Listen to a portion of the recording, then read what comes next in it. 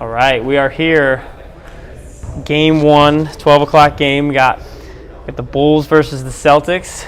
Big matchup for both these teams as they're looking to get out of the bottom of the standings. So I think Celtics are 0-4, looking for their first win, and then the Bulls are 1-3. So two teams desperate for a win. So it should be a very good game. Looks like both teams have, I think, everybody here. I think Bulls might be missing Jonah Switzer, one of their key guys, but Mike Lonergan also not on the bench. But both teams got their guys, so it should be a good one. Benny Munoz has the ball for the Bulls. Works it inside out, quick shot. Bobby doesn't take it, and probably regrets it as he looks for the pass, gets deflected. Still Bulls ball.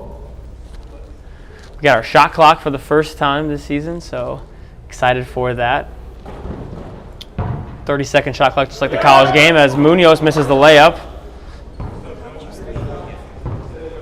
College was changed to 30 a couple years ago.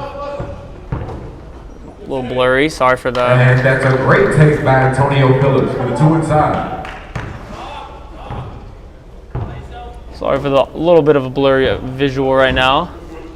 Working through it.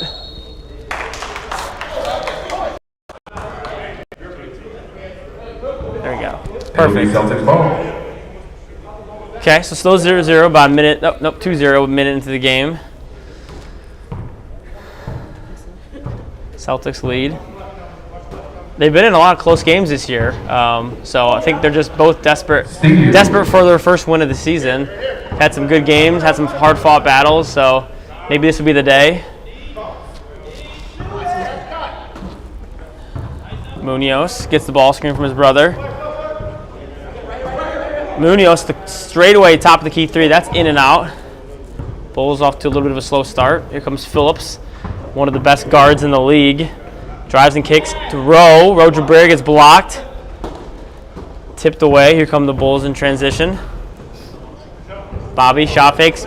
Good blow by, good shot fake, and foul. Two shots coming. Foul number 11.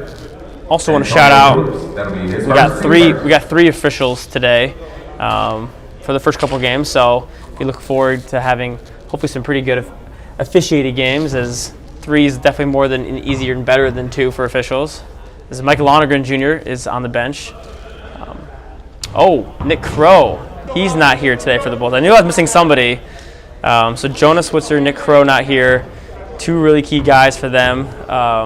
If you're watching Nick, I apologize for not mentioning you earlier, but he's definitely one of their key guys. Adds some size and length, some scoring. So Bulls are still one of the biggest teams even without him, as with Seth and Bobby, but definitely they'll miss his scoring. And that'll be a turnover. That'll be Bulls ball. Bobby's letting him know.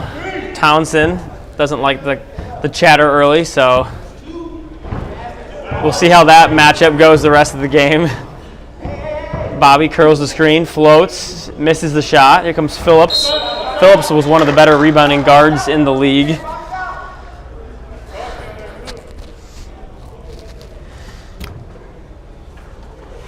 Who will be Celtics' go-to guy today scoring? Missed layup by Benny Munoz. Rebound Bulls. Here comes Seth Johnson. Rebound by number 8 for the Celtics, Tavion Nemo. The lob, good defense and hustle by the Celtics, and now they have an advantage. Townsend, shot fake, doesn't have it. Sees the lob for Phillips, and he scores! Antonio Phillips.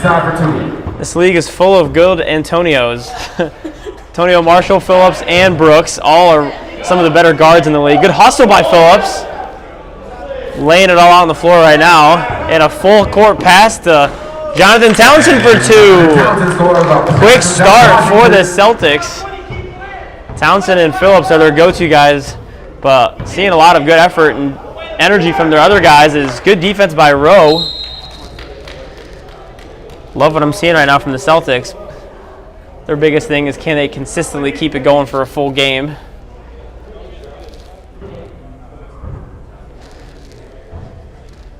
Yeah, great effort from some of these guys. Is lighting went down a little bit. Almost looks darker in here now. Antonio Phillips, hesitation, very patient shot is good. Antonio Phillips. He's been playing well all season. Okay. Well, definitely I think it got darker. Bobby, good pass. Oh, good idea, I should say. Pass was not so accurate. He had Seth open on the wing and missed him, so slow start for the Bulls 2 weeks in a row. But Celtics are looking really strong right now. Phillips gets the handoff and great defense again by Phillips as he steals it back. Townsend, oh, good pass fake, and floater's no good. Townsend wide open, misses it. Just poor rebounding for the Bulls right now. As Nick Crow walks in. A couple of late arrivers for the Bulls. Post feed to Washington. Good defense. Ooh, I don't know about that one. That one was...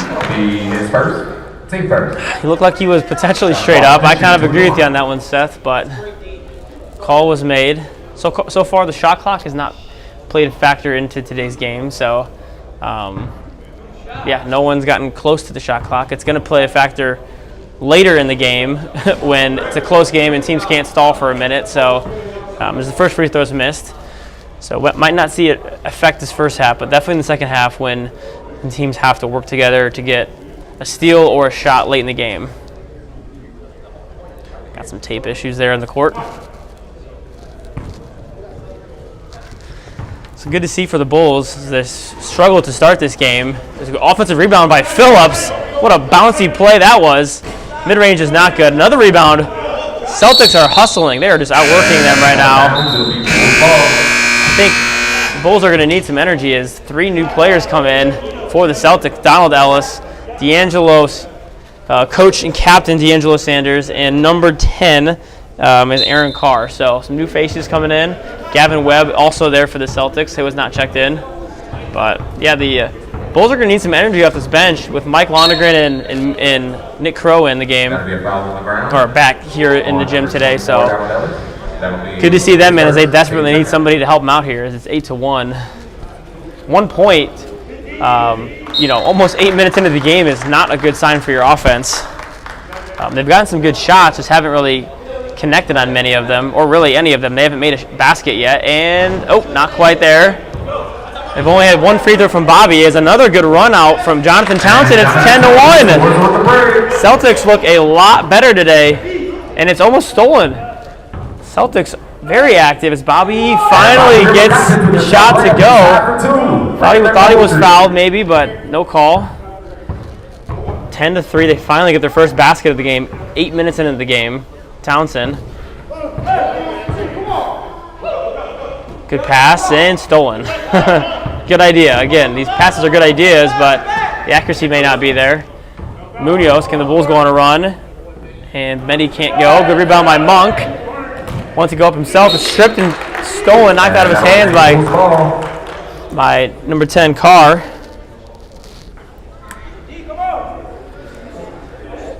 Seth Johnson gets the ball on the wing. He's been kind of quiet so far. Bobby has the height mismatch in the post. Uses some fakes, and he gets 2 shots coming to the line. Foul on number 11. That'll be his second foul. Take third. Now I'm cold. Felt good at first, but now I'm cold.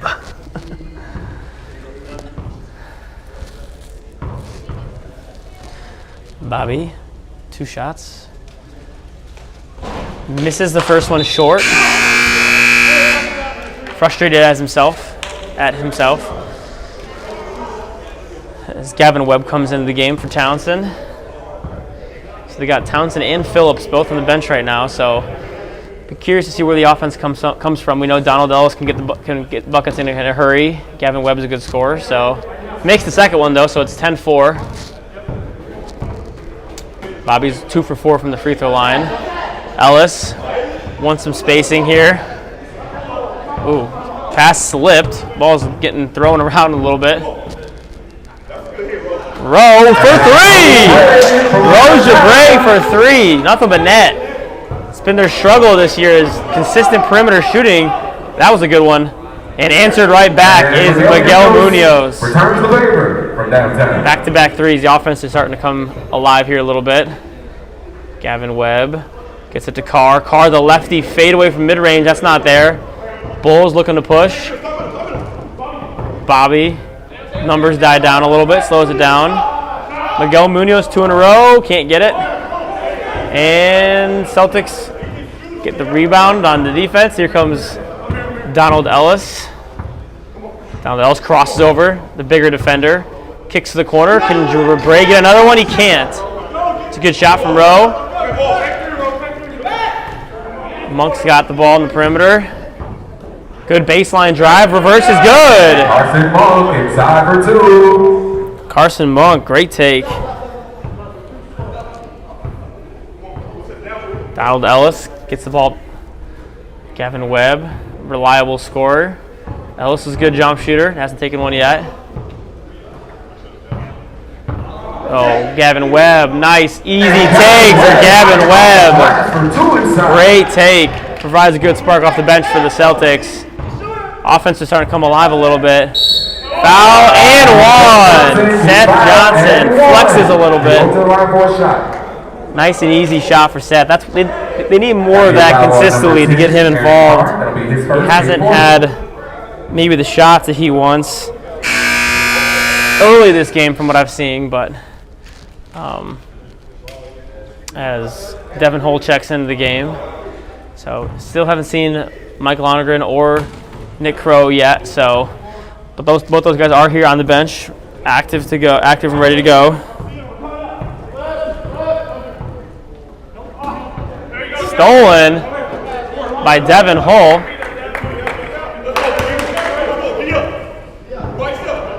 It's blurry again. Oh, we're back. It's not blur anymore. Carson Monk off 2 feet. Good take again. Carson Monk again. Starting to get hot. Bulls going on a little bit of a run to come back in this game. Celtics offense is slowed down just a bit. Good ball movement though. Is no shot. Sanders drives and kicks to Carr. Lefty, that's a 3. Just a little bit long. It's a good look for him. Seth Johnson on the point. Miguel Munoz, he can get hot in a hurry, and he hits one. Munoz knocks it down from downtown. Cuts the lead to within 2. Celtics calling a timeout here. They get one. 2-point lead for the Bulls. Big run for the Bulls. Get a 2-point lead. We'll be back. We will keep it right here.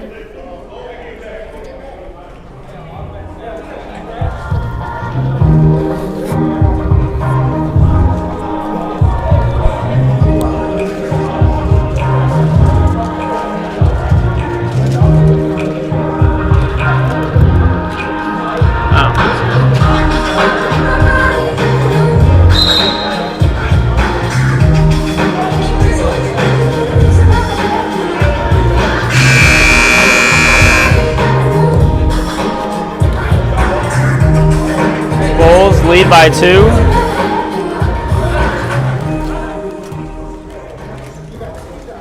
Bulls lead by 2 at the timeout. 7:30 to go.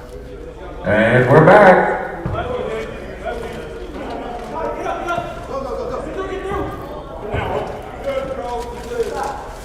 Three-pointers up and good. Big shot from Carr.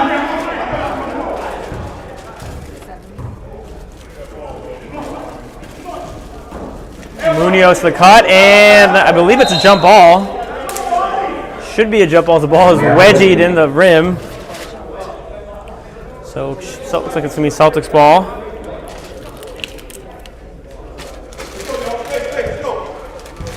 Good defense by the Celtics. So they thought they had a layup, but blocked and knocked out of his hands. And foul on Mike Lonergan as he just checks in for the first time. He doesn't like the call. Foul on number 2, Mike Lonergan Jr. That'll be his first. Team second.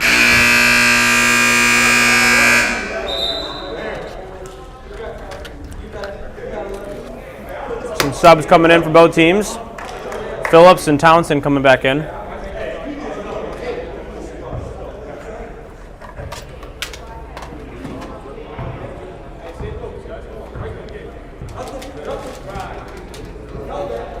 Phillips isolating here, drives and kicks, and dropped out of bounds by Townsend.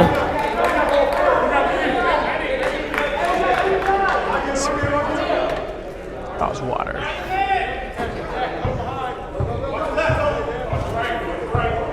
Benny Munoz gets the ball screen, he loses it. Mike Lonergan wide open for three, takes the mid-range instead and misses it. Here comes the Celtics. Townsend, pull up three is good. Jonathan Townsend. Big shot for the Celtics there.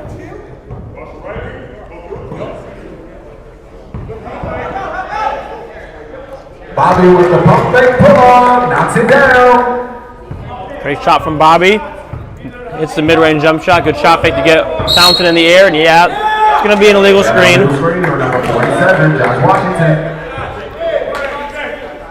Good call by our official there. Definitely was probably an illegal screen. Celtics lead by 2, 5 minutes to go. Benny Munoz, that's a deep three. And it's going to be Celtics ball.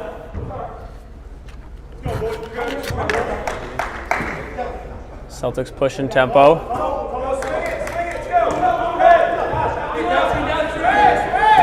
Stolen by Bobby. Off to the races. Bobby scored for 2. On the break. Great steal and fast break ties the game here. Good control off 2 feet. Townsend wants the one-on-one. Good defense again. Ellis wants the ISO here, gets the ball screen, good switch. Ellis, that's a deep three, looks short.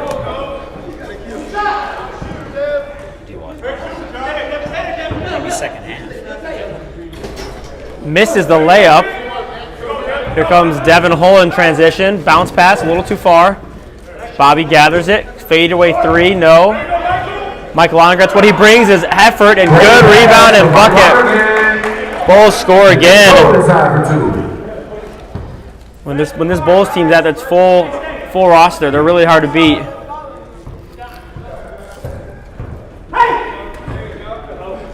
Yep, foul. Good pass by Phillips.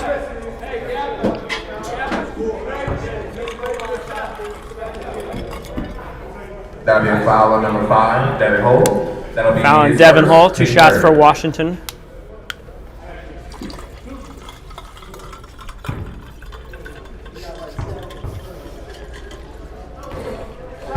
Makes the first free throw.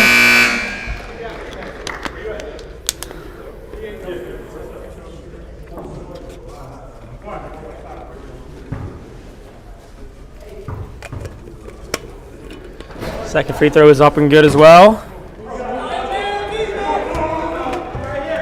We are minutes away from Jonathan Henschel joining us on the call.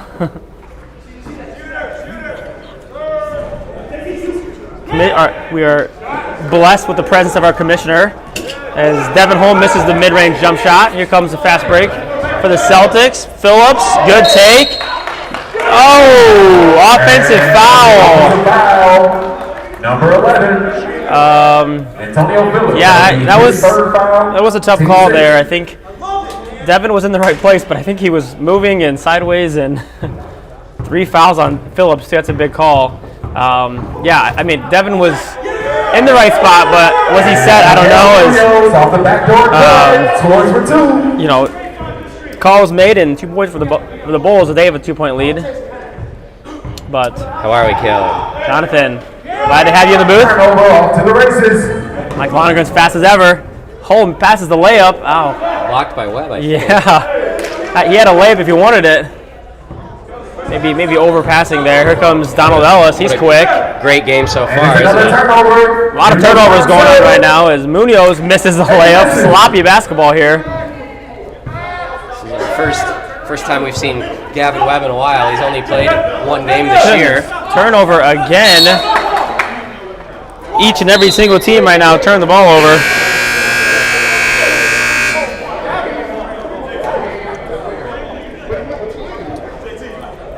No shot clock violations yet. Not even close, really. Yeah, I think where you're going to see the biggest impact is at the end of halves. Yep. Especially the end of a game. You guys saw that back at week 3. You were down something like 8 with a minute and a half to go. And the other team, of course, had no sense of urgency, which is understandable.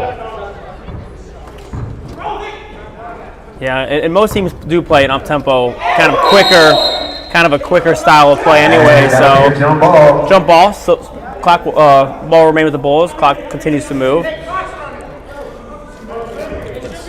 Should be Celtics ball. Should be Celtics ball. Possession arrow for both are with green. Well, maybe they never changed it. Oh, geez. Wasted a couple seconds there figuring that out. Munoz. Tough spacing here for the Bulls. Picks it up. What have we seen so far individual scoring-wise? Phillips has definitely been a standout for the Celtics. Jonathan Townsend's got a couple good layups. I think it's been pretty widespread for the Celtics. For the Bulls, Benny Munoz had a couple good shots. Miguel's had a 3. Bobby's played pretty well on defense, getting to offense. But I think there's not really been a standout like, and that's the first half. Not been a standout performer right now. But yeah, 2-point lead for the Bulls. We'll be back in about, not 6 minutes, about 3 minutes. Stick with us.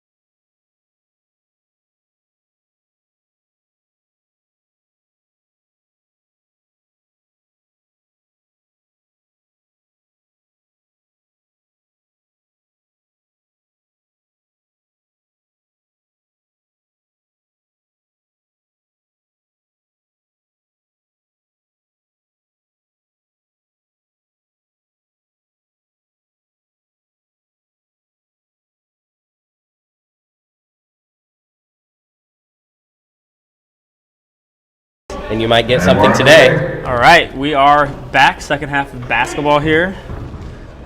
Great first half of basketball. Good first 20 minutes as Bobby gets another steal. He's gotten like 3 or 4 steals today. Very active defensively. Good feed to Monk. He's blocked by Townsend. Blocked by Townsend. Foul's called. So what I've noticed so far, you have 3 fouls from Antonio Phillips, arguably the Celtics' most important player. It's first team first.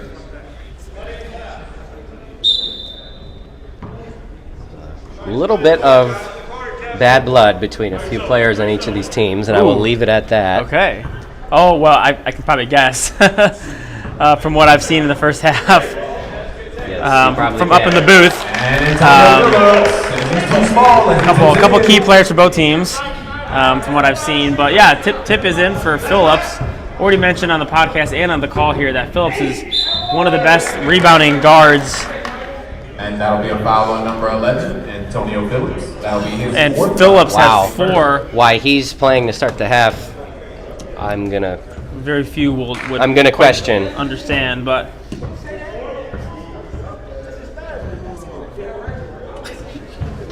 so definitely a tough break for the Celtics as they get the game tied back up again, and they have basically a full roster.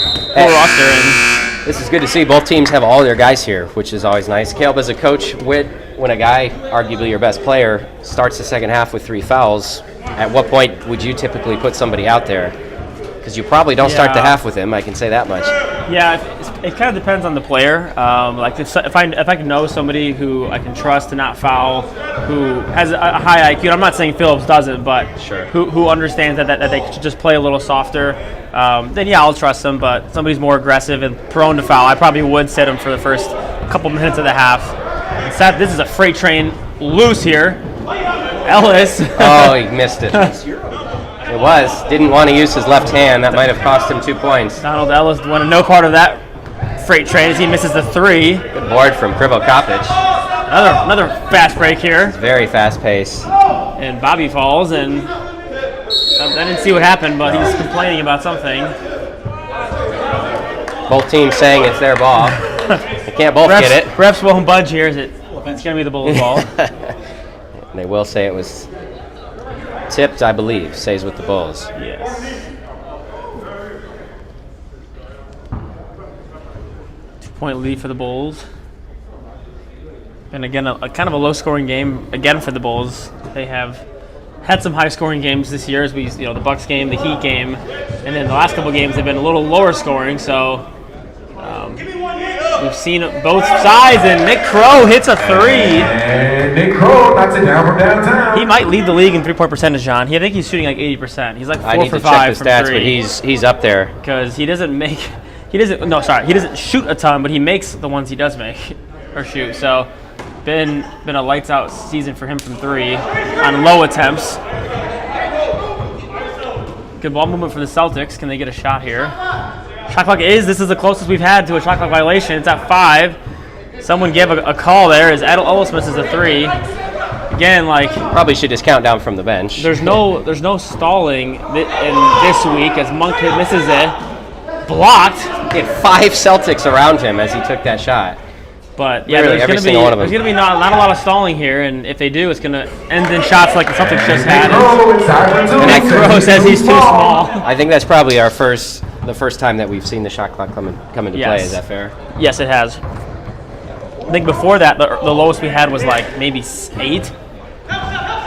Townsend kicks, Ellis. Good weaving action here for the Celtics. They need this one, and that's long. Celtics have unfortunately gotten cold here, and the Bulls have found a little bit of a rhythm as gets stolen. Is it Kevon Nemo, John, or is it Tavion Nemo? Tavion Nemo. He's been all over the place defensively. Yeah, he plays hard. Had some good steals, good saves. As Townsend, the step back 3 is not there. Yeah, I think the question is, can the Celtics keep pace with Phillips on the bench? And with the size advantage that the Bulls have, you'd like to think they could extend their lead a little bit here. Another almost offensive rebound. Big stop, though, for the Celtics as Bobby misses the 3. Townsend, foul. 2 shots coming here for Jonathan Townsend. Foul on number 2, Mike Lonergan Jr. That'll be his second. It was almost a strip. It's actually bad luck for the Lions. Of course. 32-25 Bulls.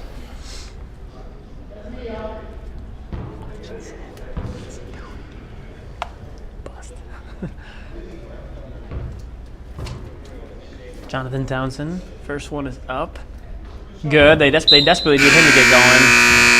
And Townsend on the first. And the bench mob is in for the Celtics as Gavin Webb, Carr, and Tiger ball D'Angelo looking change right there. Sanders. Everybody comes Devin in. Hull comes Outside in of Phillips. as well as Munoz. So both teams going to their benches right now.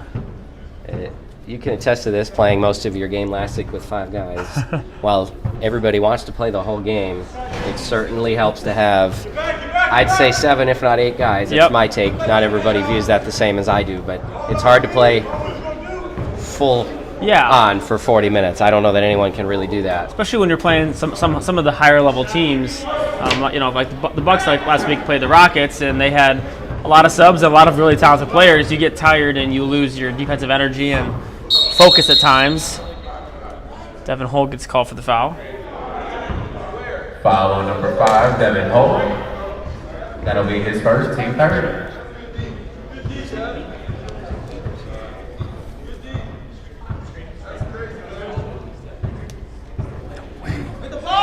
Stolen by Bobby again. This man is on a mission defensively today. I think he I has don't know how maybe many 4 or turnovers 5. the Celtics have, but this was their downfall last year, especially when Baptist wasn't there at times. They could not get the ball up the court. Benny Munoz, he's been relatively quiet today.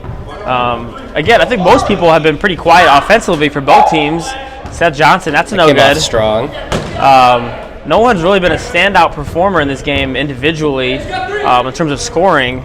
Like I said, Bobby's played really well defensively and some other good rebounding numbers, but Carr hits another 3. That's 2 for him. Do we dare call him a savvy veteran?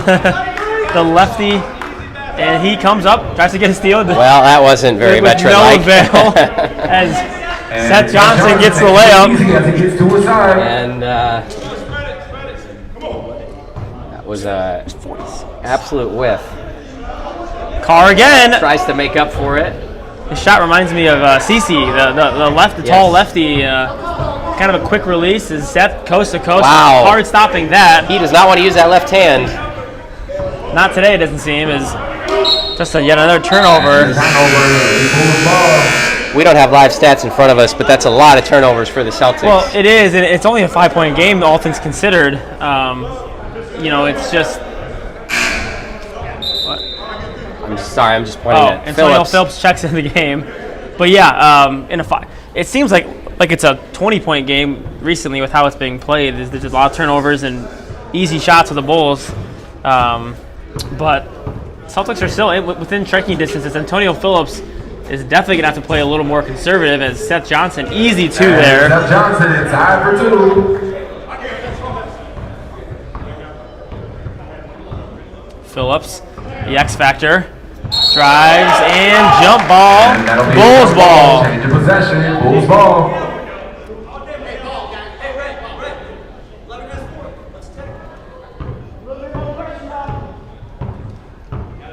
What's happening? Oh, he's not going to be late. 36-29. What a pass. I think he's Wow, fouled. Miguel Munoz. Hopefully that wasn't Phillips. Yeah, and again, he took him all of one possession to start the half off to get his 4th foul.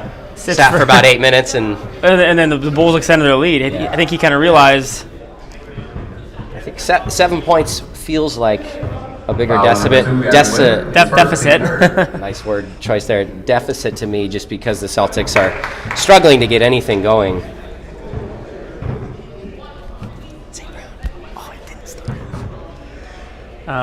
Great call, John. 8-point game, make it 9. Wow. How about Miguel Munoz this year? He Been played pretty good. 2 leagues ago with the Bulls. He did not play in the last league, and of course his first game this season, he about lit you guys on fire from three. Made a lot of threes. As Phillips nails one. like we said, when he's on the court, they're a completely different team. Phillips from the area last year. He was at St. Ambrose University. I don't believe he played on the varsity team, but I know he in some capacity played with their program, the Fighting Bees. $10 to anyone who knew that. I did, John. Well, you don't count. You coach against them twice a year. We'll take it in cash. Phillips isolates again. Ellis. A little spread offense here. Yeah, for that's the a great looking Celtics. shot. Good offense, and hey, good shot. That's I think a matchup you Celtics want. will Ellis live on with that. hole. Yep. I think this is something I was saying in the first half, John. Is the consistency from three just hasn't been there for the Celtics. It has not, no. Rowe hit the first one, and then Cars hit a couple, but there's just not a lot of consistent threats out there from three. It's kind of been their downfall. Is Seth just down the lane, nothing there. Oh, what a play by Seth Johnson to save it in 2 points. Those are plays that the Celtics cannot afford to have the Bulls get. Credit to Johnson, who's I'm sure he's frustrated. He's now missed 3 or 4 consecutive sort of possessions there at the rim. Instead of pouting, he goes and he gets the rebound and an assist. That's a huge play. Miguel, 2 seasons that's ago. a deep one. That's off. As you say, that was your Devin Hall, the hustle play. Player of the Year from 2 seasons ago, Johnson. And Miguel Munoz Nails a three again. right on cue. And we got a timeout for the Celtics. 11-point lead. We'll be back in about a minute. So stick with us. Well, looks like Jaquan's starting. Also. You didn't mute it, right?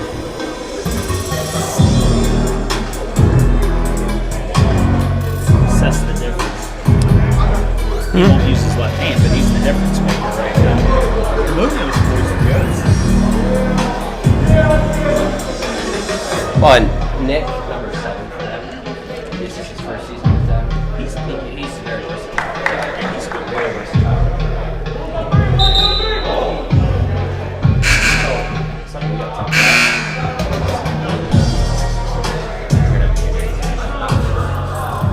Just text me.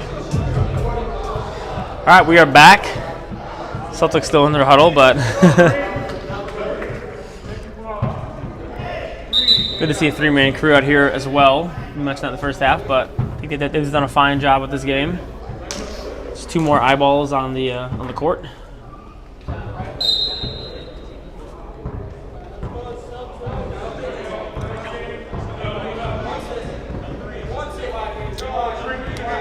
Antonio Phillips wants the ISO again. Ellis kicks it. Gavin Webb, good shot fake, fadeaway. That's no good.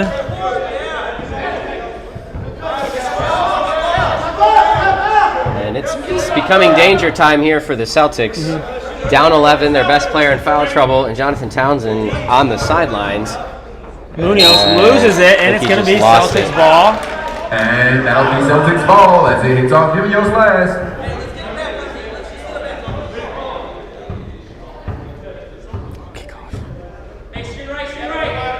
Phillips drives, spins, floats, Wow. and one. That is an amazing finish. What a shot by Antonio Phillips. Foul on Devin Hull. That'll be his 3rd foul. Do we have 5 Antonios in the league, John? I mentioned the other 2, other than Phillips. Could we get a team of 5 Antonios to win the league? I feel like that would be a very good 3 guys with Tone, Brooks. 3-on-3 tournament with the Tones, they'd be tough to stop. Yeah, I'm not sure many people would beat those guys. Maybe get the Johnsons. With Johnsons versus the Tone. We have 4 Johnsons in the league. I think there's more than that. Seth, Trey, Farah, me, Evan. That's 5 right there. There's 5 right there. Seth, didn't count Seth. We got Yeah, Seth, so that's 5. So I just named a 6th. Sorry, this is not. So we need 2 more Tones in the league to get a 5-on-5 tone team. Sure we can find some for next season. Devin Hall, good cut, loses it. I think he sat on it. Oh, the timeout was awarded to the Bulls. What a good heads up by the coach over there by the Bulls to call that timeout. It's a 9-point lead. 6 minutes to go. We'll be back in a little bit.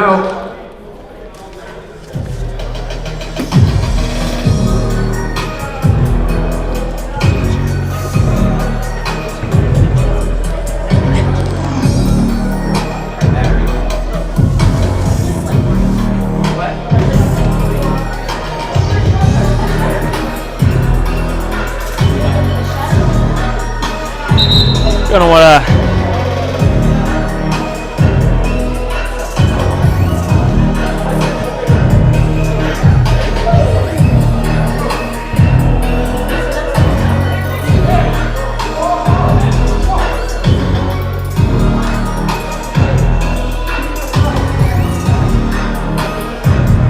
Not gonna want to miss the next game, Bucks versus the Lakers. Hey, Bobby Kripkovic makes the fadeaway. As he's too small, as he scores. But yeah, you're not gonna want to miss the next game, Lakers Bucks. Gonna be a good battle of top teams in the league. Some star firepower in that one as well. Wow. Phillips with a phenomenal finish. Can you fill that up? There's a water fountain out there.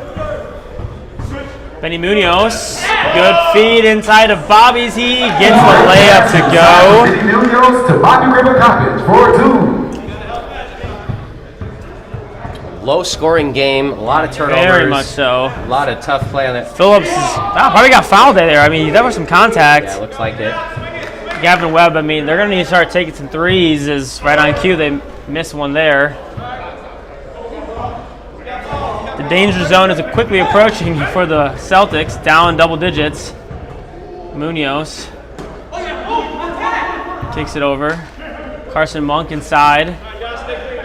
Crow, Munoz shot fakes, What a gets ball shot fake. screen. He's got one of the best shot fakes. Miguel, that's off.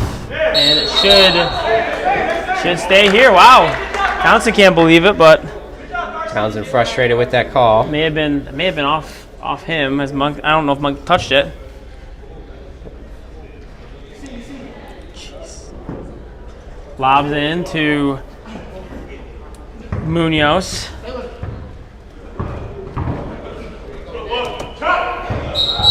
There's a travel. Bobby doesn't believe it. Didn't like the call. I think he may have shuffled his feet just a little bit there. So probably the right call. 11-point game here.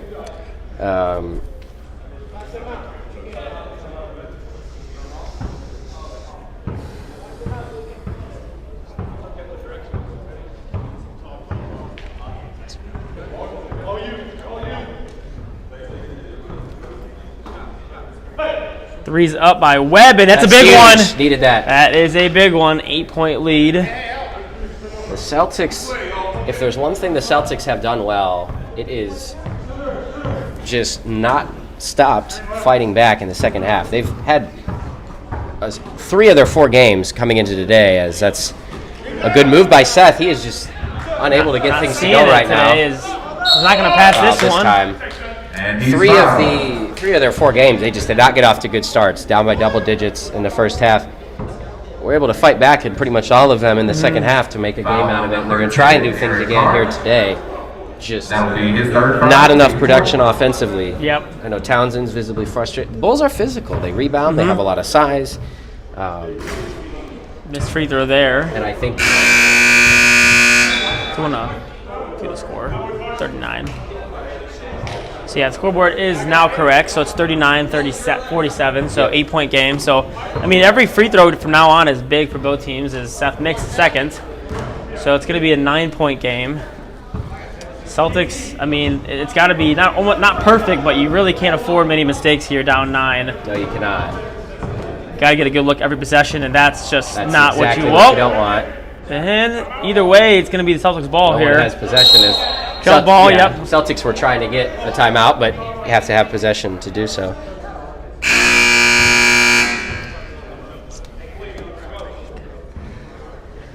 So, ball will remain on this side of the court.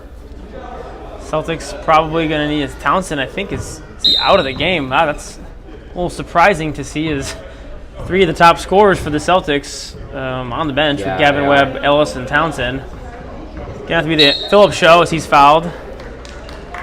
This is a good thing because they get points, but unfortunately the clock will continue to move for the next 22 seconds. So, That'll be a foul on number 25, Benny Munoz. oh, it wasn't even a shooting foul either. Yikes, that's... Thought he was shooting. Here we go. Big skip. This is I think you got to take that shot. If your car and then he misses the layup. That could be detrimental. Yeah, I mean, you had an open 3.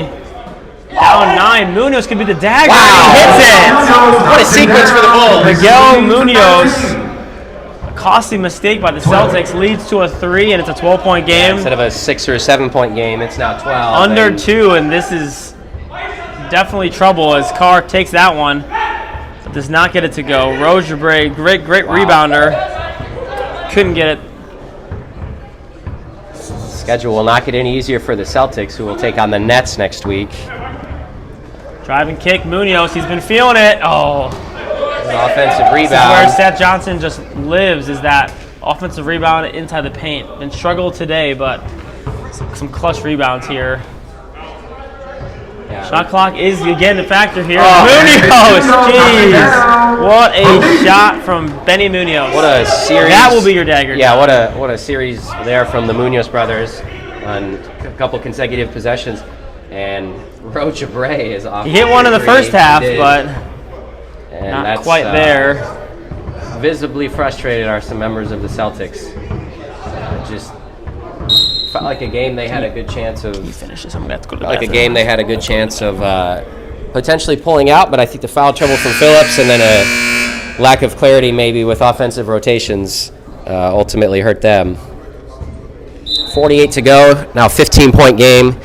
With the Lakers and the Bucks coming up next, that's going to be, I think, an electric matchup. Lakers are your lone undefeated team at 4-0. The Bucks are 2-0 as Johnson gets it to go. We'll see if Billy Baptist and their squad can upset the undefeated Lakers. I expect that to be a pretty fun one. Phillips off from 3. Offensive rebound from Washington. Jabray has it. Kicks to Townsend, trying to make something happen here as Townsend gets it to go. It's going to be a 15-point game here. A foul with 12 seconds to go. And the Bulls are going to pick up their second consecutive win and get back to 2-3, one game within 500. The Celtics will fall to 0-5 in another tough kind of end of the second half here for them. And they're going to be continuing to search for answers offensively, as they'll be taking on the Nets in Week 6. The Bulls will take on the Suns. They'll hope that goes better than their matchup did a season ago.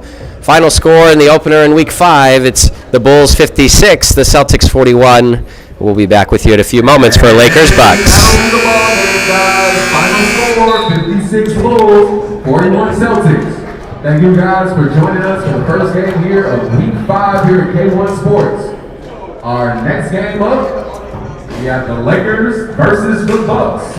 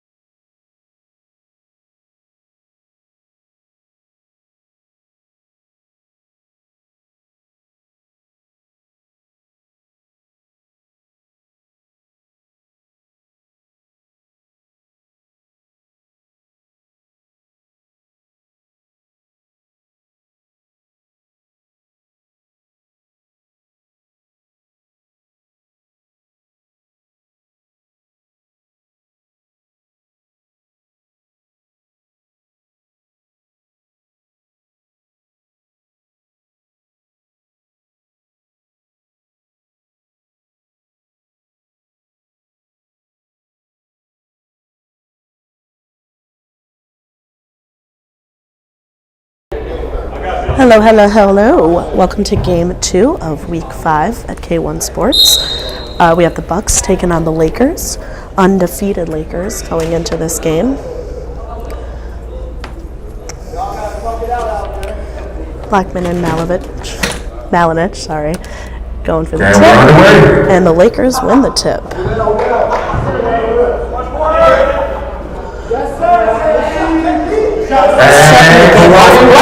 Starts it off from me. The Lakers start this game off early with a 3, I will be.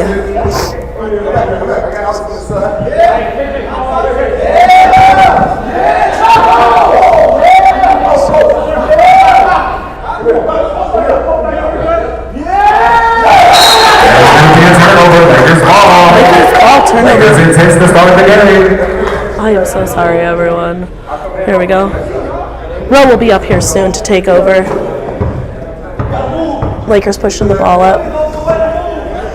Dre Jr. pulling up from the top of the key. Can't get it to drop.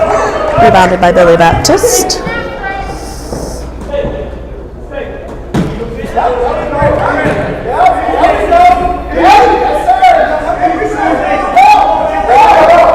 Malone putting up, taking it back, putting it up, taking it back. Finally gets picked up by the Lakers. Jared Harris throws it down. Lakers pull 2 more. Calvin with the shot inside.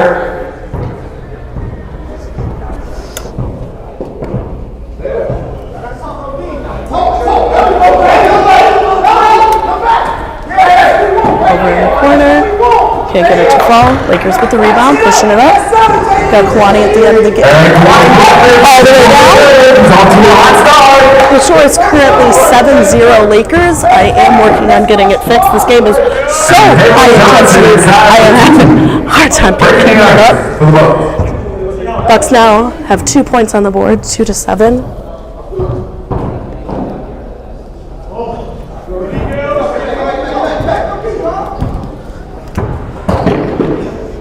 Caleb Johnson has the ball in the corner, passes it over to Billy Baptist, who shakes the shot. Can't get it to fall. Picked up by Dre Jr., who is pushing the intensity. They are having a very high tempo game, blocked by Billy Baptist.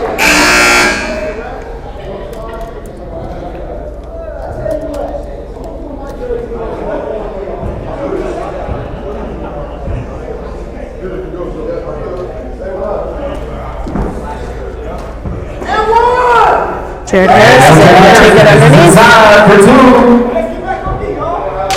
All right. Score should be good. Caleb Johnson for 3. I do apologize, Caleb. I know you're going to be watching this back. Everything is all set now. Caleb brings the Bucks within 4 points. Andre Robertson Jr. bringing it up on the left side, crosses over to the center, stops at the top of the key, and then gets it over. Almost for a 3 on Tone. Kwani and Tone rushing back. Billy drives the lane. Definitely got away with a little bit of a travel there. Malinich and Baptist just going back and forth with offensive rebounds. Can't get one to fall. Finally picked up by Jared. No, who was just tossing back and forth. Calvin is able to bring it on back. Bucks bringing the ball up. And the Malinich shot. Malone goes for the pick. Or not the pick, I'm sorry, the pick up. Can't get it to go.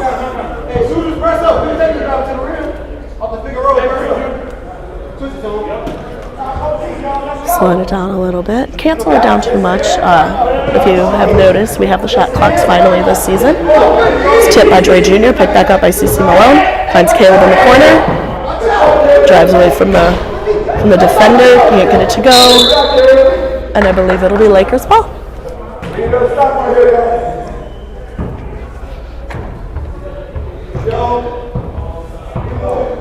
Finally slowing down the pace. And as I say that, Dre rushes down.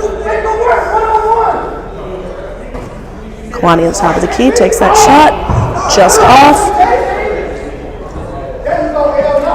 Jared in the corner. Puts it from downtown.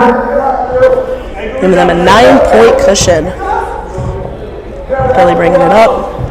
He likes that volleyball line. Let's see if he pulls towards it. Oh, uses Malinich as a pick. Caleb for another 3. Knocks it down. Knocks it down from downtown. Coach, player, commentator. He can do it all. Jared has the ball at the top of the key, drives the lane. With his left hand, up and in. With a soft touch off the glass. Just a little kiss there.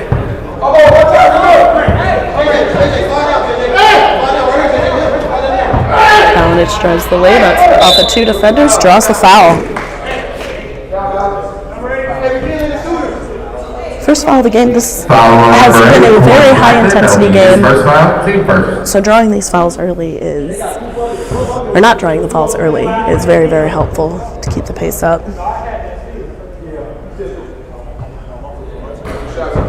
Malinich knocks down the first. Evan Johnson coming in for CC Malone. Looks like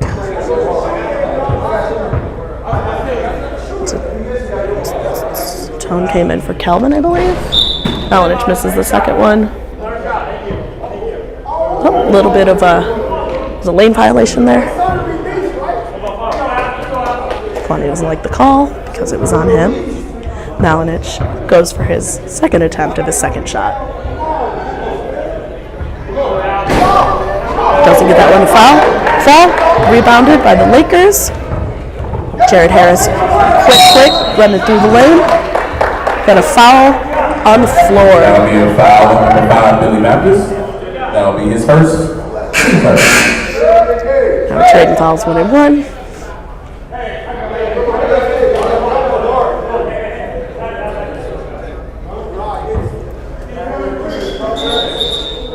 Andre Johnson, senior, taking the ball out. Fake over to Harris, gets it into Tone, drives the lane. I heard the foul from up here. Couldn't get the and one to fall. I've done that several times. That'd be a foul on number 3, Jaquan Boxley. That'll be his first, team second. Tom Brooks at the line. John and Caleb were talking last game about creating a whole team full of Tones. He knocks down the first free throw. I think that's makes him pass his audition of Tones on the team. High intensity game. Both teams have 2 subs on the bench. Tone knocks down the second one. Bucks bringing it up. Nice and quick. Over to Johnson at the top of the key. Evan Johnson over to Billy Baptist. Gets the nice screen from Malinich, but it is blocked and then stolen. Tone Brooks at the end of the gate and then end of the lane, able to connect. And gets the steal. And gets his. And it'll be Bucks ball.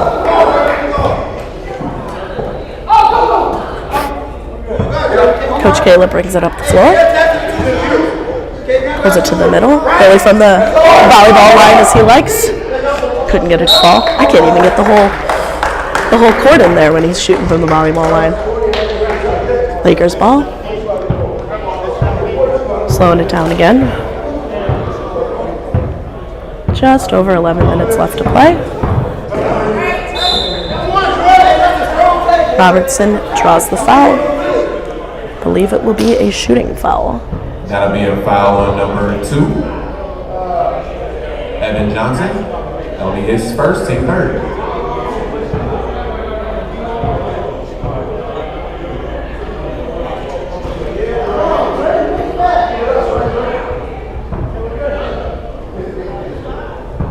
I'd like to give a shout out to our sponsors while we are in a free throw. Dre knocks down the second. Oh, next on both. No, just a second. Just a second. Bucks are bringing it back up. Stolen by Tone. Back to back to back. Billy in the back. Can't. Doesn't draw the easy foul. To one side. The undefeated Lakers are showing those true colors. Billy's taking it all by himself from the end of the court all the way down. Can't get it to go. Dre Sr. from the corner. Picked up by Kwani Blackman, who from the free throw line can't get it to fall. Lakers ball. I started to say, quick shout out to our sponsors. Lakers are brought to you by Apply Pressure. Apply Pressure is a clothing brand that is hoping that you will take your struggles, apply pressure, and rise above. Thank you so much for the Lakers sponsor, Apply Pressure. Evan Johnson drives the lane on the left-hand side. Can't get it to go, but he is fouled. He will be going to the line. That'd be a foul on number 15, JJ Calvin. Which is also his first foul, team second. a great time to mention the Bucks sponsor, Glady Plumbing and Piping. Glady Plumbing and Piping has been family-owned since 1947. Go to gladypipe-plum.com for more information. And that's Glade, Glady, Plum, Plumb, not the fruit. Misses both free throws, picked up by the Lakers, draws it down. Jared Harris from the free throw line gets it to fall. Really bringing the ball up. Slowing down just a little bit. Driving all the lanes, rights and lefts, and getting another tip off there. Lakers pushing again. And that'll be an offensive foul. Caleb draws the charge. A little bit of an argument here. Just a little friendly one. Foul of Kwani Blackman, that's his second, team third. Just over 8 minutes to play in this half.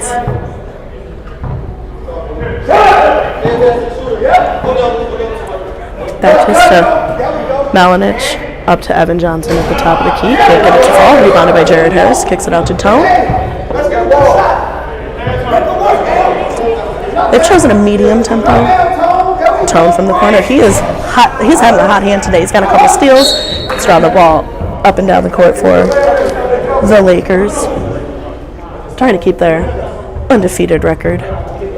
Bucks looking to break that streak. Evan Johnson drives the lane. I have to call him by his full name since brother Caleb is also at the end of the court.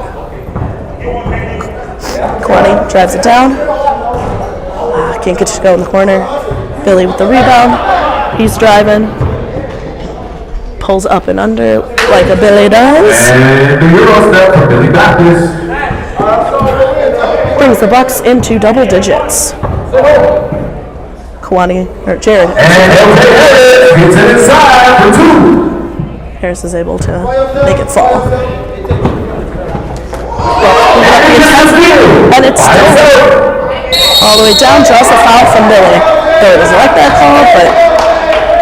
Foul on number 5, Billy Baptist. That'll be his second foul, team fourth.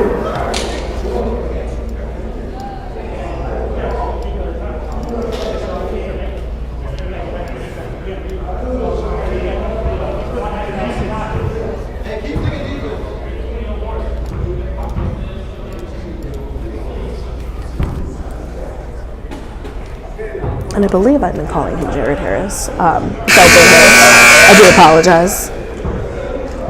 He's got a lot of name overlaps in this league.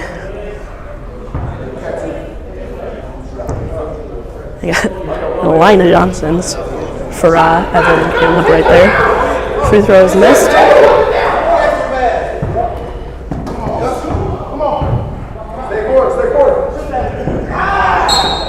Looks for the cut under the bucket. Can't get it to fall.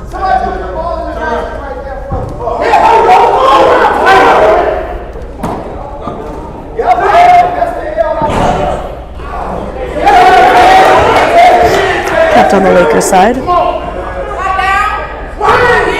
it's over there. Knocks it down the corner. And the Bucks lead a timeout. It's 31 to 11, 20-point lead. And 21-11, 20-point lead. It's not something that the Bucks want to start with. The Lakers have been playing a high-intensity game, which is helping tire out the Bucks.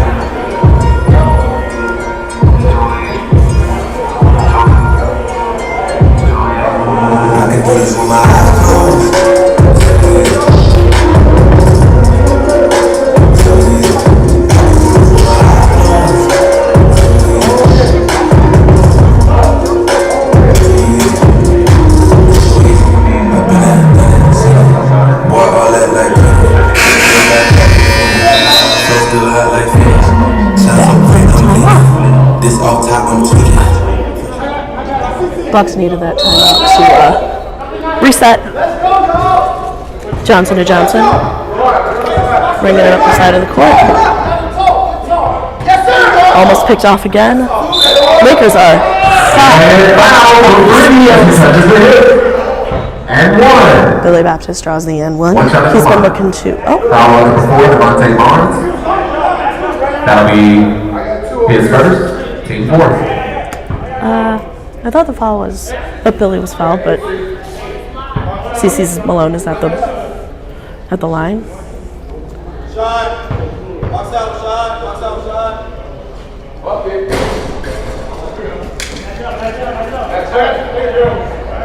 Knocks down the free throw. Lakers bringing it up.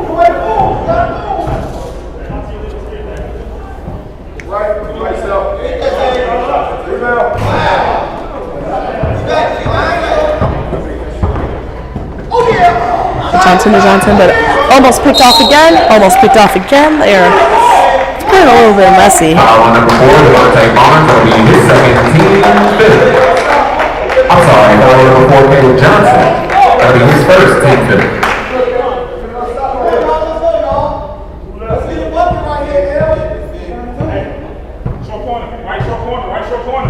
16-point lead by the Lakers.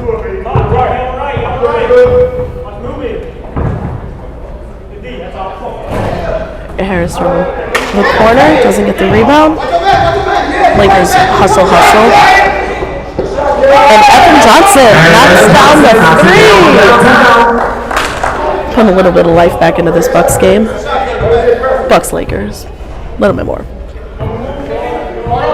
Lakers have been slowing it down, which is great news for the Bucks. Looks like they only have one person on their bench. Lakers have 3. With a nice move all the way downtown. Finish the half. Okay. Here, I'll help with this. Caleb Johnson in the corner. Tosses it over to Farrell. Another Johnson to Johnson. Knocks it down for 3.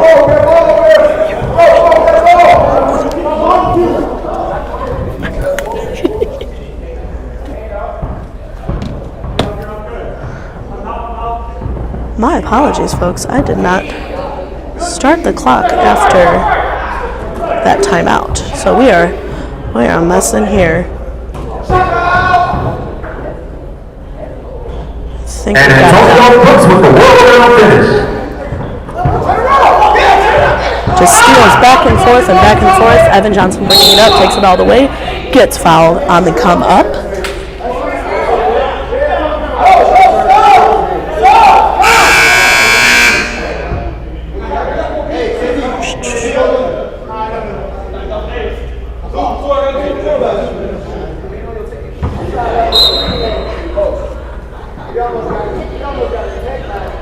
CeCe Malone gets with the short shot, knocks it down. Gets it in. It's an inbound. Approaching 2 minutes remaining. Lakers lead 36, Bucks 22.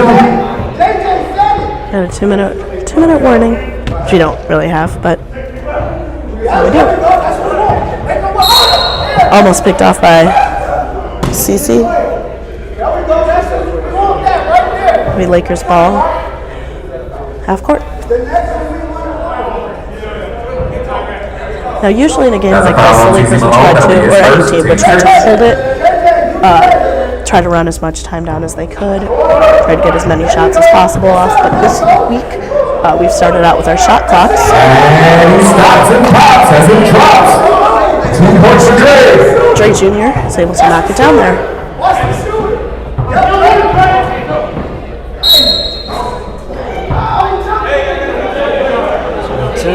That'll be a foul on number 15, JJ Calvin. That'll be his second foul, team 6.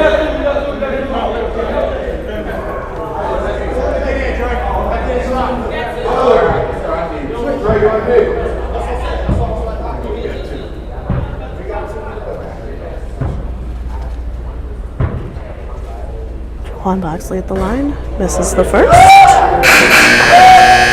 We do have a running clock in the first half, so this is the time waster here, time spender. Knocks down the second. They give a little bit of life into the Bucks going into this half. 15-point deficit, 25 seconds left. Lakers slowly taking it down. They are waiting for that last shot, under 30 seconds, so they can hold it, I guess, as long as they want, but there's only 13 seconds left. Kalani starts to move it in, pulls up from the 3, can't get it to fall, rebounded by Billy Baptist. He takes his his volleyball line shot, and can't get it to fall. Scores 38-23. Lakers lead. Lakers are leading 38-23. And I want to give a shout out to our sponsors. A little bit of momentum going. Glade Plumbing and Piping. We will see you after the half. Industrial Plumbing and Piping Company.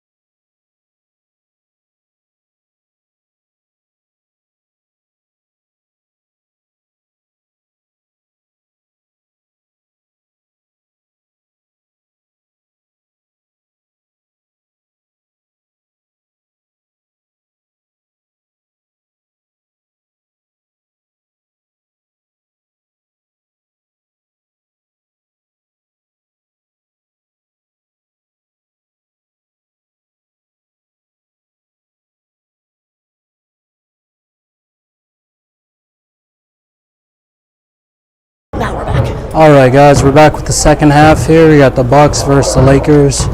Bucks are looking to come back on a little bit of a deficit on the grounds right now. They definitely have the size. See if they can make something work with that.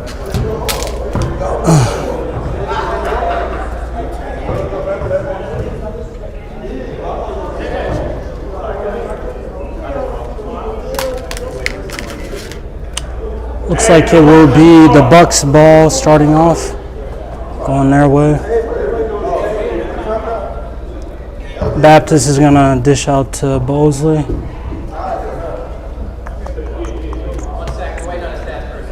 Oh, looks like we're waiting on stats. Stats.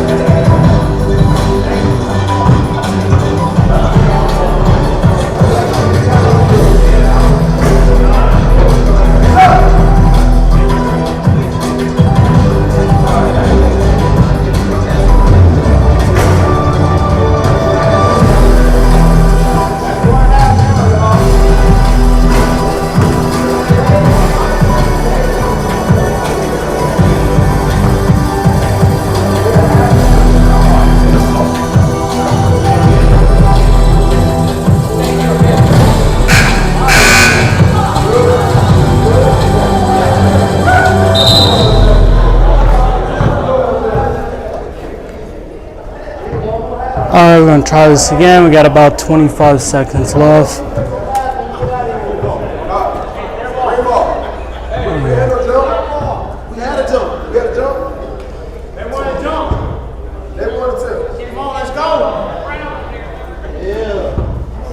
Oh, actually it's going to be the Lakers ball. LJ will have the ball coming in, guarded by Billy. Alright, swing to Junior. Bosley. It'll be a pick left. Oh.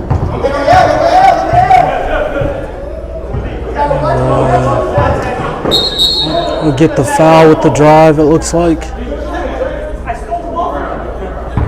It looks like the Bucks don't like that call. Definitely a lot of green jerseys around that.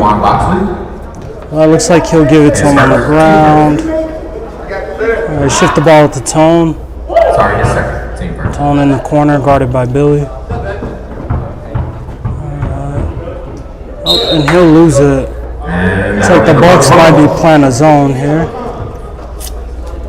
Alright, Billy will inbound the ball to number 4. Tone, I think, may have grabbed some carpet there. Alright, Billy.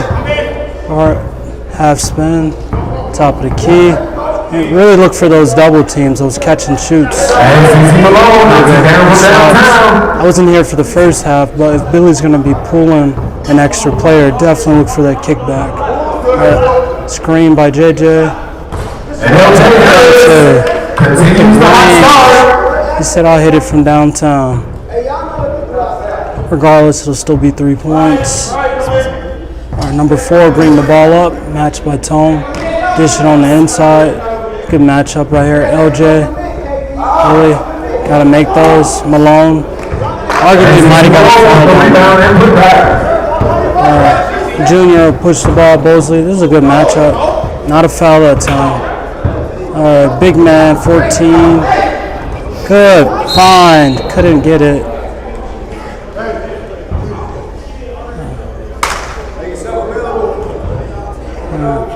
Billy. Inbound the ball, LJ. Ball down. That's a double team I'm talking about. Yep. Come on, Ballsy. Got to make this. Good shot.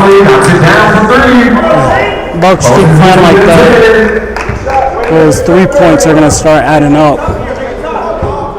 All right, LJ bring the ball down. Really shooting from downtown. LJ Harris is hot from downtown. Feeling it. gonna have to kind of stop that. When you're making those, it's not like Billy's not there. Withdraw 2. Won't get it to fall. Oh, Junior. Does she play into? Oh.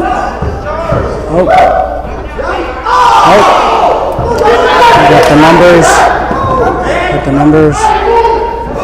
You put it up. You put it to fall. All right, looking at 33-44 or 31-44. All right, LJ will bring it up. See if he can coast to coast from downtown again. All right, reach. That'll be a foul on number 5, Billy Baptist. That'll be his 3rd foul, team 2nd. All right. KB up top. Dish it to LJ. Oh, LJ is really feeling it. And LJ Harris again from downtown. And He's on fire, guys.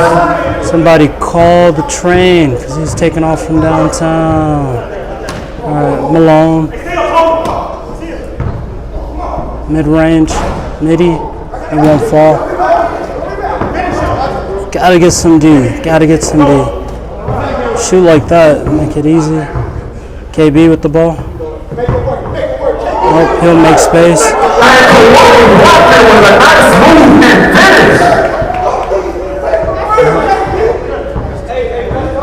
All right, forward, bring it down.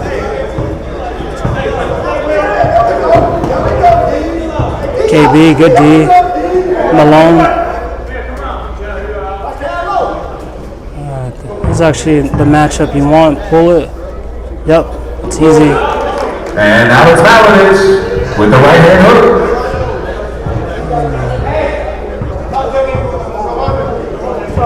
Junior bring the ball down. Blind shot there. Good D by Bosley. Got to get a stop here. Oh, step back. Won't get it to drop. Box out by Mosley. All right, Billy. Could have been a crisper pass. Tone. Oh. Junior, scrappy. Tone. Readjusts the ball. Calls it short. Ball has a magnet in it. Oh. Back to the corner. Drive. We'll call it. And that'll be a traveling violation. It'll be the Bucks' ball. As both teams try to catch composure, might have been one of the sloppiest possessions there, but both teams are trying to compose themselves. All right. Billy. Calling a mismatch. And foul. Foul on the entry pass. That'll be foul on 14 minutes, 36-49. Still a good game. His third foul, team first. Billy will give it to Malone. All right, mismatch right here is what they're calling. I think Junior's looking to help, but not enough. And Alex Malinich uses the mismatch as he scores inside. Malinich. Really wanting to shoot that. After a few plays, knocks it down again. That is tough. That's 12 points right there. Just in the half. Really got to put a cap on that. On top. Bucks are on phase.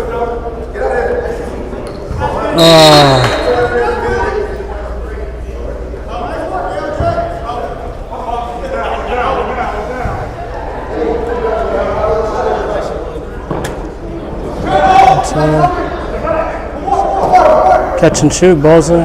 Get it to Realistically, they need to put a cap on LJ. Just a shooter, put a hand up, interrupt that second pocket. Jared to bring it up for 4 off the screen. Seeing if he could get a bite. He got one. Finish. But it'll roll out. Calling a travel. I didn't see it there. I think he just picked up a foot, but it wasn't his pivot. It'll be picked off. DB, Jared. Dump. It'll be short. I think he's cold. Get some more touches on the ball. Step back 3. And get it to fall, but Bosley Get the putback, won't get that to fall, but he will go to the line. Arguably, there might be a cap on these legs. Number 2, LJ Harris. That'll be his first, team second. Great shake, fellas. Get another stop. All right, we go Billy giving good coaching tips down there. All right, and as he says, they are in good shapes. They might have the momentum right now, actually. All right, Mosley will come out. I think Johnson, brother number 2, will come in. Kevin? Evan. All right, Bulls-Celtics. Well, second one won't get to fall, but I hope. And Billy got this, comes up with the rebound and finishes. No, it looks like it's going to be 44-52. All right. Chipping away at the lead right there. All right, really got to get a stop here. Cannot let him shoot from the deep again. All right, KB. Oh, good spin. It will be blocked. Good save. It was scary. And it knocks it down from downtown. Increases the lead to 11. Really like the effort there. Lakers did not give up on it. What a save by Junior. All right, LJ doing a really good job guarding Billy. Let's see. All right, off the screen. That's a big board right there. Can't get it to fall. Inside. Float. Get it to drop. And Evan Johnson hits the floater. All right, 46-55, down by 9. All right, Mosley. I like him as a defending guard. He's been doing what the Bucks need. Honestly, he might be the only one out here who can guard some of these shiftier. Oh, and that one will be tough. And Monte Barnes gets the rebound inside and finishes.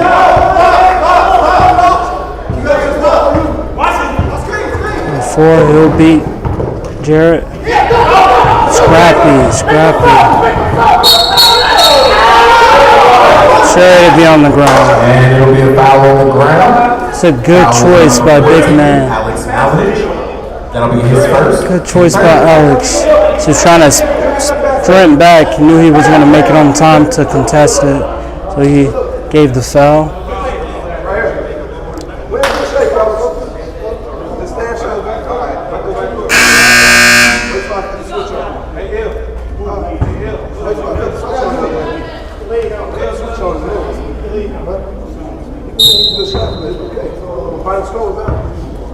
All right, Billy down there, keeping the morale alive. I like it. Jarrett will bring the ball up. Vontae, step back. It won't be good. Oh. Need to be going the Bucks way. OJ had presence on there, just not position. All right, nope, we got the dribble. May not want to. Oh, don't force that. Oh, this is tough.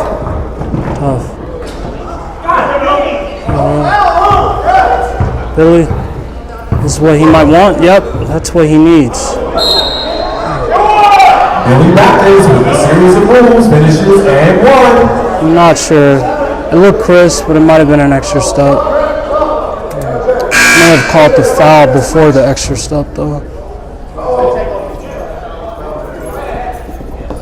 Foul number 22, Jerome Duckworth. So as you guys may know, this is our first week with the shot clocks. 30 seconds up there. You can't see them and you can, but that's one of the newer things. And there you go. Oh, that may have been a reverse. I could have got hit, but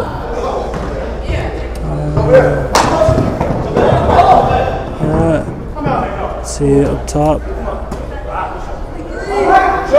And it'll fall.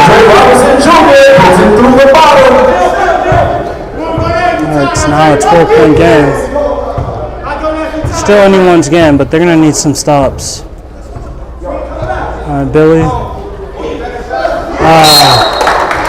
And that'll be a turnover. Lakers ball.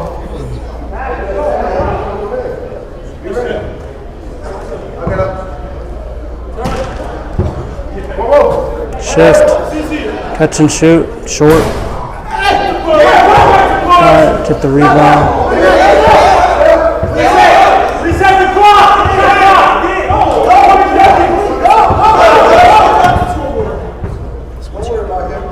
LJ trying to be honest. Kick out, corner, try again. Still short. And I believe it's going to be going the Bucks' way. Really like the ref right there. She's been very consistent. Billy will push the ball, catch and shoot. Won't get it to drop. Jarrett will push. Kick out. Junior, short. Oh. It's tough. All right, to Billy. Inside, that'll be about as easy as they get him.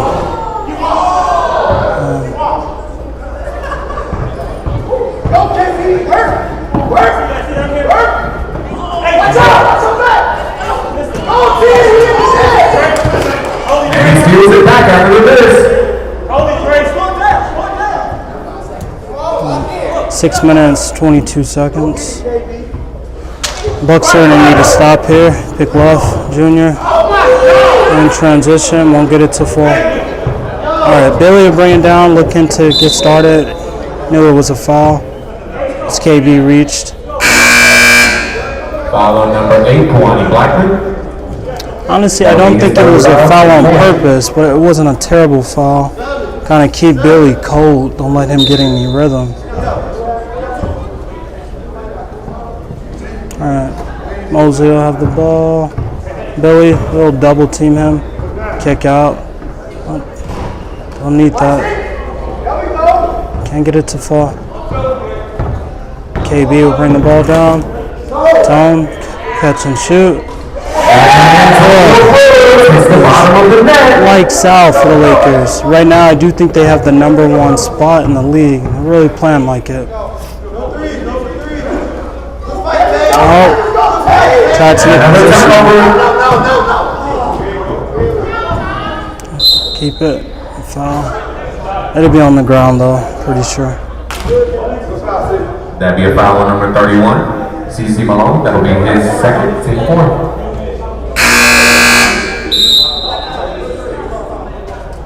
That'd be a timeout for the Bucks.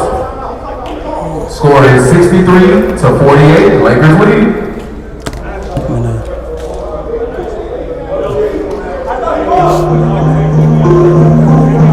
And shout out to our sponsors for the Bucks. We have Blade Plumbing and Piping, a locally and family-owned commercial and industrial plumbing and piping company. It's at BladePlumPipe.com for more information. And for the Lakers, we have a bad question. A global brand pushing for more positive and motivational advice. Find them at APbrand.com.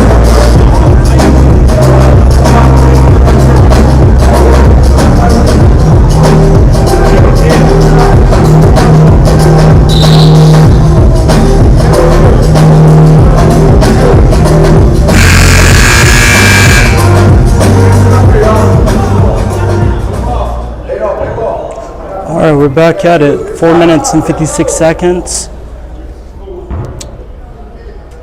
It's going to be a 16-point game, it looks like.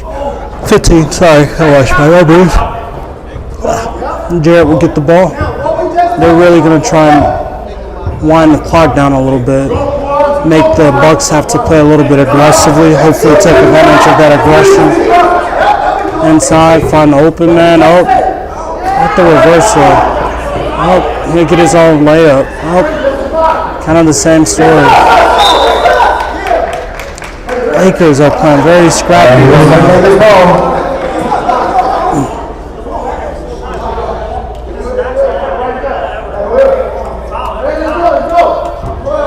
A little bit of frustration on the Bucks end down there. I can get that.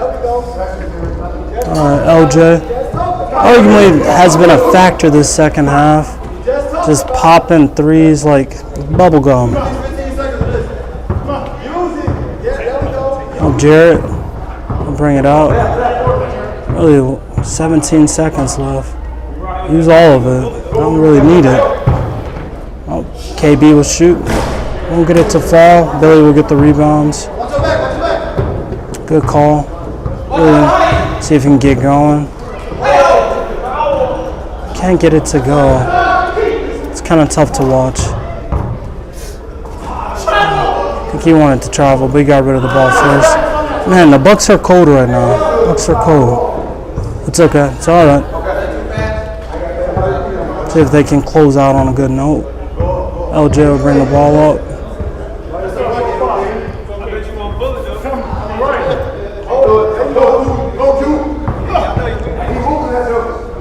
LJ will shift to Tone.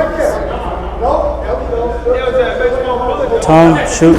Won't get it to fall. Bosley. To Evan. To Billy. Billy will get an easy And we got this with the easy layup inside. Let's see if that could start his engine. They really do need stops right now. Arguably, if you're gonna press like that, you gotta stay. You gotta hustle back. Eat up all the time on the clock. 13 seconds. Swing it. LJ from downtown, short.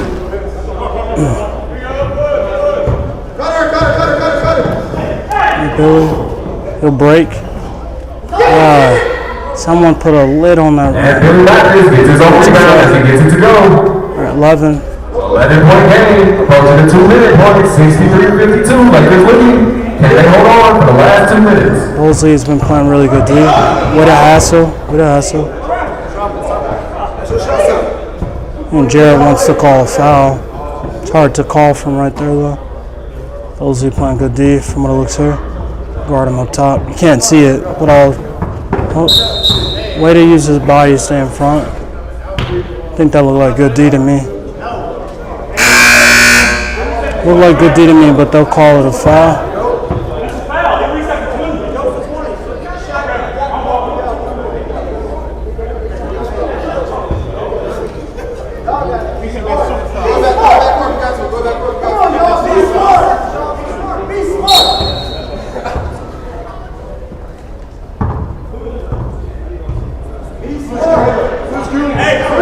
Jared give it to Junior. And they're really going to try to shift the ball and eat some time up. That's a smart thing to do. Mosley necessarily doesn't. Good D. Good D. LJ catch and shoot. Don't get it to fall. He needs to make this. But he will get the foul.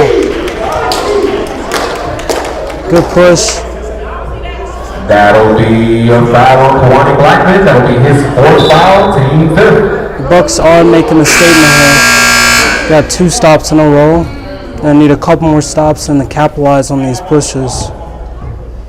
It's going to start here if you can sink some free throws. Whereas Lakers are right. They do not need to shoot the ball. Make them go to the line. First one be short. Need that to fall. Coach Dre over there, spitting out wisdom.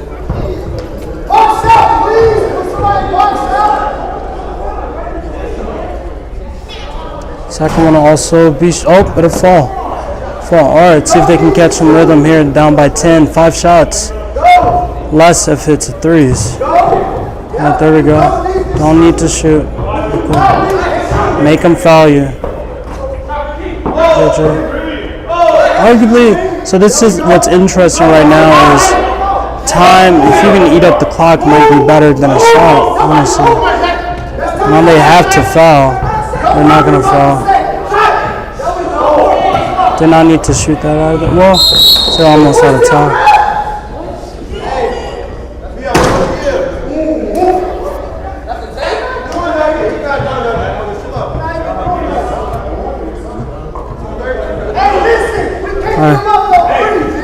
Bucks down 3 threes. Tone trying to be scrappy. Billy, full. Get it. This might be all she wrote. She Showing out his 2K skills. Locked up.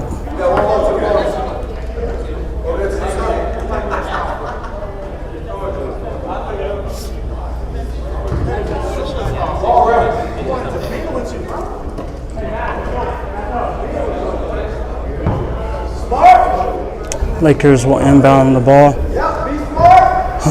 Billy will need to foul. I would have arguably fouled a little bit sooner, but they were hoping to capitalize without fouling, which I could respect. And looking at number 2 might be in the contestant for game of the week. Just knocking down threes like it's nobody's business.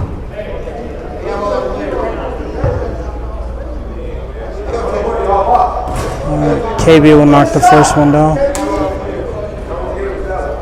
A better angle here, my bad. All right, 31 seconds. I need a couple threes and a miracle. All right, KB, knock the second one down. All right, at this point, yeah, they really need to shoot. There we go. And I can't believe they'll give that to him.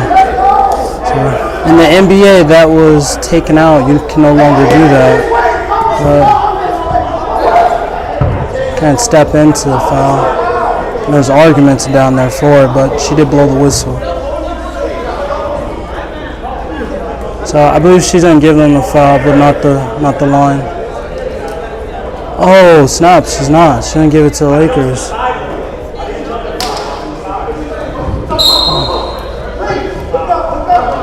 Shift, LJ. You need to. If you're gonna foul, you got to foul now. Otherwise, just go to the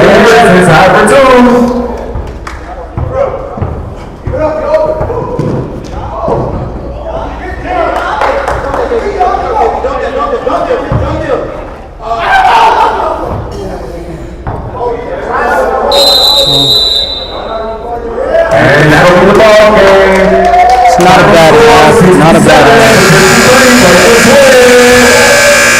Alright guys, up next looks like we have,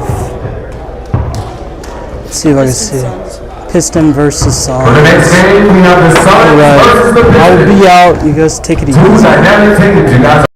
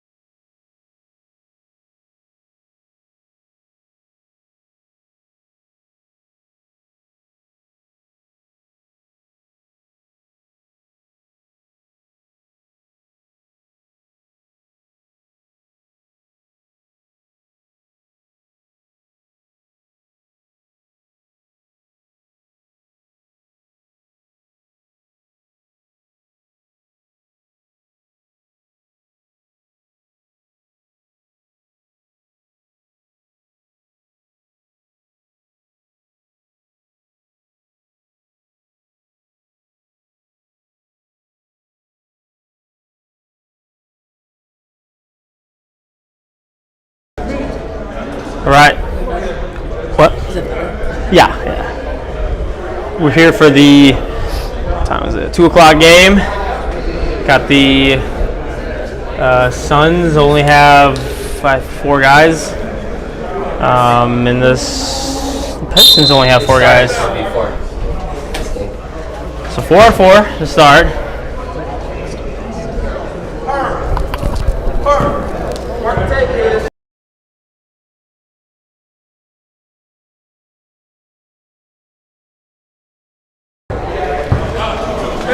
All right, we are starting 4-on-4.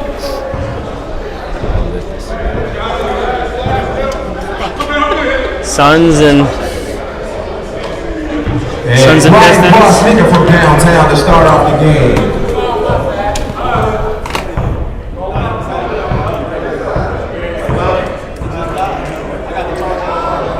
Derek Dale sighting for the first time for the Suns.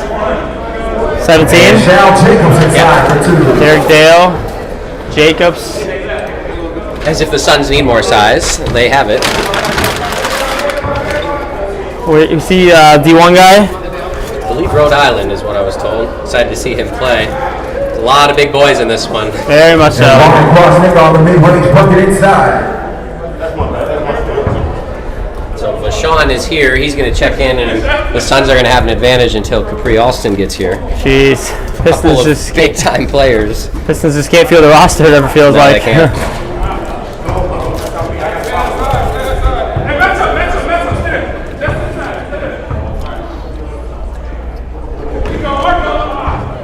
Strong in his first ever K1 3-point attempt for Dale. If he takes it down. What do you think the average age is out in this corner right now, John? Gotta be one of the. I'm not going to guess because I don't want to offend anybody. No, but just not in an offensive way, but just probably the oldest game we've ever seen in the history of K1. Typically, there's a lot of youth on the court, but a lot of experienced basketball players out here. We talked about it a lot this week. On paper, we thought both these rosters would be Final Four contenders at the beginning of the year. Both starting 1 and 3, of course. It's going to be interesting to see how they can respond to tough starts. One of these teams going to 1 and 4 today, and if we don't see Capri Alston, it's going to be the Pistons, who are now at a disadvantage once again, 5v4, as Vashon checks into the game for the Suns.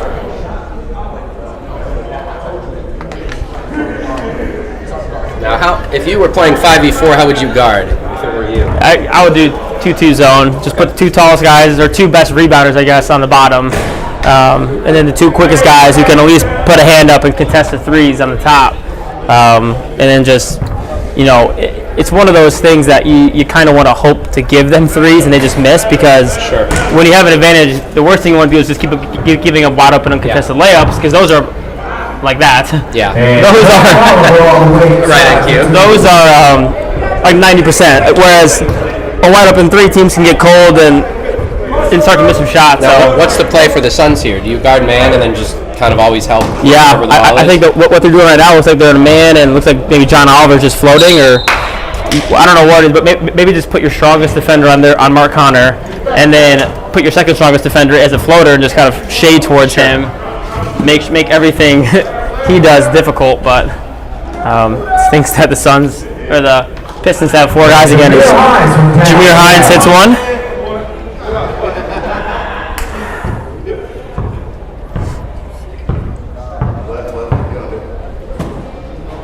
That's the matchup we wanted to see. Mark Connor and Ryan Kwasnicka.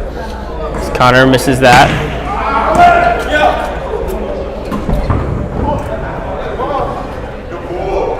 Wow. And just like that, you blink and it's 13-2. Quick start here.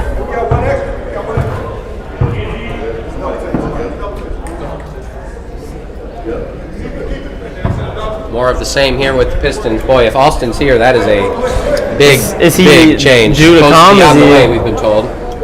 Well, We'll see what that means. Hines, the 3, that's off. At this point, you just got to keep it close if you're the Pistons. And then second half comes, it's going to be a war of attrition. It's going to be whoever can outlast the other team and play harder a little longer, because I don't think either team will get a sub here unless Capri brings somebody else. And if Capri doesn't show up, then this is all for naught. This is going to be, unfortunately, another Pistons blowout.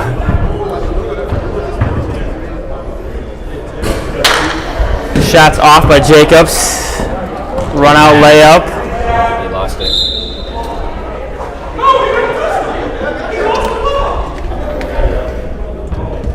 Still have 3 refs here. Fortunately, the 3 refs will have to be doing this game. Very. Well, hey, it's free money for them. We're never going to complain about that. It's 15-2. The score is 15-2 with 14 minutes remaining in the first half. Suns lead. Jacobs has got a lot of shots early as he airballs that one.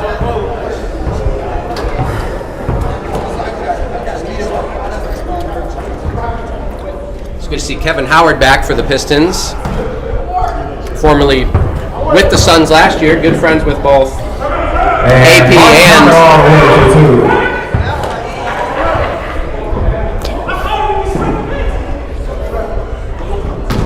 You can't bring that guy back. He's so bad. The old guy, he's so bad. And here inside. Bucket's good. I'll tell you at halftime what happened. I was wondering.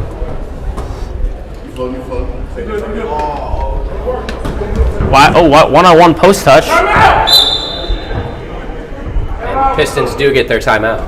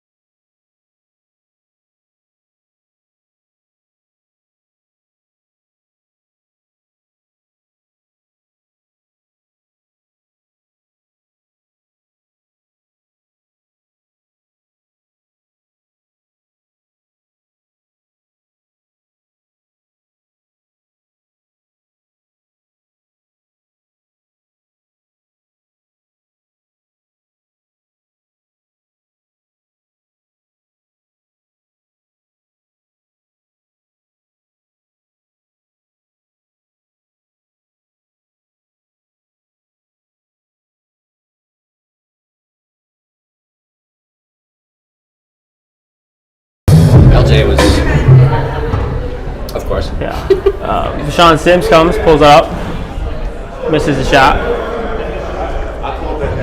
Again, we keep mentioning Capri, who's not here, and we assume is on his way, but really hope he can get here because I'd like to see a game out of this. Yeah. Until he shows up, I don't know. I'm not gonna believe anything.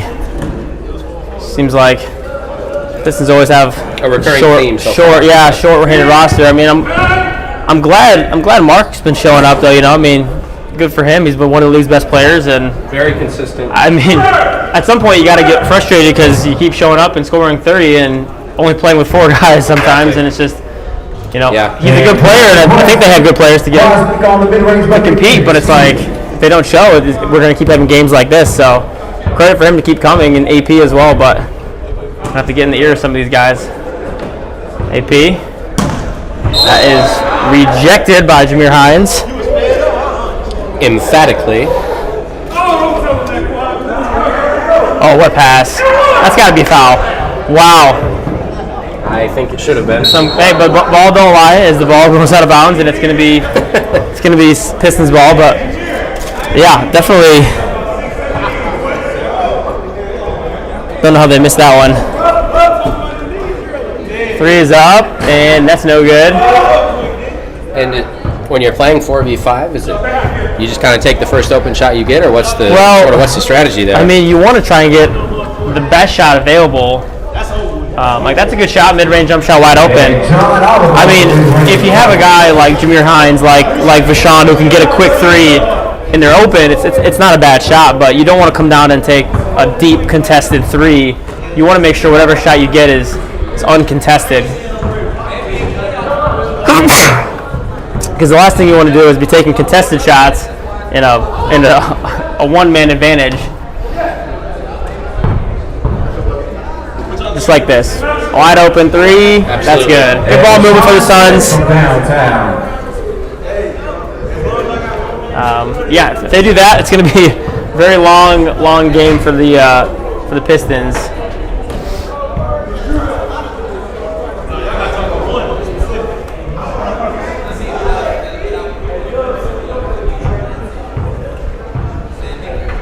AP pull up three. That's good. Shot from Porsche. Clips into the lead here. A guy like Vashon, though, you know, he's a nightmare playing 5-on-4 because not only is he probably the fastest guy on the court, he's probably the smartest guy in the court in terms of passing. So he's gonna drive and kick, he's gonna slash for layups, but then he's also gonna be able to find his teammates for open shots. Absolutely. Sims, I mean, you want to talk about, like, man, Connor's such a talented scorer, I should say. Sims is one of 4 Red Hawks in the league, and his debut against you guys back in week 3 was phenomenal. It was very timely for the Suns. Unfortunate that he showed. Yeah. But yeah, he's quick, and he's going to be a problem when they play a full roster. It's not good. 1 for 2. It wouldn't have, because if you miss it, you're down 9. AP getting doubled. Very frustrating. Yeah. Jacobs again taking a lot of shots. Hasn't really gotten many to fall. See, gets 2 shots coming up here. Derek Dale going to be his first team Spurs. Can't tell, is Derek Dale wearing shorts and like sleeves, or is he wearing like sweats? Can't really tell. I also can't tell, actually. It looks like it's, or maybe is he wearing sweats that are rolled up to his shorts? I can't tell, but he's Either way, we're not seeing a lot of skin there. Yeah, he's wearing the sleeves too, so he's that man will not be getting a rug burn today. No, maybe this is his K1 debut, so maybe he was a little worried about the. He was probably warned of the dreaded carpet, so. K-Boss is talking. They're just talking over here, trying to figure out the best offense. See, that's the shot that I don't know. Well, I mean, he made it, I get what you're saying. You know, you have 5-on-4. You know, a contested dribble up three may not be the highest quality shot. I mean, he made it, but the shots you want to get are driving kicks, get to the middle, get layups. Jacobs misses the 3. For those of you that don't know, Kwasnicki was voted as player of the year last season. Just a phenomenal season. I believe he was first in points, maybe second in rebounds. He was just fantastic. One of the things I've noticed this year is Vashon just carves up the defense there. Is he hasn't shot the ball well from deep, so this is probably a good opportunity for him to get some threes up. And if he's able to do that, he becomes a dual threat. That can't happen if you're the Suns. And then they get a makeup call, I think. I think from a couple of those fouls they missed earlier, that was definitely a generous makeup call. Free throws coming here for Howard, but. Yeah, I mean, like you said, these are the games that you hate to be the team that plays the Suns next week because this may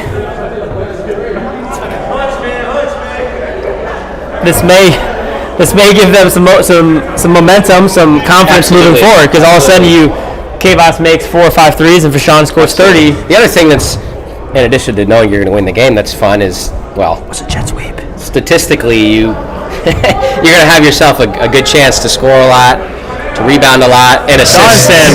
Derek Dale gets one there.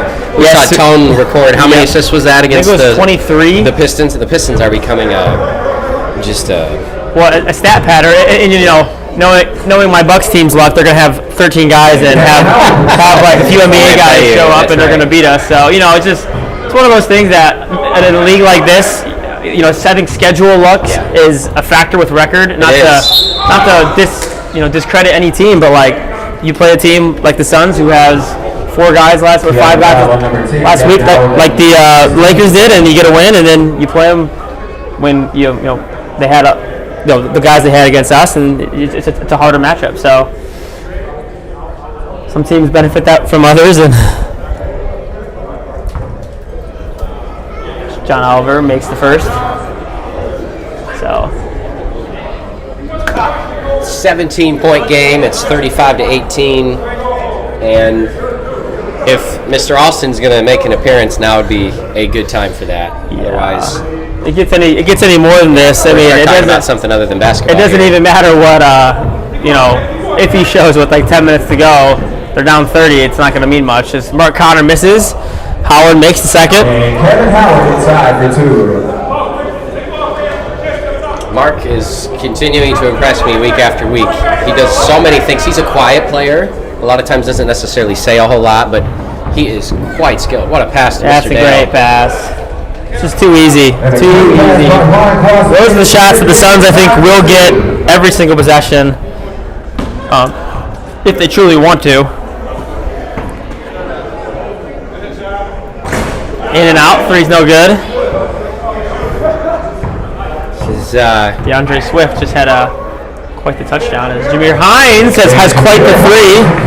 Quite the hot hand from Jameer What we Hines. know about this Suns team is that Jameer's going to be here every week, and he's going to have that three-point shot with him. Yeah. Remarkably skilled shooter. Yeah, he's one of those guys who, like, his points per game might not be up there with the best, but his total points will be pretty high because he's so consistent. He's here every week. Well, we saw it in Week 10 last year. He did win Player of the Week with the Kings there. Maybe it was Week 11, I believe. And Yeah, I mean, when he gets going, he doesn't miss. Yeah, in a setting like this, where he's going to get a lot of open threes, Deshaun behind the back. This is it. That would have been one for the highlight. I thought this was going to be his night. Yeah, Connor on the break. Connor, wow, he is Fantastic. smooth as anyone. Inside for 2.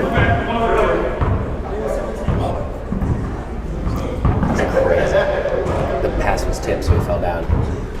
Good take from Kavos. Kavos, wow. Had the angle wrong there. John Oliver is like, every team needs a guy like John Oliver who's just going to come in, do the dirty work, doesn't care about points or numbers. He's just going to play basketball. What we've seen from the Suns, even though they're going to be 2-3 after today with 3 losses, is an incredible amount of physicality. Oliver is, I mean, he's a guard, but he's taller than your average guard, and he is just built like a truck.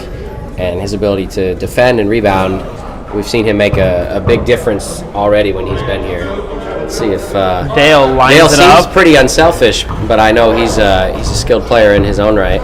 This is one of those games where you know, it's hard to be selfish because everyone's going to be wide open and it's going to be easy to make passes. So unless they just keep, wow, John Oliver, the slash. And John Oliver inside for 2.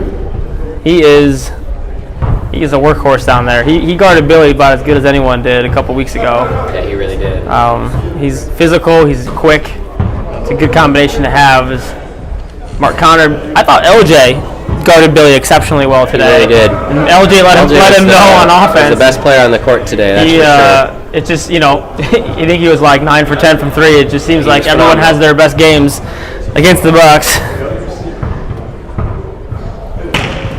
It's nice to see Kevin Howard back.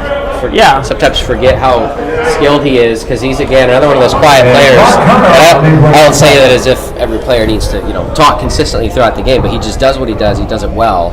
He doesn't sort of, seek recognition from that. I think the Pistons have a lot of those guys. They just haven't all been here at the same time. Mark Connor's very similar to that. Just doesn't say a whole lot. Plays his game. See the frustration on Connor's face. Yeah. This is going to be another one of those.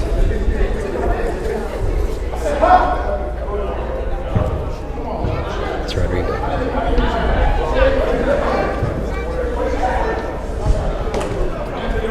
What's going on here? Technical foul, maybe? I'd assume language. I didn't see it. No, I didn't see or hear it, but technical foul again. Kind of going from bad to worse if you're the Pistons here. Two shots and the ball for the Suns.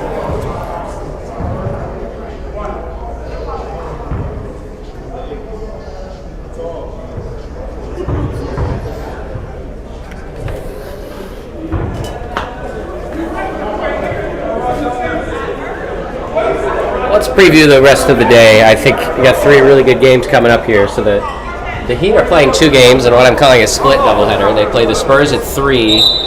Game of the week is the Warriors and the Nets at 4. And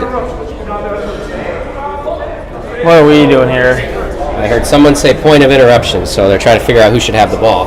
And then the Heat will play again against the Grizzlies at 5 o'clock. Look, what I'm hearing with the Spurs is the Spurs are going to have 6 guys, and they're not going to have either Green brother. The Heat is not the team you want to play without some of your guard depth. I don't know who else is gone, but I know that Chris and Ben are not there. And against the Celtics last week, they had some serious issues. Travel, yes. Dennis is here.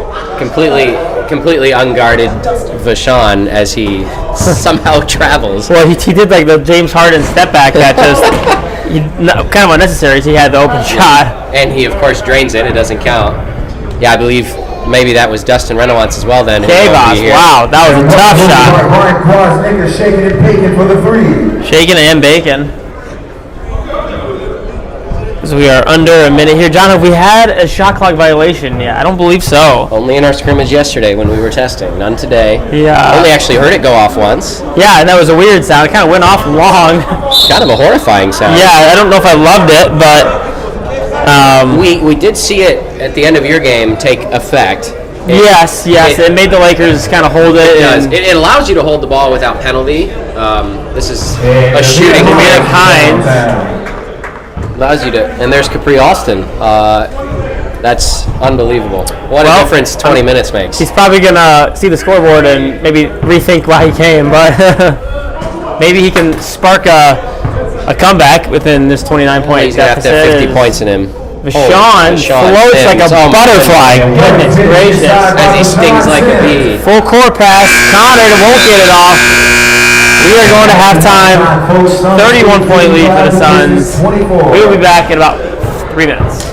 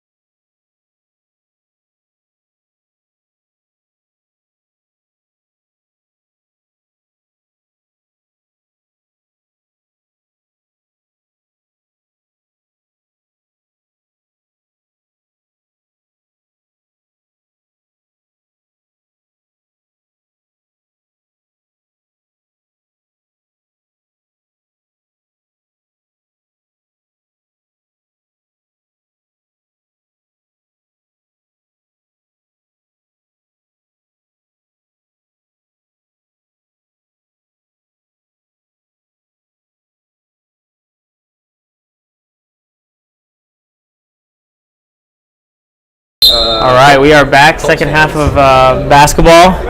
31-point game, but some developments happened at halftime. For those who didn't see, Capri Alston is here, number 1.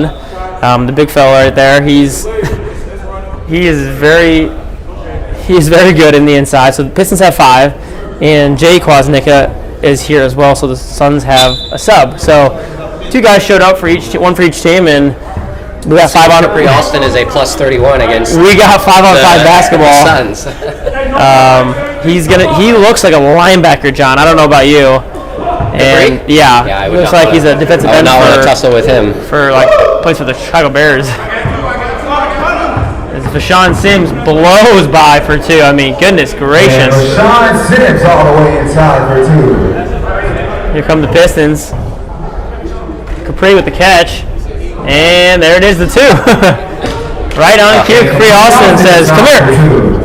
I don't play favorites, and I don't necessarily care who wins. I just would have liked to seen. Oh, for sure. A 5-on-5 game today. I think the Suns would be good to know where the Pistons are. I think the Suns are still the better team, no doubt about it. But it probably would have been maybe a 15-point game, a 10-point game instead of 31. It's hard to know. I hope that the Suns play this half hard. I'd like to see again what the Pistons can do with their guys. Oliver pull-up 3 is good. And John Oliver from downtown. John Oliver hits the 3. Mark Connor finds Capri. Kavos wants the challenge, and Mike. And Capri Alston inside for 2. Didn't quite hear what Kavos said. Kavos said it. He said, "Okay, that's how we're gonna play." I didn't see anything dirty about it. I think it was definitely an elbow. I think I agree with Kavos there. I don't think it was a dirty play. He's just quick and strong. Just what we need. Things to get chippy in a 30-point game. And we know if we all know anything about Kavos, he's gonna respond not in a bad way, but in a physical let's go kind of way. So he's a very passionate guy. The way that he plays, and yes. He's not gonna slow down for anything. And he won't back down from anybody. So he doesn't care if this guy is NBA player or middle schooler. He's gonna take him on full go and give it all he's got. Now,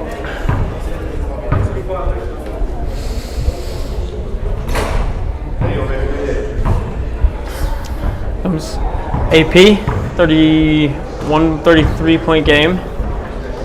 Alston.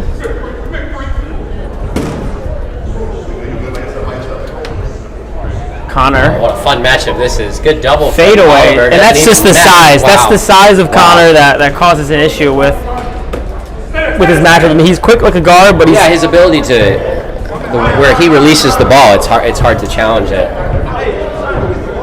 Well, +1 are the Pistons so far in the second half, if you're keeping tally. And Vashawn Sims said again, thought he may have gotten bumped in the noggin. Well, noggin. Mark Connor quickly right back. Oh, wow, what a pass to himself. That sheet should be giving him the assist on that one. So as you look ahead to week 6, you know I would never do that. You have the Pistons are going to take on the Spurs. As Big 3. From downtown.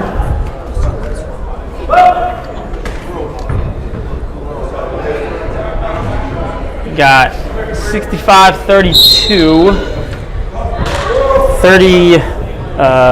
33-point game, so the score is right on our scoreboard. And the inside of the gym, it's a little bit off, working through that. But Capri Alston gets the ball. He's kind of casually leaning towards it here.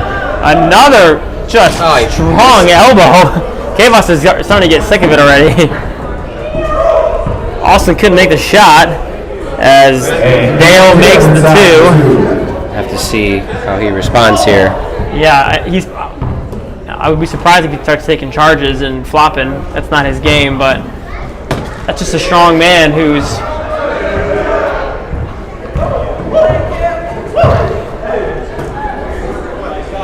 Capri saying, just calm it down.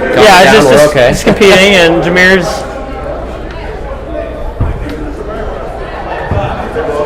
hits another 3.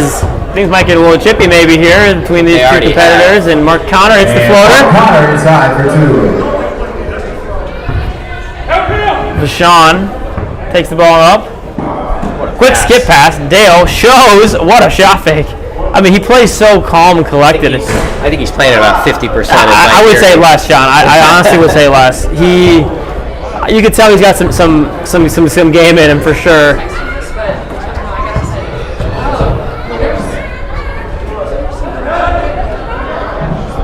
May have been a bump. Austin misses the bunny.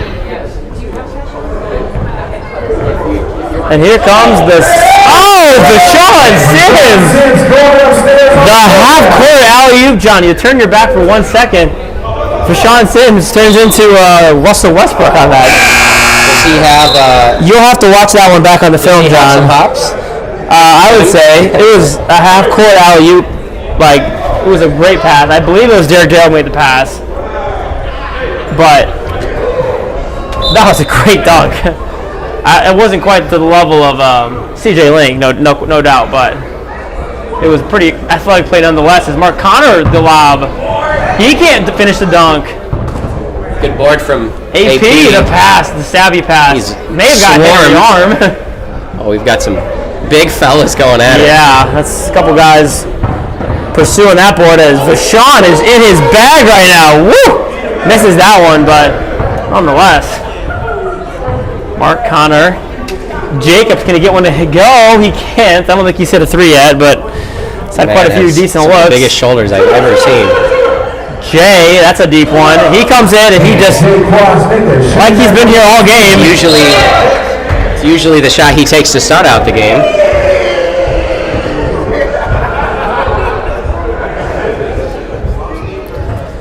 Not been a great start for Capri Austin, John. Missed a couple easy ones after that good move in the corner. That's an air ball from Howard. Here comes John Oliver. That was a travel. Oh, they didn't call it a travel. They called it a foul. I thought he may have taken that extra step, but there may have been a foul before that. Here comes the lob again. That's a little different of a lob than what we just saw a second ago. Now, can Jay still get up and throw one down? That's the question.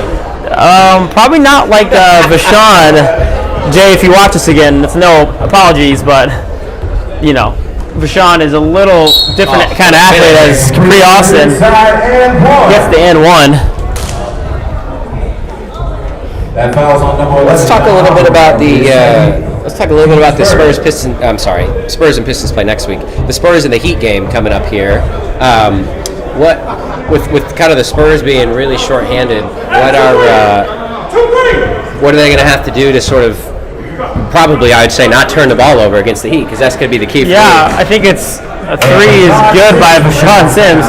I think it's establishing the point guard. I think that's the first one. I think KT's going to have to control the game. Is KT going to be here? Is he one of the guys? Yes. KT's going to have a pretty big game controlling tempo. I mean, if there's anyone who knows how the Heat play, it's KT. He played with them, what was it, 2 leagues ago? So I think KT's going to be a pretty big key. And then identifying your bigs, getting John Martin involved. Hopefully Trey has a big game. Hines is a flamethrower right now. It's raining threes right now as the lead is stretched to 41. But yeah, I think KT to just not turn the ball over and then figuring out what kind of defense they're going to be in. Is it a zone? Is it a man? And hitting your jump shots, because you're going to get the looks against the Heat. Well, John, Pistons are up 1 in the second half as Kwasnicka answers right back. A quick three. Timeout, Pistons. This is pretty shocking. Pistons are going to give up 100 points again. We will be back in about a minute. Okay, we're not going to mute it. You mute it? Not muted yet.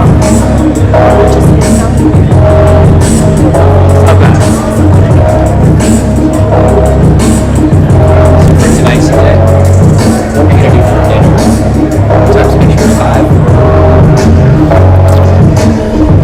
It'll probably be about an hour. Can you guys take care of dinner, like, for yourselves? Or do you want me to pick something up? Time to game, so I'll just come over around then.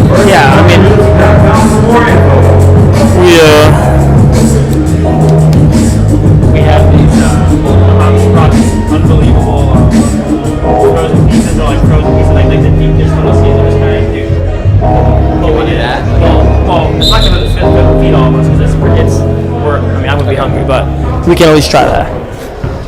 He sent me this offer. Why would you trade a starting wide receiver for 2 bench guys?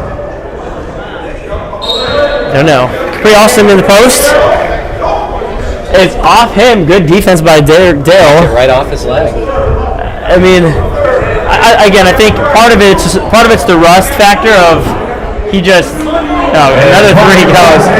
He's coming in cold. He's not 100% fresh. Probably just drove quite a bit to come here, so I think we'll see a better performance from him and most of these other guys next week, as the Suns are looking to atone from what they had last week happened to them, as Sims is just... You can see Derek Dale's face. He's being entertained by Mr. Sims. He's kind of seeing what he has to work with right now, and I'd like to see Capri Alston and Trey Johnson play some basketball against each other next week. See if it comes to fruition. Well, it's kind of 2 different kind of big men. Very different. Capri's a little shorter. Let's see how this man shoots. Three's a little off. Connor. This one is off as well. Comes Ryan. Oh, loses the ball. Sean's he's just playing. You kind of feel, it feels weird watching this game, because some of the Suns players are playing at such a low energy level in terms of their effort they're giving. Sean could probably be giving a little bit more energy and effort, but he just doesn't have to. This could be a strange one for sure. Oh, Vashon! Oh, almost teed up. That would have been electric part 2. Here comes Howard. One thing that's good to see for the Suns, it's 3 straight weeks of seeing Vashon here. If he's there consistently for them, I think he just gives them an unbelievable... Yes. Yeah, just that next level of point guard and athlete and speed and transition that they kind of lacked last year. Absolutely. Where we see Jared Johnson again, I'm a little surprised that we haven't seen him since week 2, was it? Yeah, he was here against the Nets. I think it seems like his life is in a place where we might not see him a whole lot more here, from what I've heard. So. Well, I hope, thoughts and prayers out to Jared. Hopefully he can figure all that out and things can get squared away, but definitely going to miss him in this league. He's one of the premier guys when he's here, obviously. Good to see the Suns finally miss a 3. I don't remember the last time they missed. It's been a while as Alston just throws his body at Ryan Kosnicka. And fouls on number 23, Ryan Kosnicka. That'll be his 3rd. Team's 3rd. I'm just going to lock him at him. He's unbelievable. He's unbelievable. He's 8 on 5 and a touchdown. Alston hits the first. We're watching some football here while Austin's at the line.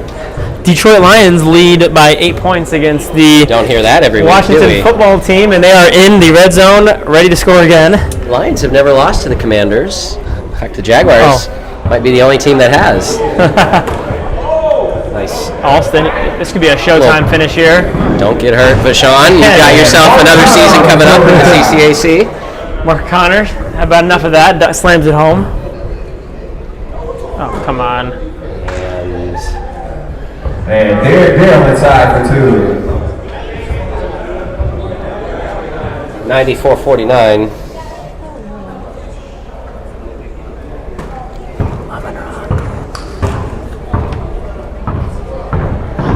Mark Connor kicks.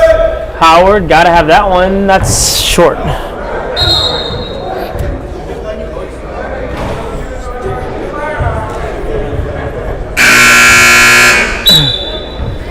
One of 3 substitutions on the day. Not many.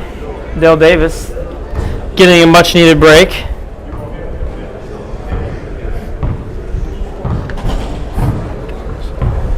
Vashon Sims skips it over. Defense. Jameer Hines. AP not perimeter. quitting here.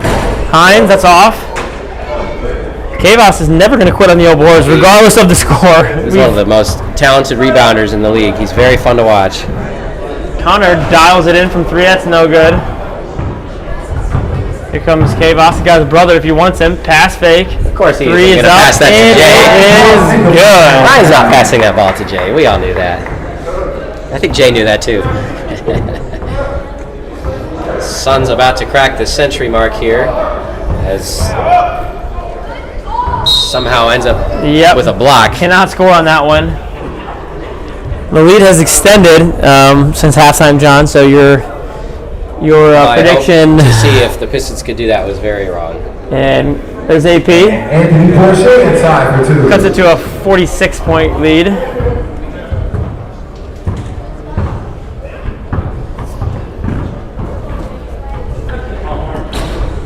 Vashon. And just another offensive rebound bucket by John Oliver. On the second effort.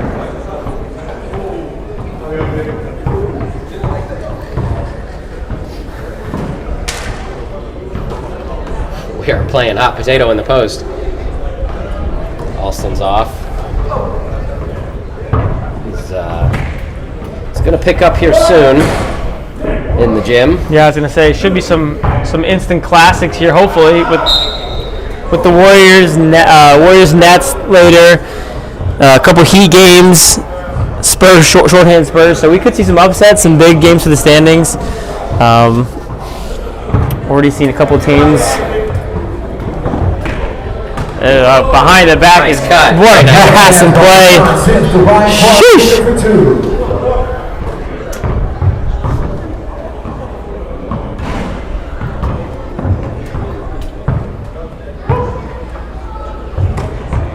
Jameer Hines again. And he hits again. I mean, That's not going to cut it. it just seems like You see Capri visibly frustrated. This He's is like, a- why did I drive down here for this this? is a stat.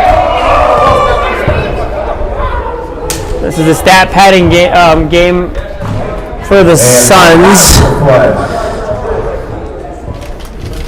Well, pretty much all these guys have played the full 40 minutes, so they will welcome the final whistle. And Jameer is all over the place. Definitely the leading scorer. Suns are going to have a lot of guys in double figures, which when you score 100 you will, let alone with only 5.5 guys here today. We'll see about 10 minutes from now. What a pass. Dennis Koger coming off his 36-point, 14 rebound performance to garner week 4 Player of the Week honors. Wow. John Oliver, a quick up. All right, we've seen everybody basically dunk except for one of the brothers, so we're going to have to challenge the Kwasnikas to get up Ryan, and do that next week. You can't win MVP again until you dunk it. That's my that's my challenge. We need to an you. alley-oop from Brother Jay as well. If you're watching this, that's my challenge. Back to Koger, he'll take on the Heat here. Sean, that was weird. Sean was... We're not going to call any of that anymore. We're almost at that point. All Suns today. So the Suns are 2-3. They take on the Bulls next week in a big game between two teams that are 2-3. Who's this, the Suns? This is the Suns, correct. So that's going to be an interesting, a lot of size. We'll go at it in that one. One Kwasnikas cleaning up after the other, as we are down to 2 minutes to go here. It's all about stat padding at this point. Well, I don't think the spread was at 60 points. It was not. But if I knew they had 4 guys to start the game, I may have put it at 60. Not as early as you'll see a game Yeah, but the refs kind of had enough, and I don't blame them. Game is called. Suns win 111-60. So good win for the Suns, and hopefully the Pistons can regroup and start getting some of their guys here. Big matchup now, so you're not going to want to miss this one. Spurs versus the Heat. So stick around for a good 3 o'clock game.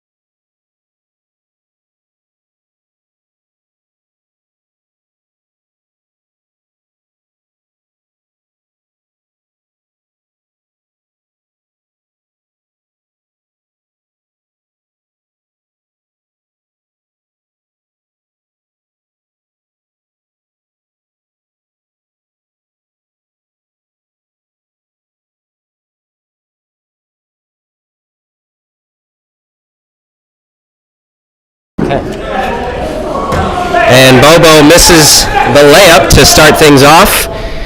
And the Spurs, which we rarely say, are going to have their work cut out for them today as I pass this off to Walter Hudson. And Walter Hudson's here as Alonzo King gets the steal, gets it to Terrell Hendricks, pushes it up forward, tipped by Octavius Davis, but Cam gets it to Jacquees, and he finishes inside.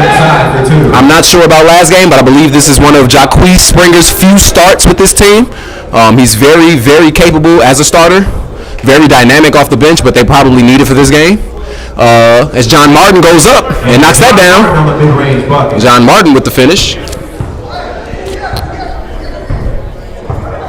Alonzo King brings the ball up the floor as the Spurs look to be playing a 2-3 zone right now.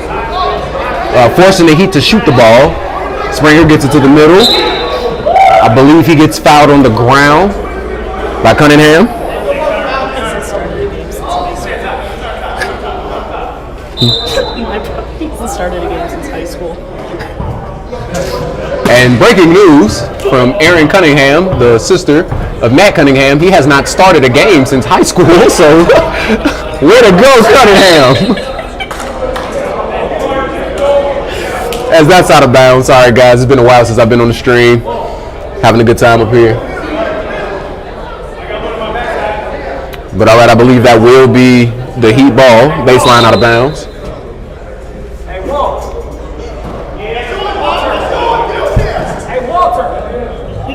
And Terrell Hendricks with the left hand hook. All right, and Terrell Hendricks gets it to go.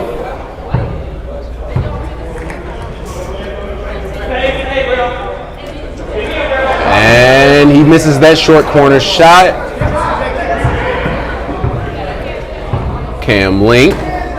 CJ Link, sorry about that. They skip it across the court, but it's in between two guys as it goes out of bounds. As the Heat lead by 2 currently early in this game, just under the first 2 minutes of the game, as Dennis Koger gets all the way to the basket and finishes. What strength. He wanted the foul call but doesn't get it. CJ Link bringing the ball up the floor, gets it to Terrell Hendricks, their leading scorer thus far this season and the past 3 seasons. CJ Link, we know he can catch fire. He misses that though. Dennis Koger comes up with the rebound, slows it down, pushes it up the floor, gets it to KT Bobo. This guy's very good with the ball, finds everybody. Cunningham gets it inside to Davis. Davis up and in. 2 points right there for Octavius Davis. And the Heat are pushing the ball. They like to play a faster pace. Jacquees Springer shoots it from deep, misses that though. Rebound by Octavius Davis. Great rebound by him. One of the more undersized guys, but he can move to that 5 position on defense when you need him to with his strength. But they trap him. Alonzo King gets the break, goes up, misses. Jacquees Springer rebound, puts it back. And Jacquees Springer on the cleanup and bucket. And Jacquees Springer finishes that. Scores 6-6 now, tie game. Dennis Koger slowing things down. Don't want to play at the Heat's pace as Dennis Koger shoots that from deep and knocks it down. Nothing but the bottom. Dennis Koger's continuing that hot streak from last game where he shot 14 for 28, had about 36 points. And Terrell Hendricks wanted to return the favor, but it gets blocked. And Matt ducks over it, loses it. Cam Link with the steal, pushes it in transition. Dennis Koger fights for it, gets it back. John Martin gets it. Dennis by himself, throws it to Cunningham, back to Octavius Davis, passes it to Bobo, and finishes. That was a mouthful, guys, as I'm not sure if it's a technical foul or if it's a timeout. I believe it's a timeout from the Heat. And that's so far right now, guys. I'm seeing the Spurs playing well in transition and moving the ball very well like they've been doing for many years. But this Heat team like to play fast-paced. They have a big guy for them today, so that should help them on the boards. But this is a game. It's going to come down to styles. Whoever plays their style the best wins the game.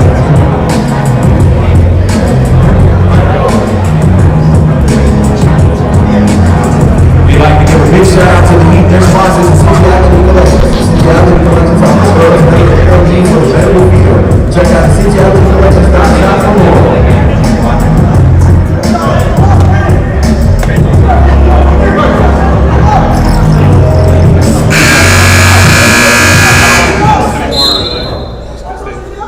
All right, Cam and CJ, brothers. CJ gives it back to Cam. Very strong player. Jacquees Springer, they're continuing to play the zone. They need somebody to play the middle. Cam is there. CJ Ling gets it to Terrell Hendricks. He likes the looks that he's getting right now. Ball gets tipped, goes out of bounds. It'll remain heat ball. Hendricks hasn't been as aggressive in the first 5 minutes.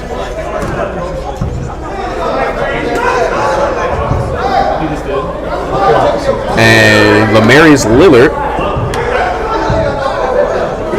in for the Heat. Gets it down to Springer, and I believe that'll be a shot clock violation. And this is going to be an adjustment for a lot of teams.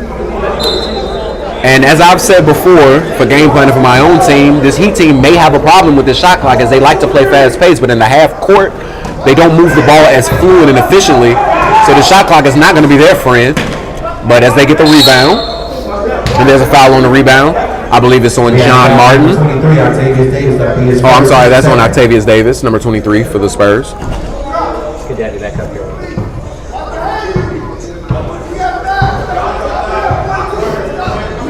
Cam Link. The Heat seem not to be able to break the zone that they're having. The Spurs are moving very well in it. Lamarius Lillard goes up, gets the foul, and he'll shoot 2. As I believe it's either on. It's on Dennis Koger. First team's first. Or team's third, excuse me. So the Spurs are fouling a lot right now. The Heat, as aggressive as they like to play on defense, don't have a foul yet. When the Heat are in foul trouble, they don't tend to play as aggressively, which can trickle down later in the game.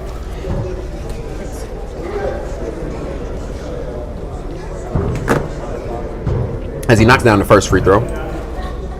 Looks to make the second. Misses that one. Rebound by Octavius Davis. Gets it to Dennis Koger. Pushing it up the middle very, very hard. Gets it to John Martin. And great catch and great finish. John Martin scores 2. Scores 13-7. And steal by Dennis Koger. And gets it to Octavius Davis. Gets it back out to KT Bobo. Shoots the 3. Misses that one though. John Martin tries to chase it down, doesn't get it to go. Cam Link with the rebound. Cam Link pushing. They're still in this 2-3 zone. KT Bobo tries to take it away. Another steal. Dennis Koger on the break. KT Bobo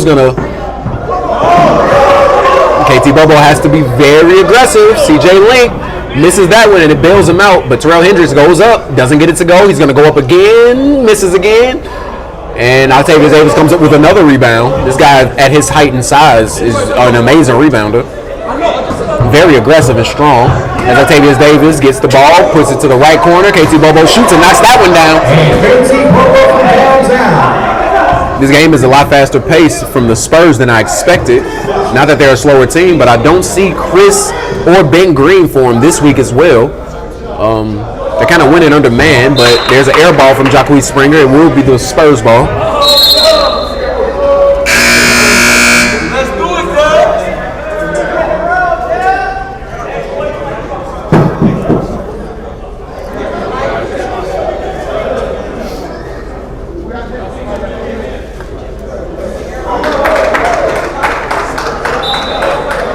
All right. Dennis Koger running the point guard. KT Bobo being an off guard right now. Let's see how well he moves off the ball and see what Dennis Koger can do initiating offense for this team. As he gets it back, pulls up, misses. John Martin in position. And that will go to the Heat.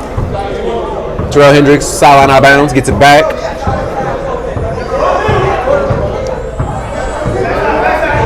Hendricks crosses, hops through, passes. Cam Link misses though. As it will be 2 shots at the line. That's a great pass from Terrell Hendricks. He draws so many defenders, he can leave his team many opportunities to score. If his team is scoring, it leaves Terrell's job way easier. But as he looks for him right there, Trey Johnson's looking to check into the game. As I believe he showed up a little late, but Trey Johnson can definitely impact the game in multiple ways. Well, current and reigning Defensive Player of the Year checks in for John Martin. It feels good to be back, guys. I'm just going to say that. Haven't talked a game in like 3 weeks. But that's a miss. Dennis Koger. Octavius Davis drives baseline, foul, and one. Octavius Davis with a strong move, finishes.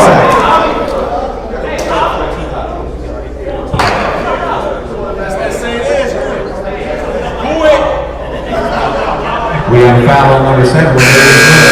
First team first.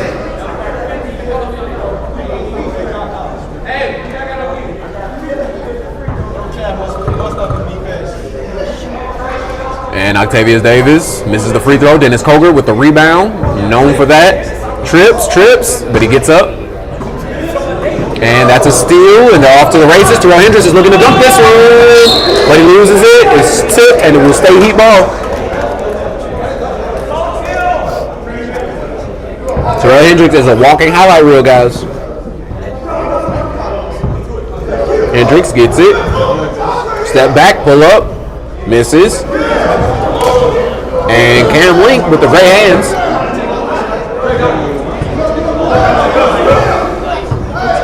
Jacquees Springer shoots that and misses. KT Bobo pushes it in transition as Dennis Koger trailing, throws it up, and gets it blocked by Jacquees Springer off the lob. And it's going to be another one this way, but it won't happen, as they would not be denied on that play. Getting me excited, guys. This Heat team and this Spurs team looking to be some high flyers today.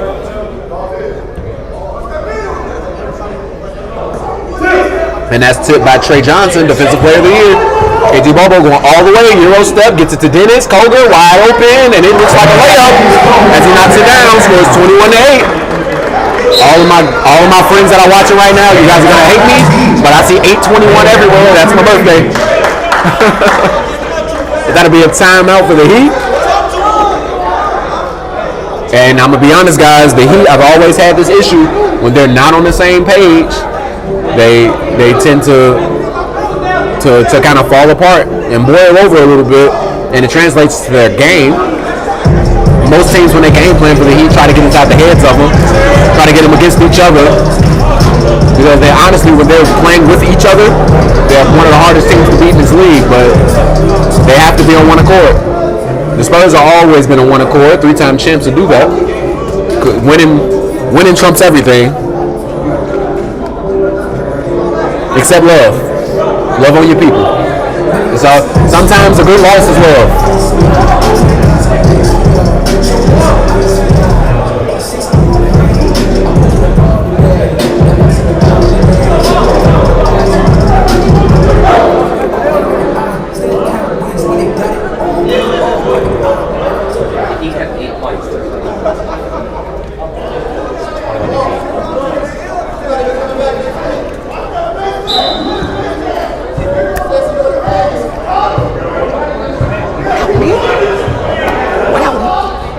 All right, right corner. CJ Link gets it inside to Alonzo King. Shoots the mid-range jumper, chases it, but doesn't get it to go. And we have KT Bobo with the ball, pushing it up the floor, looking to see what happens. They're pressuring him a lot. They know what his speed can do. And he definitely split the double, but he has to be more aggressive scoring the basketball as CJ Link gets it and finishes.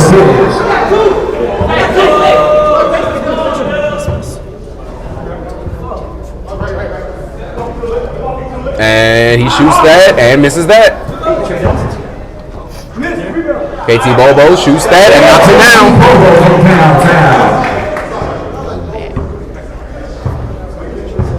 All right. And Jacquees Springer loves this three-point shot, but I challenge him to go inside, and he goes inside, gets it blocked, but it's a great take.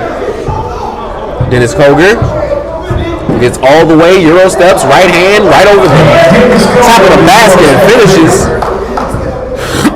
And they've jumped out to a large lead.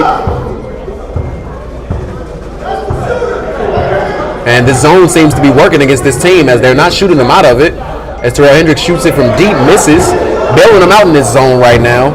Looks like the way to play it. Dennis Koger is feeling it. Misses that though. Trey Johnson, rebound, gets it back to Koger. I think he sees Octavius, and he does. And he lays that up. Foul and one. Octavius Davis with the finish. We have foul number 5, Jacquees Springer. That'll be his first team second. And these Spurs, these guys are playing without arguably two of their better players than Ben and Chris Green. Ben and Chris brings so much offense to this team, but I think all of their defenders are here. So holding this Heat team to 10 points and not playing necessarily a slow pace is a really good sign for the Spurs, as they've only lost one game and that's to the Warriors. And what an iconic game that was, as Octavia Davis misses that. CJ Link with the rebound, pushes it up the floor. And pushes it to the right corner. Trey Anthony, left corner, shoots that, rolls out. Terrell Hendricks gets it up and gets it to go. And Terrell Hendricks inside for 2. 12 total points in the first half of the half. Well, a little past that, actually. Right under 7 minutes. The Heat just can't seem to find the basket right now. KT Bobo slowing down, blows straight past him, layup, and doesn't get it to go. And we have Terrell Hendricks goes all the way, gets it stolen by KT Bobo, known for that as well. Pushing it up and he double dribble. KT Bobo has a gift and a curse with that speed. I think he's a little too fast for himself at times as he double dribbles right there. And that'll be Heat ball. We have Jacquees Springer bringing the ball up the floor for the Heat. Looking to make that first pass. They get it to the middle of the zone. And they trap Terrell. I don't believe Terrell should be in the middle, as trapping him isn't going to do much. But he tries to get there, doesn't. KT Bobo gets the ball, slows it down. No need to rush right now. And Jacquees Springer, it'll be a jump ball as he hustles for that one. We have a jump ball.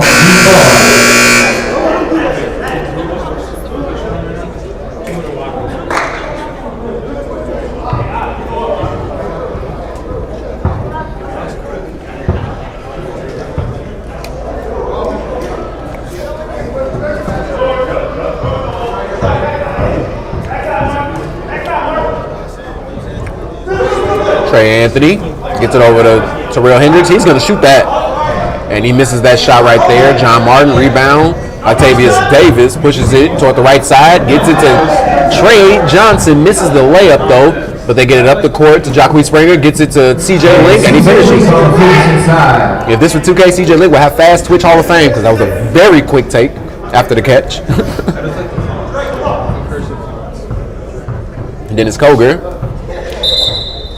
gets fouled by Jacquees Springer. It's funny, in recent years, that foul right there would have been 2 shots because it wasn't a play on the ball, but I believe that we kind of got it under wraps now. Nobody's out here trying to hurt the next person. Dennis Koger going to work on the camp. CJ Link. KT Bobo has Trey Anthony guarding him. Trey fights through every screen. Good defense by Trey Anthony. KT Bobo looking to get aggressive all the way. Doesn't get it to go. John Martin, rebound, loses it. Gets Dennis Koger. Jump shot, and it's nice. It falls. And Hendricks brings the ball up the floor. They're continuing to play this zone against them. They have not shot them out of this zone yet. They haven't proven that they can consistently make jump shots. As he tries to run through the middle, but it'll be 3 guys there every time. They're going to have somebody make that mid-range jumper and make that pass. I believe Lamarius, he likes to play like a guard, but he's their biggest player. They have to send him to the low block to try to overload one side, at least of the zone, to free up some type of space. Everybody can't play perimeter right now. Trey Anthony's doing exactly that as he draws his defenders. And he's rebounded right now, hustling, and I believe that'll stay Heat ball as Koger touched it last.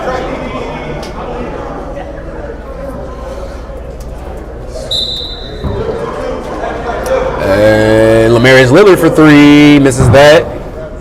Terrell Hendricks. The paint intimidation to Trey Johnson made him pump fake. Octavius Davis uses the screen from John Martin. Trey Johnson for 3, misses that one. John Martin goes up, misses. One at the contact. Octavius Davis is just so impressive on the rebounds. I promise you guys, he's not much taller than me. I'm about all of 5'9" with shoes on. And Terrell Hendricks with a nice crossover pull-up on KT Bobo, misses that. Rebound, John Martin. Gets it to Dennis Koger. Now Bobo will bring the ball up the floor, slows it down. No need to rush right now. They have 3 minutes remaining. They're up 16. 16, I'm correct. KT Bobo with the dribble, gets it blocked. I believe that dribble gave them all the space they needed. And that's an and 1 from Trey Johnson inside. And I'm going to be totally honest with you guys. I think this shot clock is not the Heat's friend right now. The Heat are not a great half-court team. So for them having to rush their plays and the team playing a zone against them, they're having a hard time finding their offense.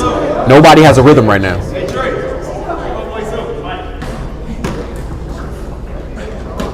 And they cough it up. CJ Link gets the ball, but they look. The clock has started. They have 25 seconds to do something. Trey Anthony gets it all the way baseline, goes up, and finishes. Great shot from Trey Anthony.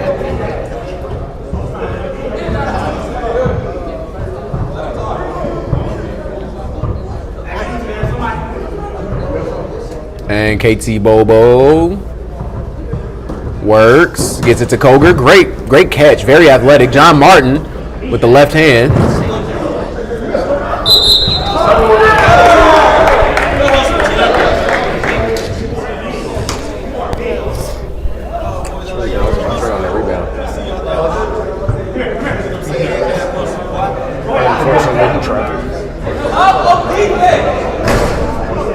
All right. Hendricks brings it up the left side. They fall into the zone very fast. And the Spurs are doing a really good job of playing this zone. The Heat just don't have any zone breakers on their team. Their lack of size and lack of mid-range presence is this 2-3 zone is working for them right now for the Spurs. And they're even in 2-3 out of the cut. Hendricks is going to have to work that mid-range area, but he turns the ball over again. And he gets tipped. And it's Lamarius Lillard comes up with the ball. He pushes it, goes through Koger, up and in as he finishes for 2. Making this a 14-point game. The score is 34-20 with 40 seconds remaining in the first half. Spurs lead. KT Bobo pushing the ball up as I was letting Sale get that out. It was a mouthful. KT Bobo drives right, drops it off to John Martin, and he finishes. John Martin inside for 2. Lamarius Lillard looking to work. KT Bobo with another steal. You have Octavius Davis running with him. And KT Bobo, I believe, turns the ball over again right there. KT Bobo he's very quick, but he does turn the ball over a lot. But that comes with speed. As he gets the ball again, shoots it from deep, and he knocks it down. KT Bobo hits the deep shot to end the half. As the half ends 39-20, 19-point lead for the Spurs, guys. We will be back with you at halftime, after halftime.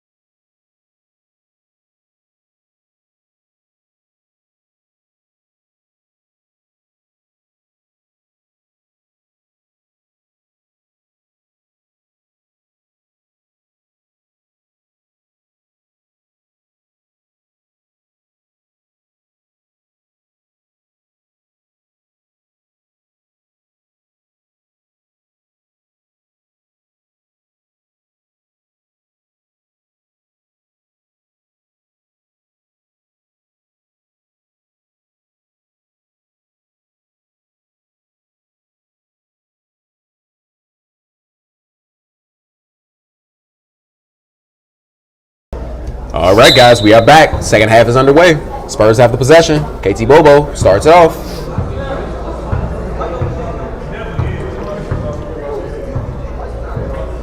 And KT Bobo gets the open shot. I'm glad he's being aggressive. He misses that one, though. CJ Link with the rebound. Guarded by Dennis Koger. And Cam Link shoots that. Knocks that down. KT Bobo. Comfortable with him with the ball in his hands. Him and Trey Johnson in his pick and roll could be very dangerous. He doesn't want to pick the ball up as Koger gets it wide. Oh, great crossover, mid-range pull-up. A little too much sauce on it, though. Too much sauce on the nugget. But it's okay, as there's plenty of possessions left. Terrell Hendricks, they have another zone on this end. He's playing up high on the zone, but he also has help. And that's the way to beat the zone, but Trey Anthony has to make that shot. Personally, I believe Trey Anthony needs to be on the wing, and I believe Cam or CJ need to be at the bottom to be able to finish that shot. Not that he can't, but you want your guards to be able to make those passes and your bigs to finish. And Octavius Davis, pump fakes, misses that though. Trey Johnson saves it. Cunningham drives, passes down low, loses it. CJ Link with another steal. Trey Anthony pushes it up the right side. Great pass to Cam Link, another midi, but he gets it tipped. And Trey Anthony is scrapping out there. Great game from him. And that was a traveling violation, but he gets it to go. Uncalled finish. That is a very uncalled call, but he'll get away with it. Octavius Davis falls away, misses that though. Very tough shot. And Hendricks it's hard for him to attack this zone right now. It's kind of struggling. And he gets it down low. That's what they want to do. They want to feed the block and force the help. And they have to make these mid-range jump shots. I believe I hate to say it, I love Stephen Curry so much, but Dennis Koger with the cross. But Stephen Curry kind of ruined the range of the game. The mid-range game is kind of lost. So when you play zones like this, which you don't really see in the pros anymore because everybody's so spaced out, it's really hard to break a zone if you can't shoot in that mid-range area. See, Stephen Curry didn't ruin the game. Yeah, Stephen Curry didn't ruin it. He just advanced it, I guess. As my colleague DeMarcus Wilson is here, assisting me with some information as Octavius Davis gets the reverse to go and one. Steph didn't tell him to shoot those We have a shots. foul number 25, Terrell Hendricks. That'll be his first, team second. As they're increasing the lead, the score is 41-24. This is a You can do it. 17-point lead. Now it's an 18-point lead. I actually got my math is mathing today, guys. And Hendricks gets fouled on that one. We have a foul number 30, Matt Cunningham. And that'll be a foul on Matt Cunningham on the three ball. And Terrell Hendricks will shoot 3 shots. As far as my analysis for this game, the Heat, I don't want to say they don't have a chance, but I don't think they have the personnel to score against the 2-3 zone with a shot clock. I think when they can take their time and they're able to work the ball around and get a team tired and off balance, that helps them a lot. But right now, they don't have that presence on the block to be able to dish it down. Their best ball handler right now is Terrell Hendricks. Trey Anthony, he is a point guard, but he's really more of an energy guy, defensive, going to get back, going to give you some extra possessions. He's going to amp his team up. When he's on the floor, his team definitely plays harder.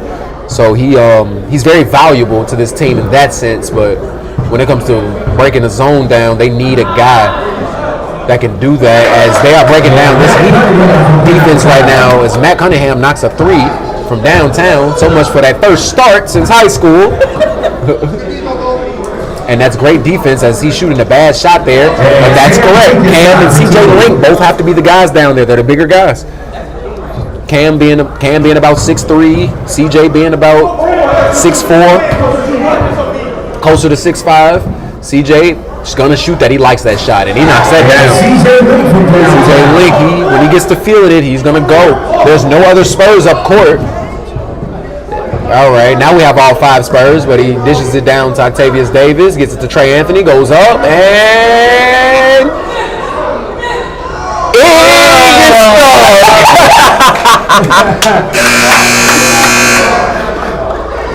This is a year first for the Cavs. and they missed it, guys. We had a wedgie earlier, and then we got one that sits on the rim. That's a new one. We had a wedgie and a sitter. I have not seen that. Yeah, that was crazy. So it's such close. That was the first time I seen that since Derek Fisher did it. I'm so glad it happened in real time because everyone says that it's a magnet in the NBA ball, and I just want you guys to see that it is indeed possible. Indeed, possibly a magnet. As Trey Anthony shoots the mid-range shot and gets the clapping. And the Heat are getting amped up, but they can't talk too much as they score.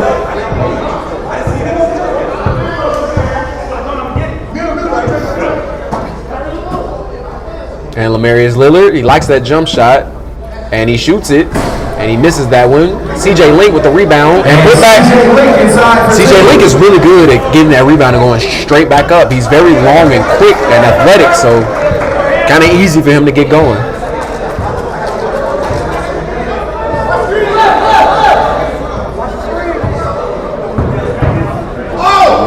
Oh, KT Bobo with a spin move. Dennis Koger. Octavius Davis gets it. Matt Cunningham shoots it from deep. Misses the second one after hitting the first. But Cam Link slows it down. They don't want to let the defense set up. They give it to Lamarius Lillard. He bumps, goes in and finishes. Lamarius Lillard with a great bump on Trey Johnson. As Octavius Davis goes for the slam, but misses. 10-point game, folks. And Octavius' dad is not having it. He's telling him to finish it, and then he's laughing after he says it. He knows that he knows his son is nice. And that's a great move by Trey Anthony. Great Euro step from Trey Anthony. Octavius Davis, he's gonna miss again. Oh God! And Trey Johnson gets it off the backboard and gets it to go. Johnson on the one. And Trey Anthony with a nice move inside. I'm still stuck. Those steps were very long. And gets it back to Trey Anthony. He's feeling it right now. I feel like he's going to take this shot right here. It's a heat check. He got the crowd in it. But he's not going to be. He's going to be smart. Way to get to the middle and break the zone. But KT Bobo's going to use his speed to get out in transition. KT Bobo has to be aggressive with the ball. He has to be aggressive scoring the basketball. Everybody can bait the pass if you always pass. He has to go up, whether he makes it or misses it. I'd rather get a missed shot than a turnover from KT.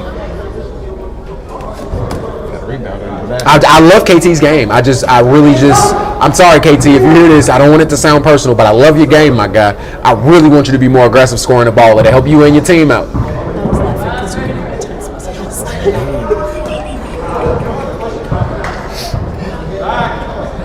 And Trey Anthony, he's feeling it. Misses that one. Jacque Springer tries to get the rebound, but it hits Trey Johnson.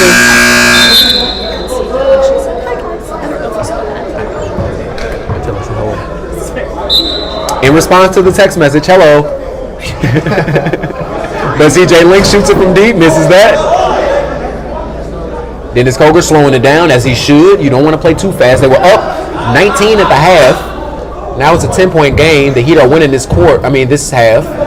John Martin and Trey Johnson in the game together. Lamarius Lillard gets it, outlets, gets it to CJ, goes up, and goes on KT Bobo! And dunks it on KT Bobo. That is his second poster of the season, guys. And he got him on his head top. KT Bobo has admitted it. KT Bobo is going to have to be aggressive now. He passes it again.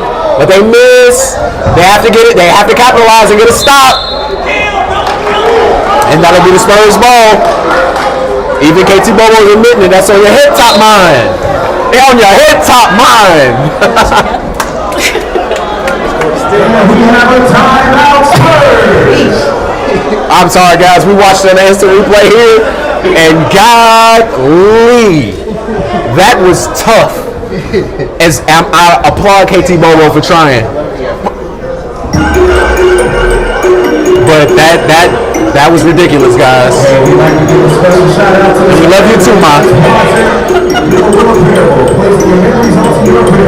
But yeah, guys, that's what the Heat do. And the score is 41-49. And they brought it to within 8 points.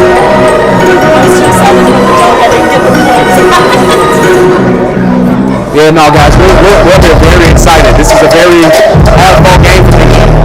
And they're going to have to play in transition. But it's been very hard with the Spurs have been controlling the pace the entire game. But as you see Sammy Hines joins them on the bench to kind of help them out, kind of keep their head in it. He wants to see them win, as they only have one win on the season thus far.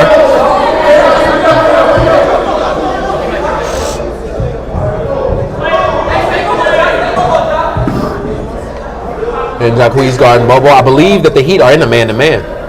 The Heat are not playing a zone, which I think the Heat should play a zone because the Spurs are not shooting the ball well right now.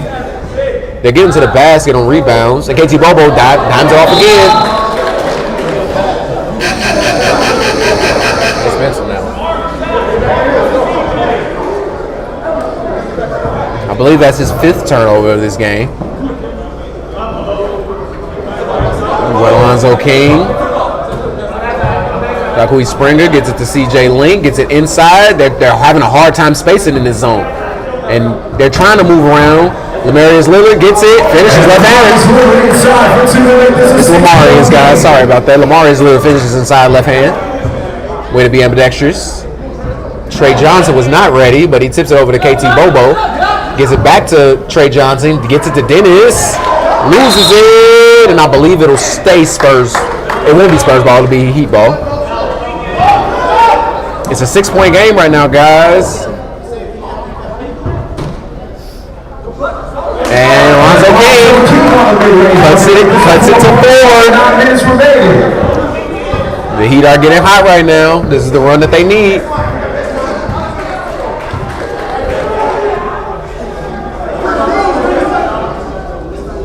And KT Bobo deep right now. Kansas want to protect the ball. I believe he needs to be way more aggressive. And he gets it to John Martin, who's going to drive, gets inside, left hand. Can't get it to go, though. Misses the layup. They need everything right now as the Heat are. And Lamarius Lillard throws it up, and he dunks it again. CJ Link showing how easy it is right now. It's a 2-point game. When this team is playing this way, this is when they're their best. You can't afford these guys to play this way. They can be playing any game.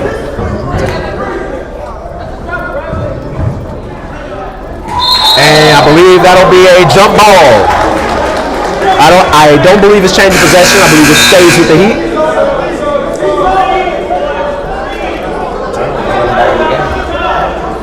The turnovers from the Spurs are keeping the Heat in this game right now. And Trey Johnson inside with the easy 2.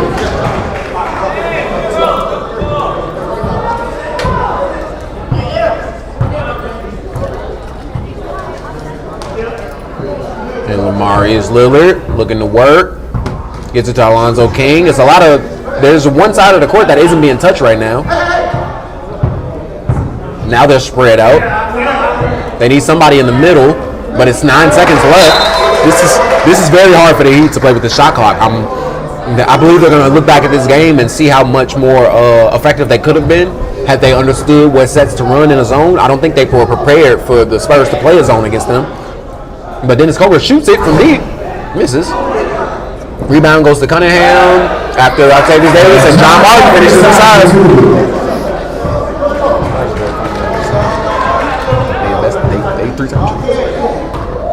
And that's a kickball by Matt Cunningham. He wears his shoes a half size too big just for that reason. I'm totally joking, guys. I just love messing with Matt. He's wearing 2 different socks. And Aaron points out that he's wearing 2 different socks. Now I can't unsee it, guys. Love you, Matt. Inbound. Dennis Coker with the great move, but it's stolen. And Alonzo King gets it up. and misses the wide open layup. Gets his own rebound again and again, and it goes in. King with the third effort to finish. To make this a 4-point game with 6 minutes and 30 seconds remaining. And Alonzo King's one of the best on-ball defenders in this league. Very tenacious on defense, and he's still looking to get the ball. And John Martin, right-hand hook, goes in. And John Martin on the jump hook and finish. That's over the left shoulder. And I believe that's over the left shoulder.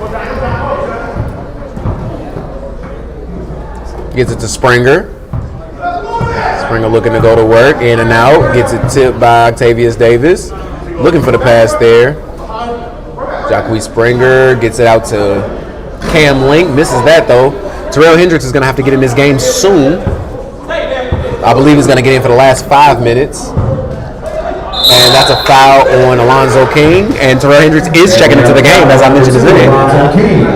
As this is crunch time, this guy is definitely needed right now. I'm not sure he's going to come out for. I believe it's going to be for Alonzo King or Cam Link.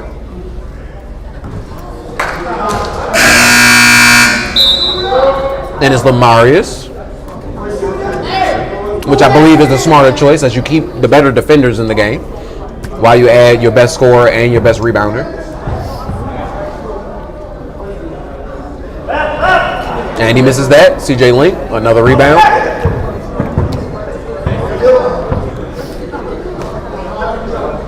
Alonzo King. They're having a very hard time working against this zone. But they're taking their time, and the clock is ticking. It's 10 seconds remaining. And then he gets open right there. They're moving the ball, and that's a good mid-range jumper, and they need to knock those down. So Andrews comes in and gets a bucket. They're going to need every bucket from him right now down the stretch.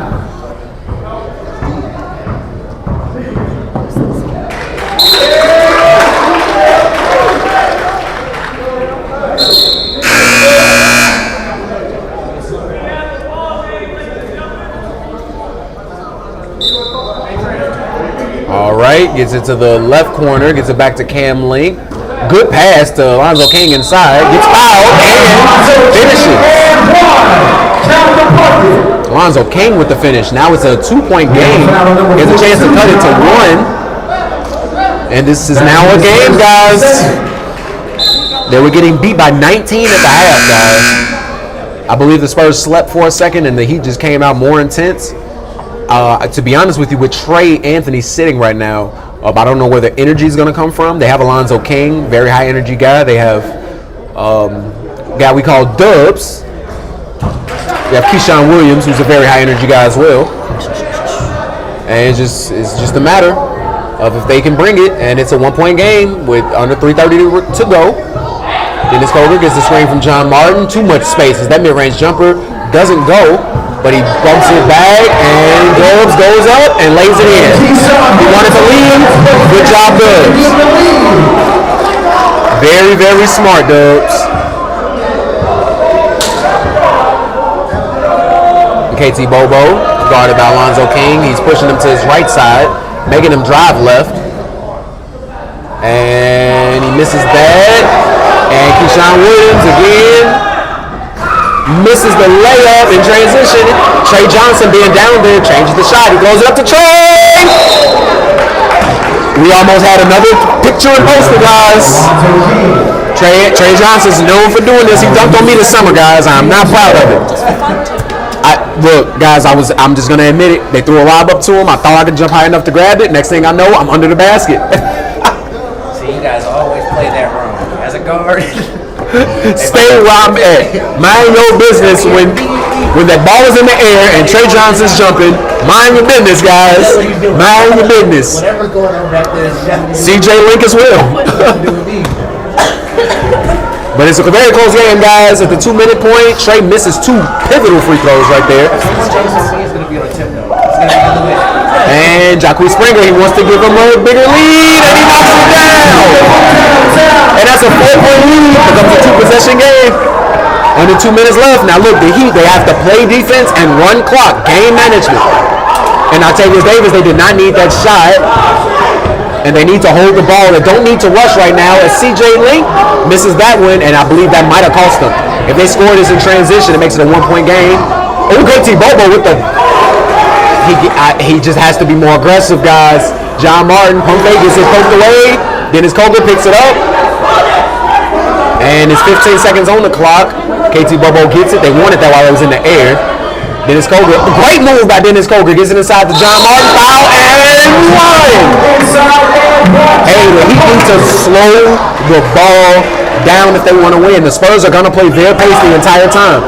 And you have the Energizer Bunny and Dennis Koger down there right now, and their leader. Currently with Chris and Ben going, Dennis Koger is the guy they count on to get the buckets down late in the stretch. The Spurs have turned the ball over a lot, but have made up for it plenty. As John Martin gets it to bounce funny, so Dennis jumps early, doesn't get the rebound. Hits it, and it goes off of...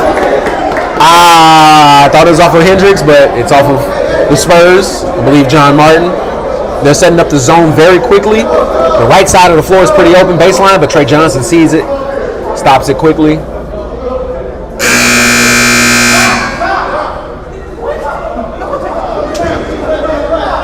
And Lamarius Lillard comes in for Jacquees Springer, and they needed more size late in game, I believe.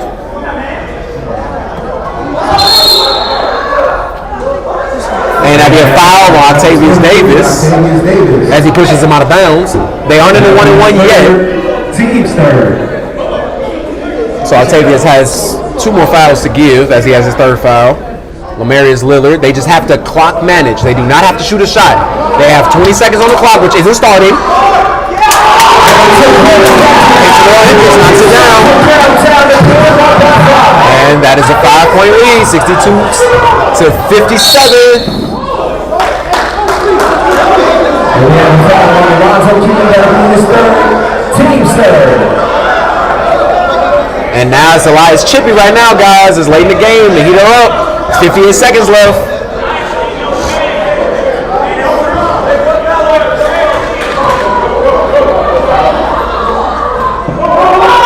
And it gets to Koger.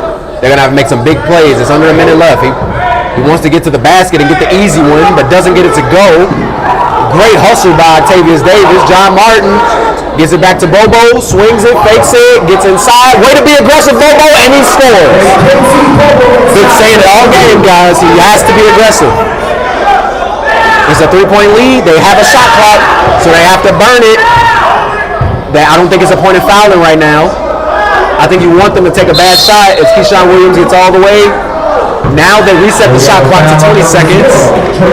I don't know if fouling is the best option. I think that they want to play good defense right now as they have an 8 seconds differential, which is plenty of time to get a shot up and foul then. If they foul too early, you might extend the lead a little too early, but I mean, I guess that's working. That'll be his second, team's 5th. The Spurs are not in foul trouble, so they can give up a few.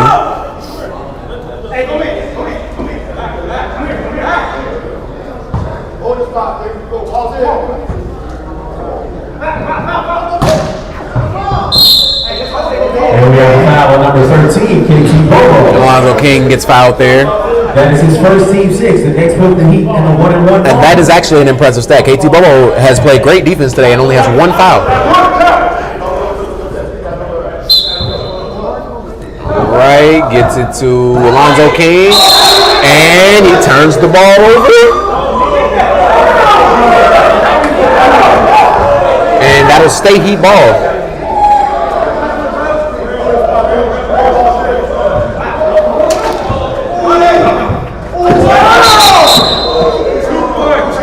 We have a foul on number 2, Dennis Koger. And I believe those turnovers are going to cause them to gain this game from the Spurs.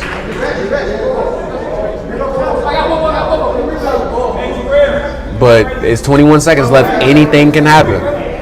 All it takes is 3 good plays right here. The next 3 plays have to be perfect for the Spurs. And they have to knock their free throws down here to extend this to a 2-possession game. And he knocks it down, extends it to 2 possessions. Now it makes it way harder. And he knocks down the first to give him a 4-point cushion with 21.1 seconds remaining. Hard to get 2 possessions in 21 seconds. if I were the Heat, I would foul the Spurs. But it just depends. Like, I would let him burn some clock very quickly. They call the timeout. And it's looking like the Heat are on edge for victory here. If I were coaching this game, I would tell the Heat to foul the Spurs because they can only get 2 points from it.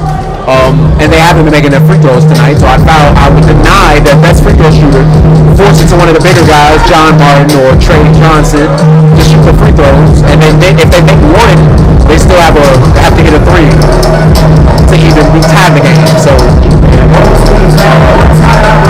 I think you should burn as much clock as you possibly can before they get a shot up, because it's a 30-second clock. So there's no more shot clock left. So that way it forces the Spurs to take a quick shot when they inbound the ball again. Also, the Heat are not they're in the 1-1, I believe. So after this shot, they'll be in the 1-1. So a foul right here will put them in the 1-1, and they take one free throw, and they can change possessions quickly. So it just all depends right now on what the Heat have planned. The Spurs have the ball, though. And KT Boa pushing it. I don't think they're going to foul. I think Dennis Coker wants that 3-ball, misses that, and they get the rebound. They have to foul. They have to foul. And now the Heat have control of this game. They just have to make their free throws.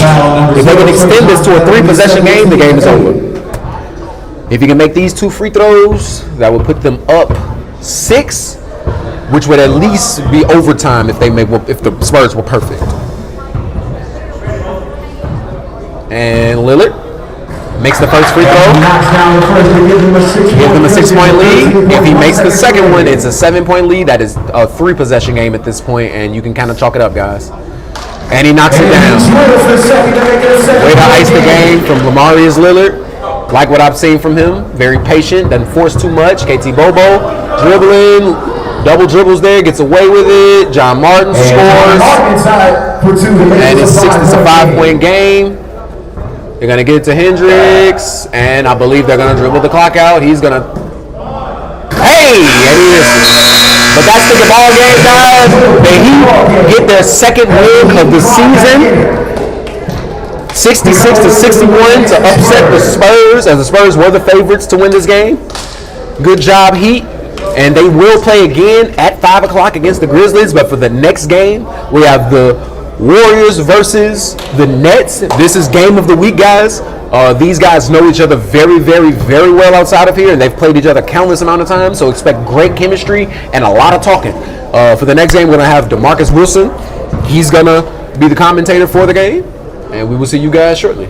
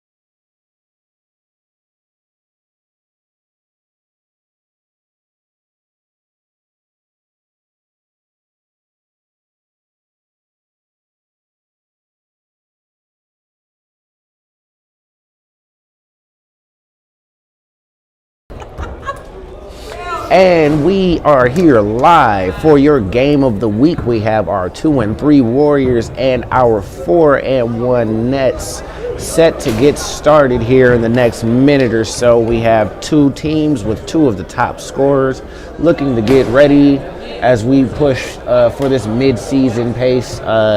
Just kind of getting these games going, getting underway here. 4 o'clock game here at the K1 Center.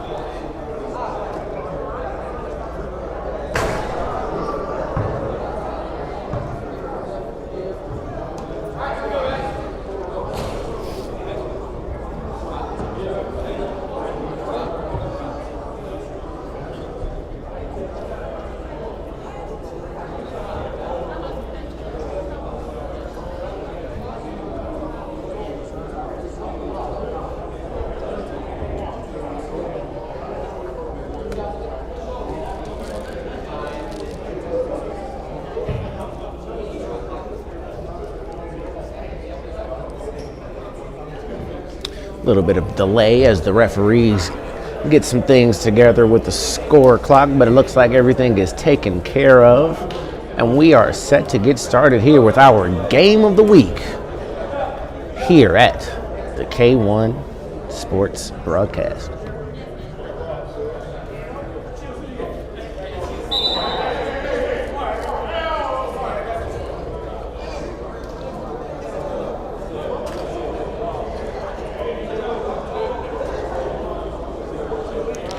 Sammy Hines tipping off here with Rob Anderson, and Hines wins the tip to Tyree Mosley, and we are underway. Mosley step back, 3-pointer good right off of the rip, and I missed the first highlight of the game. Good drive, good take, left hand layup, no good, rebounded by Laquan Tidwell, passed up, given back to Tidwell. Getting the ball up the court, splitting the double team, unfortunately turning it over, and 2 more points for the Nets. Looks like Lawrence on that layup. Tyree Mosley again on another step back, and again he is locked in. 2 for 2 from downtown, 6 points in short order for Tyree Mosley. As the Nets walk it up, they're talking about their matchups. They're opening the floor up. Got a nice high-paced game here. Clearing out the side. Swinging the ball side to side. 3-pointer up. Air ball. Out of bounds, and it is Warriors basketball. Quan Shaw is telling the ref that he wants to get the ball in bounds before the player gets his shoe tied. I understand the strategy. The ref didn't give it to him. Tyree Mosley walks it up. Let's see how they adjust defensively. He is hot. Good double team on the pick and roll action. They give it back to him. Shots up quick. No good this time. Rebounded by, rebounded to the Nets out of bounds. Score is still 6-2-2.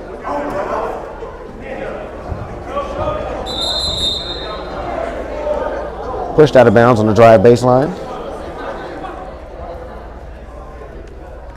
Looks like we got Willis inbounding. That foul on number 4, Rob Anderson. His first team's first. Willis inbounds it to Lawrence. Lawrence to Lester. Lester up on the 3. Good. Martavius Lester from downtown. Looks like we got Quan Shaw bringing the ball up. Goes right into the post. Quan Shaw is a lot bigger than he looks on this screen. Let me tell you guys. 3-pointer up and good. Good pass to the outside out of the post. The Nets have made all of their baskets from downtown so far to start this game.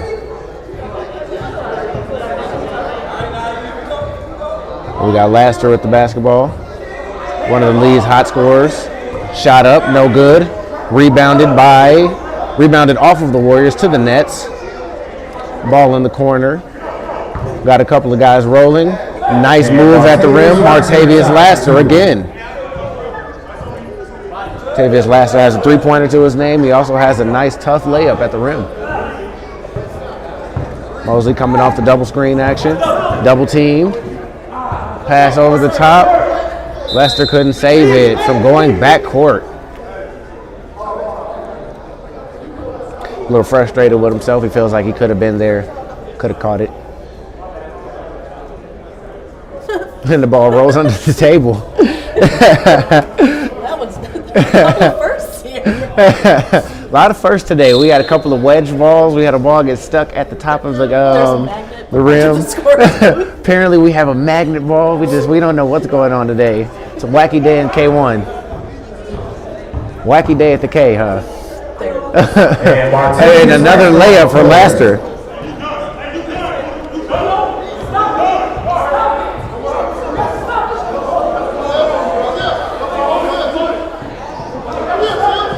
They're having trouble up top, moving the basketball. They're stuck up top. No 5-second count.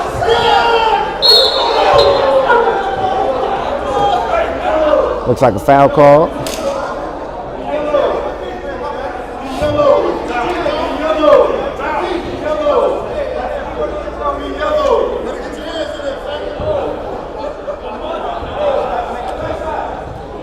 Turned over, kicked out of bounds, and Nets basketball. The Nets are playing really aggressive defense. They're confusing the Warriors, it looks like, just kind of being antsy and being aggressive with their hands and with their press. See if the Warriors can adjust. As the Nets shoot the three, they miss. Quanshaw on the rebound. Given to Tyree Mosley, goes up the sideline. Gives it to Houston. Houston up with the three. No good. Rebounded by Tidwell. Layup, no good also. And the ball is stolen from Houston, and it looks like we're gone. 1-2 on the layup. Blocked out of bounds by Tidwell. Good hustle. Lawrence looked like he might have took an extra step, and that was just what Tidwell needed to catch up and block the shot. And we got some substitutions. Ball up. Tough move. Rebound. Shot up. No shot. Pump fake. This time, shots up by Lawrence. Three-pointer good for the lefty. Tyree Mosley walks the ball up the court. Met at half court by Lawrence. They're moving the basketball. Shot up. Another quick shot. Rebounded. And it looks like it's an outlet. 1-2. Blocked out of bounds.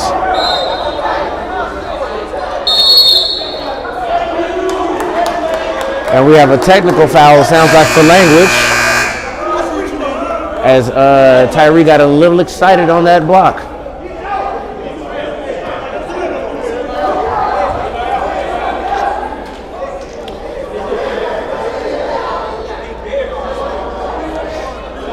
May have told Lester to get that shot out of here in so many uncertain terms.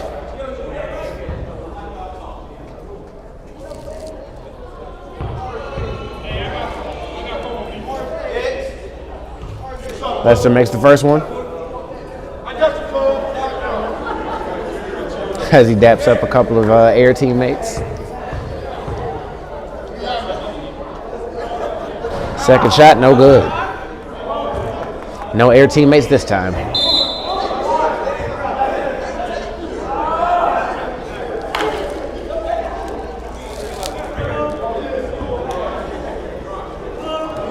Ball inbounds to the Nets.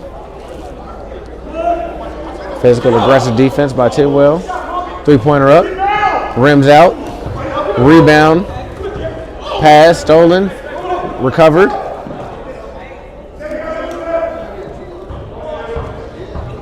Nice drive. Nice reverse.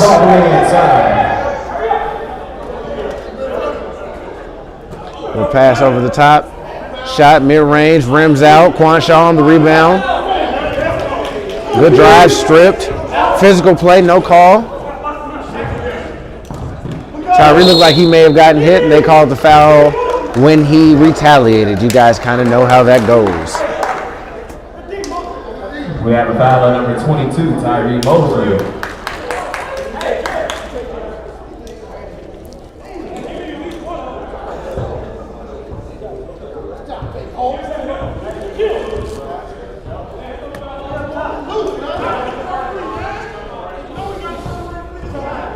Split the double team. Right hand layup, missed. Warriors are running it. Cronshaw on the take. Missed layup, no call. Passed up. Missed layup, one bounce. Layup good on the rebound. Martavius Laster's having himself a half. Timeout called by the Warriors. 17-9. Warriors need a breather. All right, ladies and gentlemen, we ask that you test your luck with our first raffle. Get one ticket free just for being a subscriber of our YouTube channel, and you can purchase 1 for 2. Again, test your luck with our first raffle. Get one ticket for free for just being a subscriber of our YouTube channel, or you can purchase 1 for $2.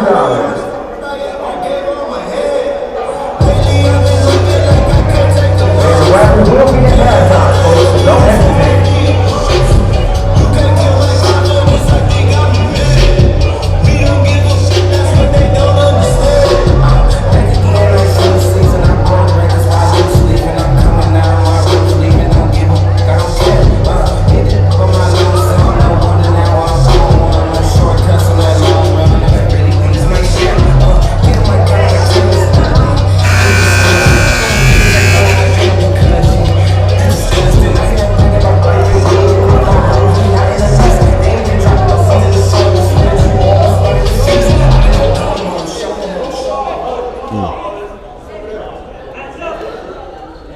And it is Warriors ball after this last timeout.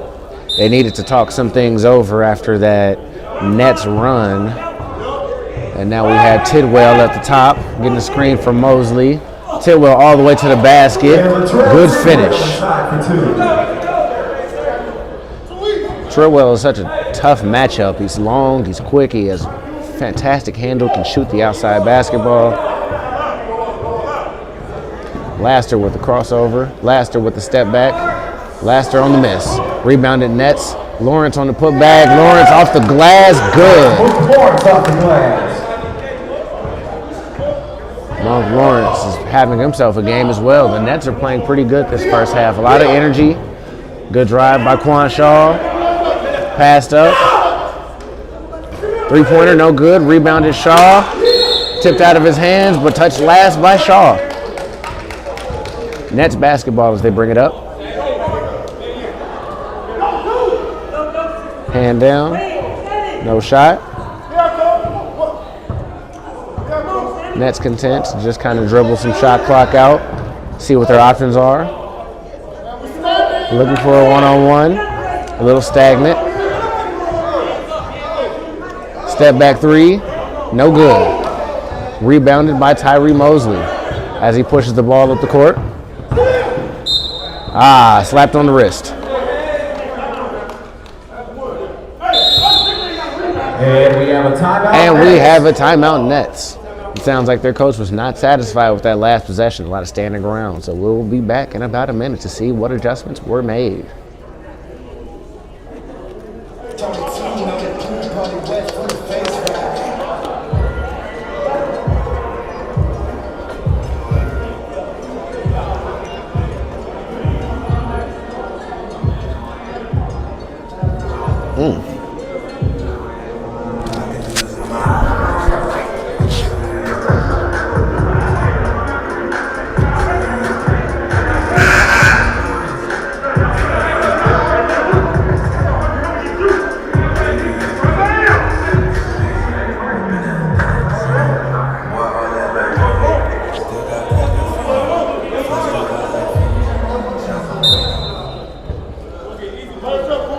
Ball in.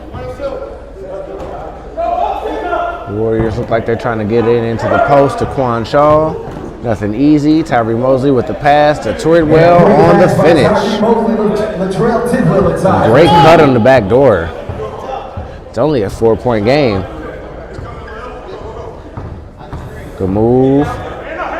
Good pull up from mid. No good. Warrior rebound.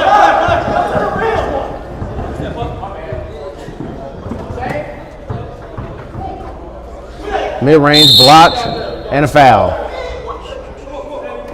Yeah, we have a foul on number 4, Sammy Hines. Sammy Hines on the foul. That'll be his first team's third. Hines is saying he was kicked by Mosley. The ref thought otherwise. No reason in arguing. They will not change the call.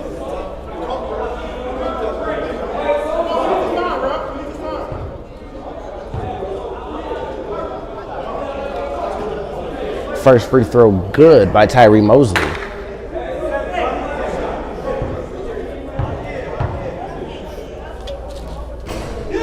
Second free throw, no good. And it is a 14-19 ball game.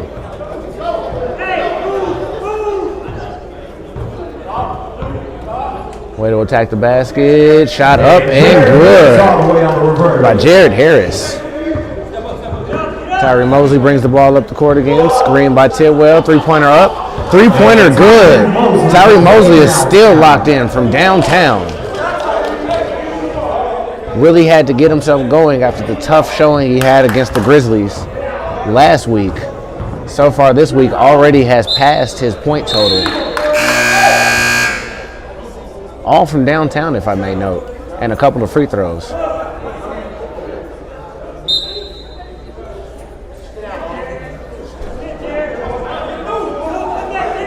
Good defense by Treadwell, using his length to really stifle a defender. Two techs, and it looks like Lawrence is out of there. Got frustrated by a call made by the ref and slapped the basketball out of bounds. So not only that, it looks like the Warriors have a chance to get free throws to get themselves back in the ball game, and they have a chance to get the ball back. This could be big. Game of the week is getting really chippy. Treadwell is excited.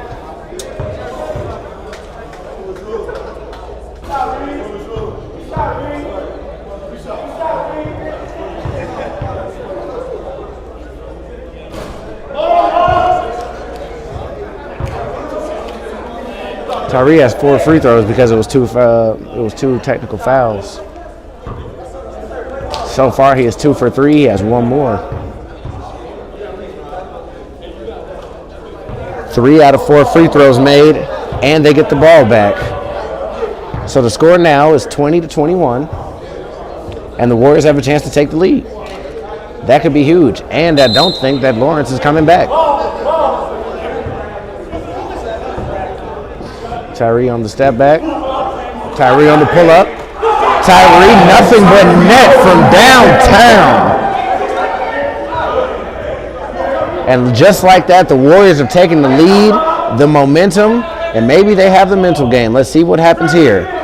Good move in the post. Fouled. We have a foul on number 4, Rob Anderson. Rob Anderson on the foul, it looks like. His second. Team's 4.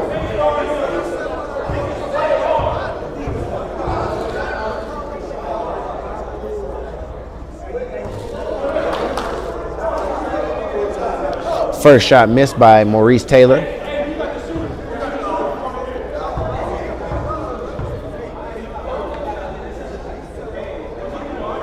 Second shot no good by Maurice Taylor. Great hustle.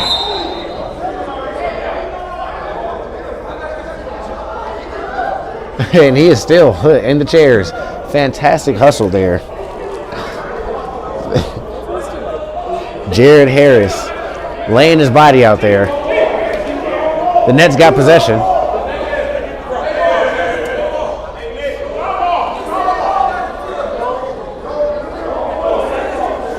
Looks like there's a little bit of a discrepancy between the refs on whose ball it is.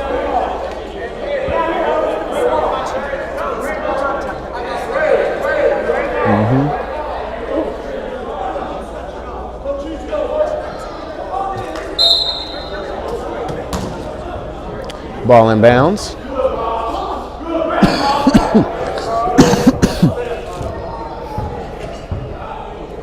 Shot blocked by Houston. Step back shot. Another made basket by Tyree Mosley. Very interesting footwork on that last play. Maybe an uncalled travel, but when you're hot, it does not matter. Long three-pointer, way off. Rebounded by the Nets. Thrown out of bounds eventually as Tyree Treadwell tried to avoid the ball. Oh, looks like it's still gray ball. Ref said it was inconclusive.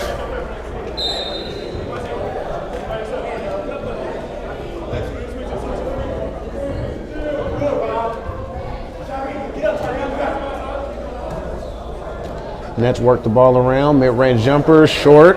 Rebound by Harris and a finish. Not Latrell Tidwell.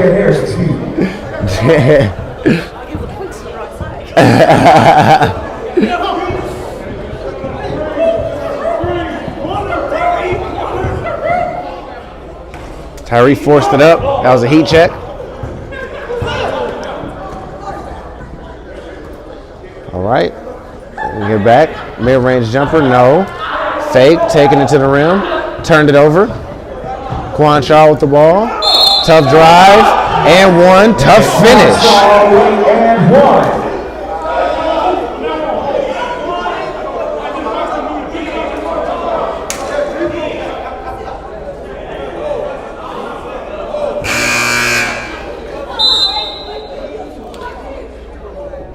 Like I said, I don't know if the telecast does it justice. Quan Shaw is a strong individual.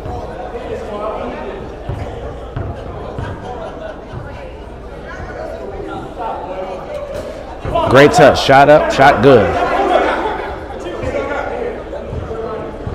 Laster brings the ball up the court. Rejected the screen. Blocked. Cuss word again.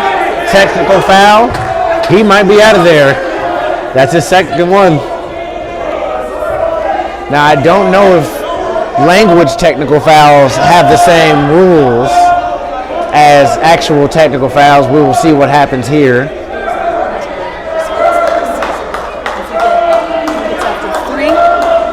Language fouls just paid $25 for each one after that. Okay. Trying to cut down on negativity. And here we go, wasting the clock again. Not wasting, but...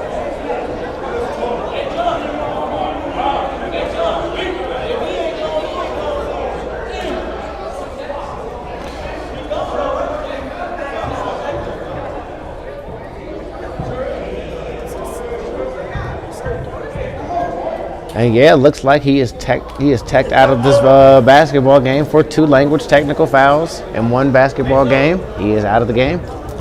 Laster lines up for his second free throw. Looks like he made both of them.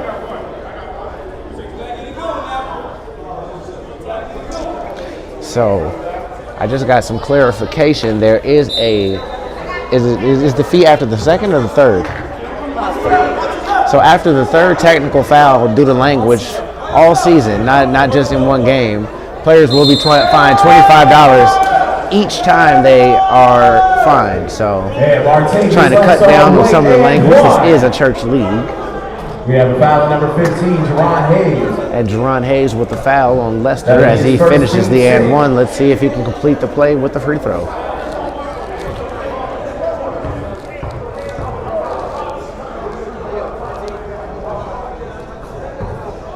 Martavius Laster missed the free throw.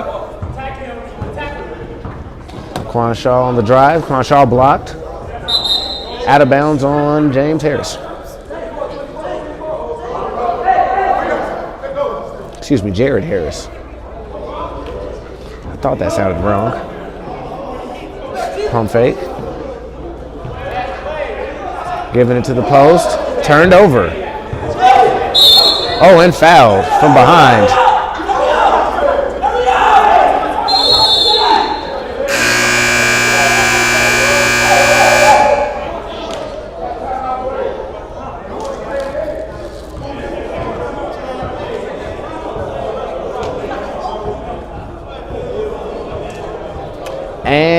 that is the half.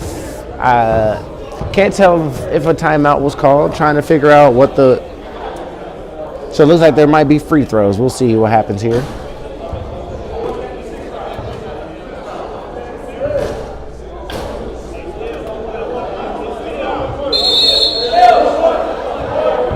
So it is 1-1. Looks like the player will line up by himself for the free throws, as the clock did expire.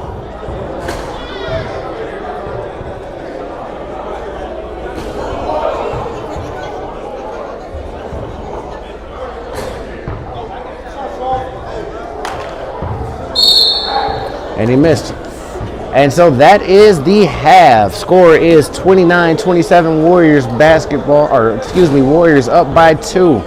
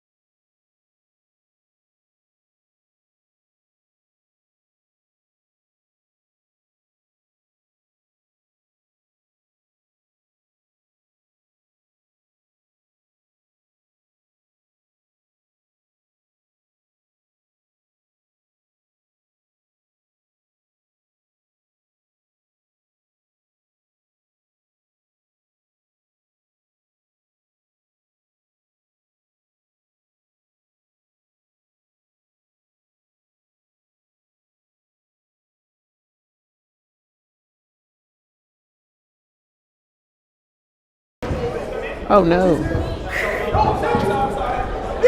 Turned over. Another transition look, another good pass. Foul going up. Martavius Lester. We have a foul on number 10 from Ari Hodges. That will be his first team first.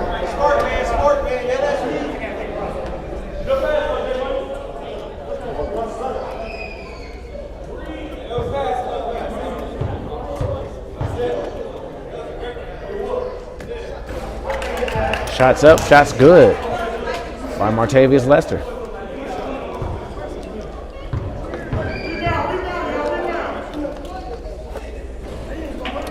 And Martavius Lester goes 2 for 2. Quan Shaw with the ball.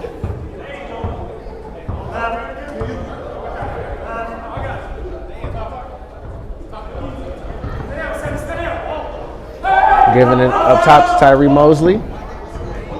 Reading the screens. Pass to the top. Drive. Mosley, good defense. Shots up. No good. Trying to draw that foul. The ref are not going to call those. They will call those, though. And one. Tough finish by Hines.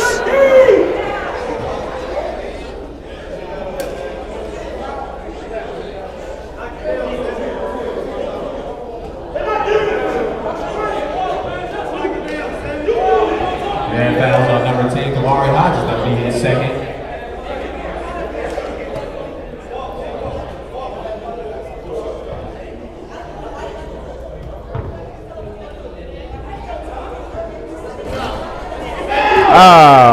Shots off. Rebounded by Tyree Mosley. Double team, pass to Quan Shaw. Pick and roll. Up top to Mosley. Down low in the post to Quan Shaw. Good move. Right shoulder jump. Right shoulder hook. Good.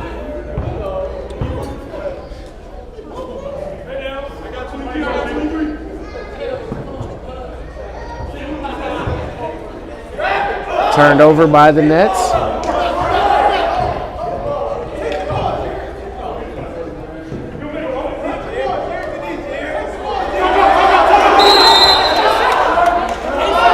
Great defense.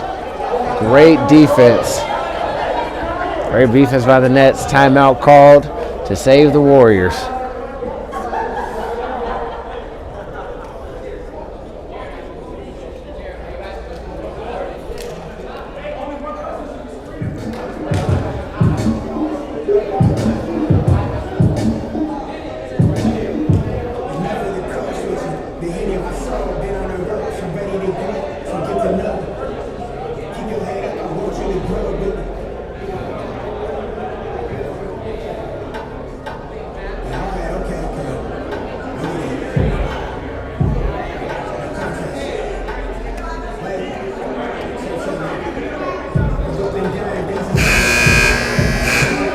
brain scheme to get the riches quick. I played a long game once you've been seen and I with this quick.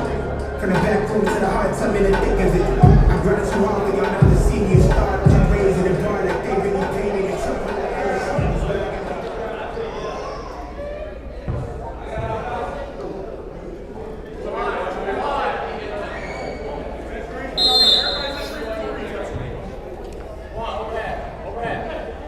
And we're back.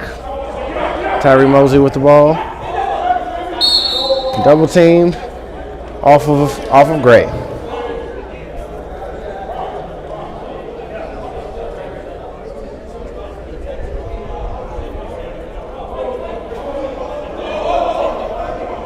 Ball inbounds to the corner.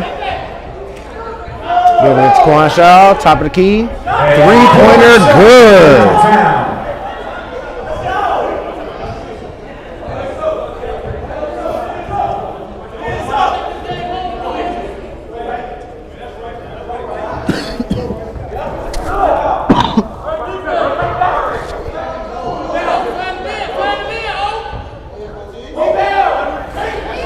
Mid-range good by Jackson.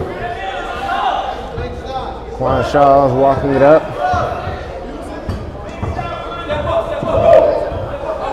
Avoided the double team. Ball knocked out of bounds.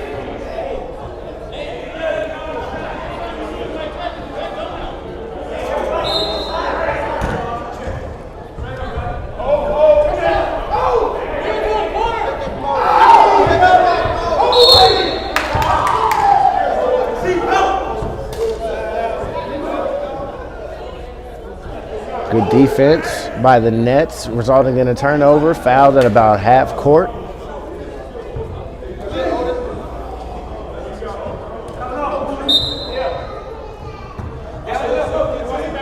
A little less than 13 minutes left in this tie ball game, 37-37. Shots up in the corner, no good, thought he was fouled. A good strong finish at the rim. Tried to get three the hard way. Shaw with the ball, splitting the double team. Stolen. On the floor for it. Either a foul or a jump ball. Looks like a foul call. Looks like the foul is on number 1, Jerry Wills.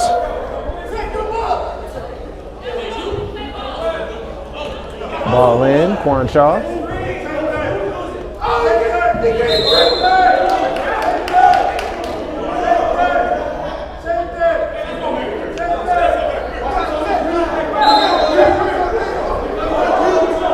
Mosley with the basketball, creating space, trying to find someone, giving it back to him.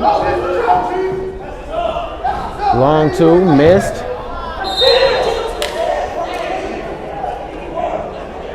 Off of the hands of Willis.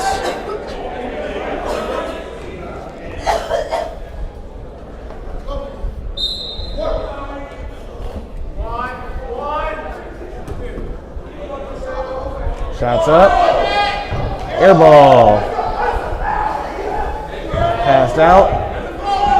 Lawrence with the basketball. To the rim. Good finish. Not Lawrence, but Sammy Hines. Tyree Mosley with the basketball. Walking it up. His Nets down 4. They've been doing a really good job of double teaming, making all these looks hard for Tyree Mosley. A lot different than it was in the first half. In the first half, it was a lot of one-on-one opportunities. Guys had their hands down. They weren't really ready. He was locked in. This time, they're playing physical. Nobody's letting him go. He can't catch a ball cleanly without seeing a guy next to him or in front of him. Three-pointer up. Bounced around a couple of times. No good. Good drive. Good body. Lester going back to the line. It's been a reoccurring thing in this game. Martell Lester getting free throws.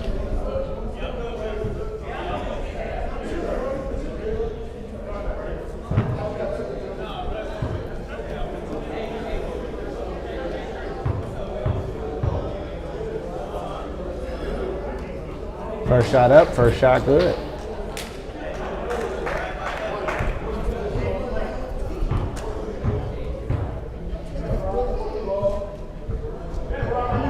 Second shot good. Ball inbounds to Quan Shaw. Mosley with the sweep, Mosley with the drive, Mosley with the step back. Two-pointer, no good. Hines with the ball, passed over. Lester on the layup.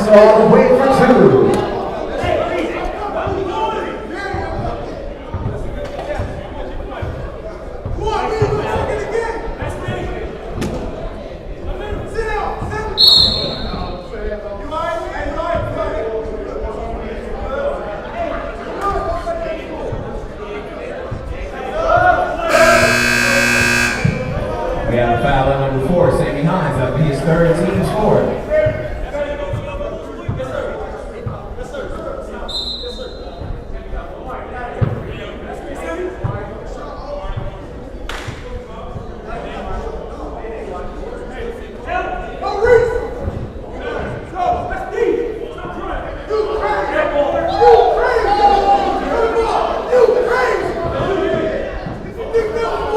And Ronnie Jackson all the way on the fast break finish. Steal by the Nets. Jackson for 3.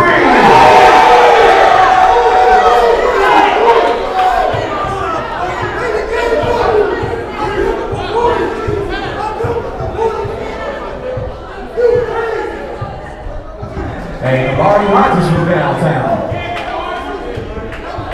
It's a Jabari Hodges from downtown. Lester walks the ball up the court. 10-point lead.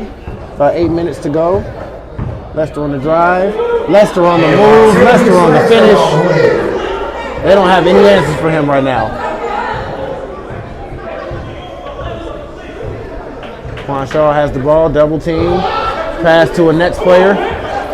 Stolen. The Nets are still on this run. Good pass to the corner. Shots up. Shots good.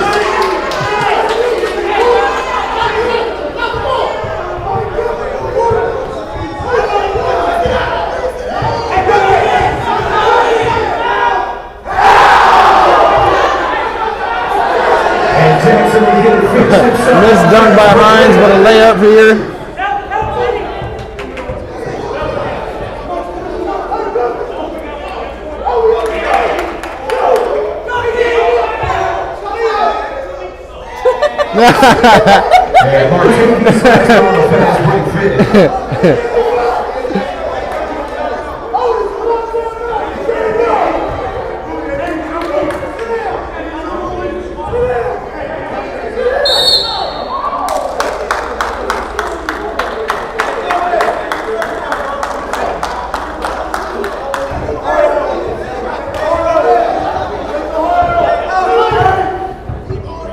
Quan Shaw brings the ball up again. Every time they're trapped. They're getting trapped every single time.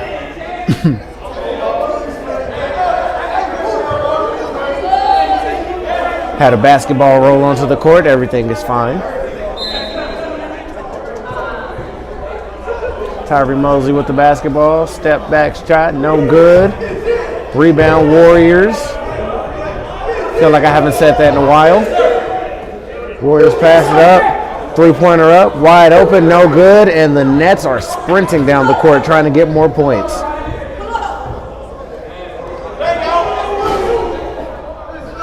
Boxed out by Martavius Lester, finished good.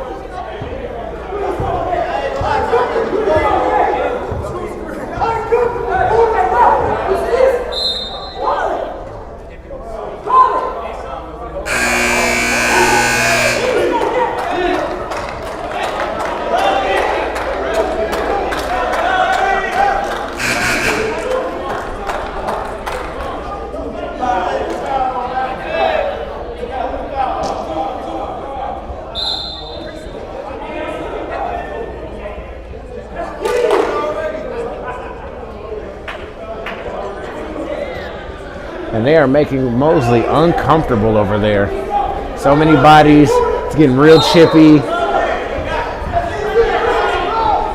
Missed at the rim. Another run out. Another pass. Blocked out of bounds off Warriors' foot.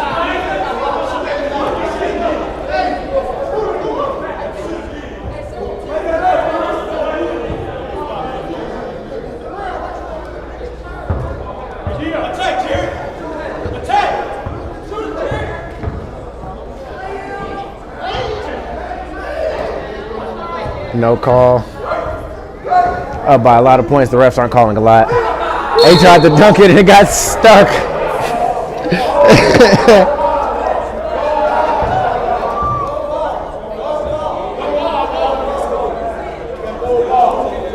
Gold ball on the jump.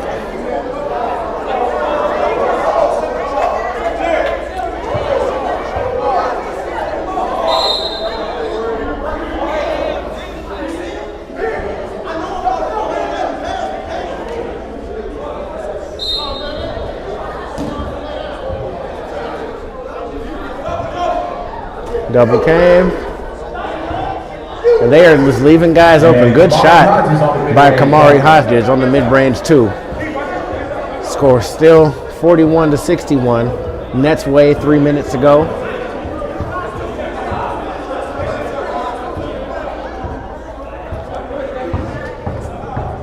Nets up by enough points to just contently dribble the ball up as much as they can. There is still a shot clock for them to be conscious of.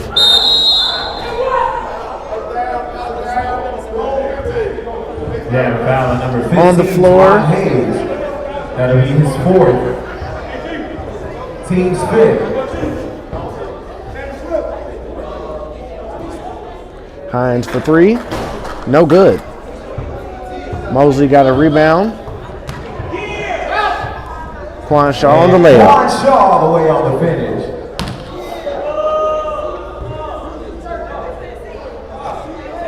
Three-pointer up. No good. Quan Shaw again.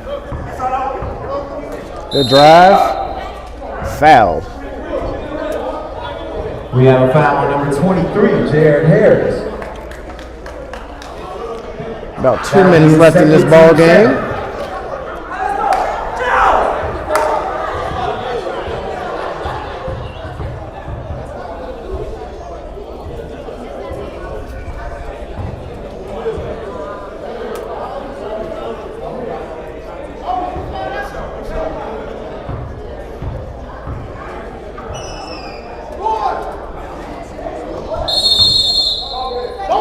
And that is ball game. 20 points or more with less than 2 minutes to go. They are what we call it. 45 to 61. And that is it for me, Mr. DeMarcus Wilson. You guys have a great evening and enjoy the rest of your day. That was your game of the week. Nets come away with a victory, 61 to 45.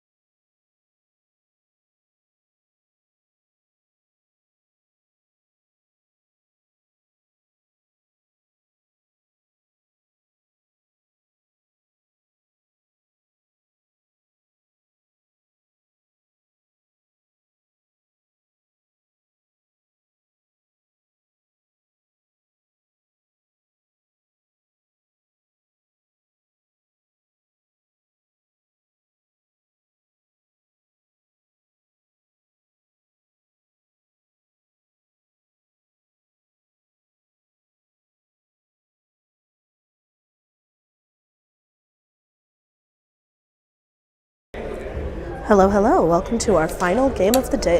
Grizzlies versus the Heat. Heat coming on for the second game of the day. They beat the Spurs earlier today. 66-61 was the final of that game, so they're hoping to keep their winning streak going. Grizzlies wanting to snap it for them.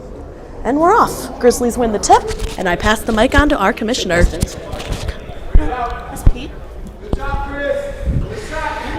Chris White off from 3 as Jonathan Henschel is here. It's the 5 o'clock day of week 5. Great day of basketball here at Kankakee First Church. Thanks for joining us. The Heat are 2-3. And the Grizzlies are 3-1. What a as Alonzo King cooks the layup. And it's the follow-up to go. The Heat coming into today were 1-3, and they've got a split doubleheader. We've actually never had that before. They upset the Spurs. The Heat upset the Spurs in a huge 3 o'clock win, 66-61. They were down as much by, I believe it was 19 points, and just kept chipping away in the second half. That 3 from Dan Mitchell. The Heat have it. Trey. Bucket and one. We have a foul on number 23, Chris White. That'll be his first, team's first. What a phenomenal finish from Anthony, absorbing the contact. So the Heat today, with 2 games, both teams they face are 3-1. What a big day for the Heat. If you recall, the Heat finished last season at 8-3. They had won basically a series of tiebreakers and a 3-way tie to get the number 2 seed.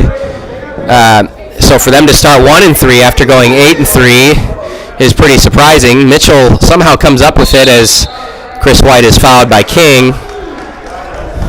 Huge win against the Spurs.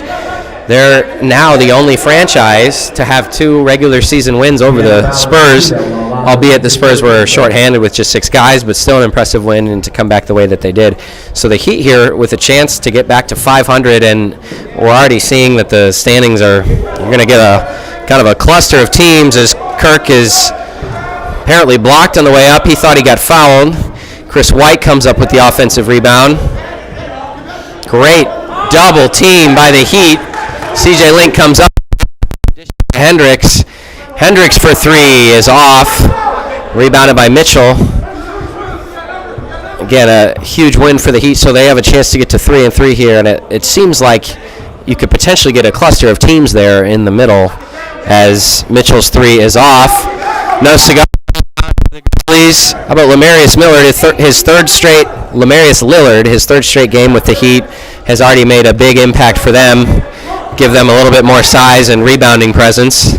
Hendricks' 3 is off, which gives the Grizzlies a chance to run their first basket of the game. I think the Heat absolutely have the athleticism to hang around with the Grizzlies, and I don't think fatigue's an issue with their young legs, and they've got 9.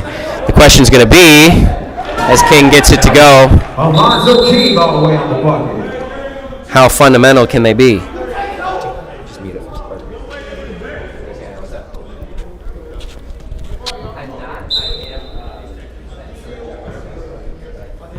Grizzlies bringing the ball up. Mr. Henschel has stepped away.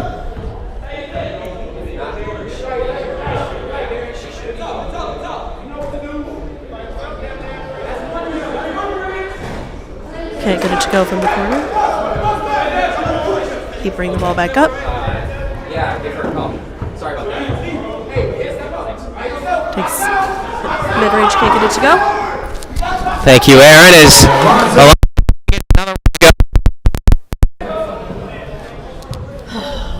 Now are continuing to ride the wave that they rode in that massive upset win over the Spurs.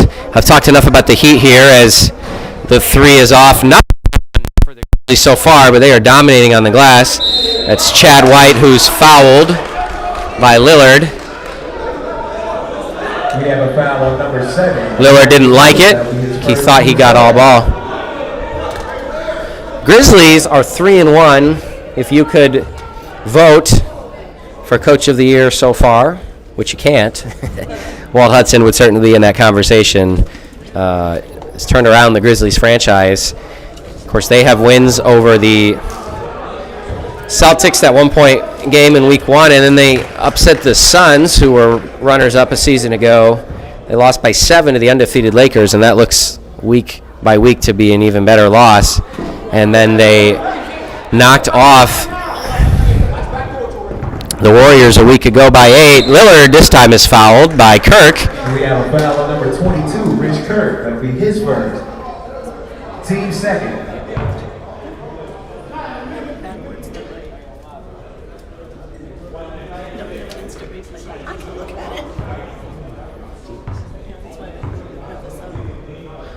And the Grizzlies 3-1 as Lillard knocks down the first. If they win today, they will be 4-1, and they would be deadlocked for a second-place tie with the Nets, who just improved to 4-1, a runaway win at the end there against the Warriors. That was a really, really fun first 30 minutes of the game, and then it was all Nets to close things out. As the Heat are up 11-2 here, the Grizzlies take on the Rockets next week, which is interesting because they're also 3-1 as Lillard swats away the pass. The Grizzlies seem to be coming up with just about everything. As they do it again, it's Chris White. I don't know how many loose balls they've come up with, but it's 11-4. The Heat are running. Such an athletic team. For them to put it together like they did in the second half against the Spurs was pretty encouraging. Step three from Darius Lillard, and it's 14-4 early. The Heat are not cooling off anytime soon, it would appear.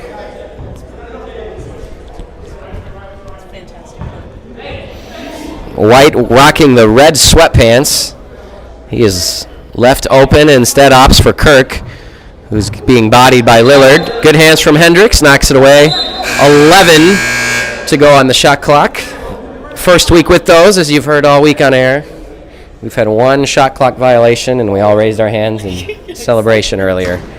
Been waiting a long time for these. Great pass to Chris White, and he just can't finish on the layup. He's not going to get back on defense, which means the Heat are going to have 5-on-4. Somebody's open.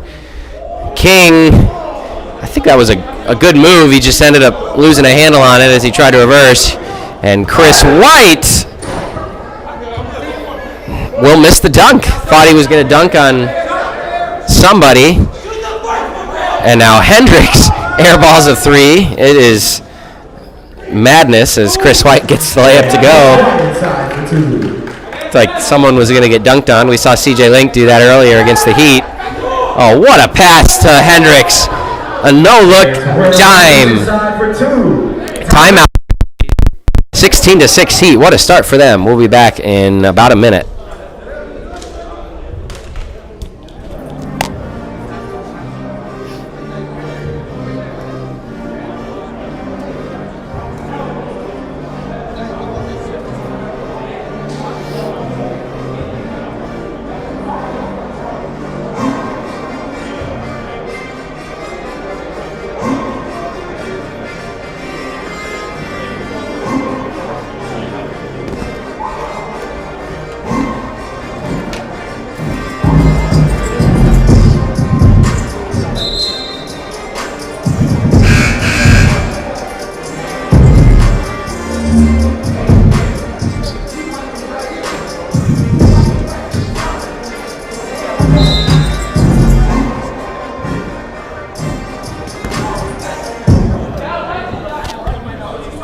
We are back.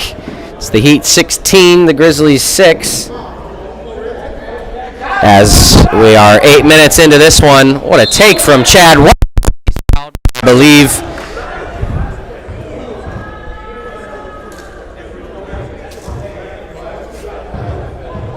I thought Springer might have reached in.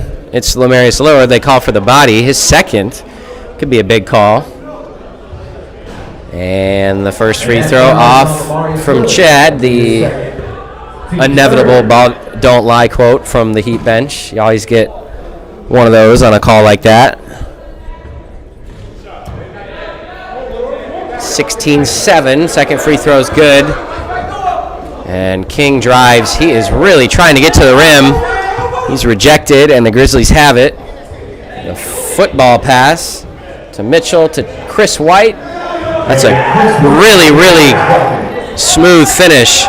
16-9 victory out of the timeout.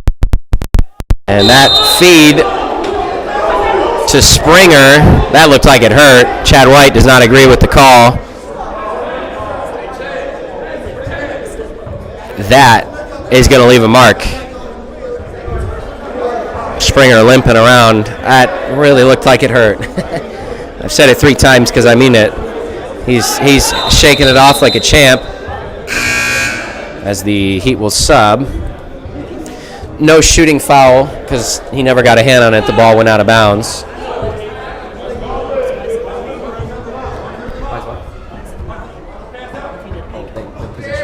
Yeah, 16-9 here. 15 on the shot clock. Stripped by Kirk, and he traveled. I think he felt like he was getting hammered.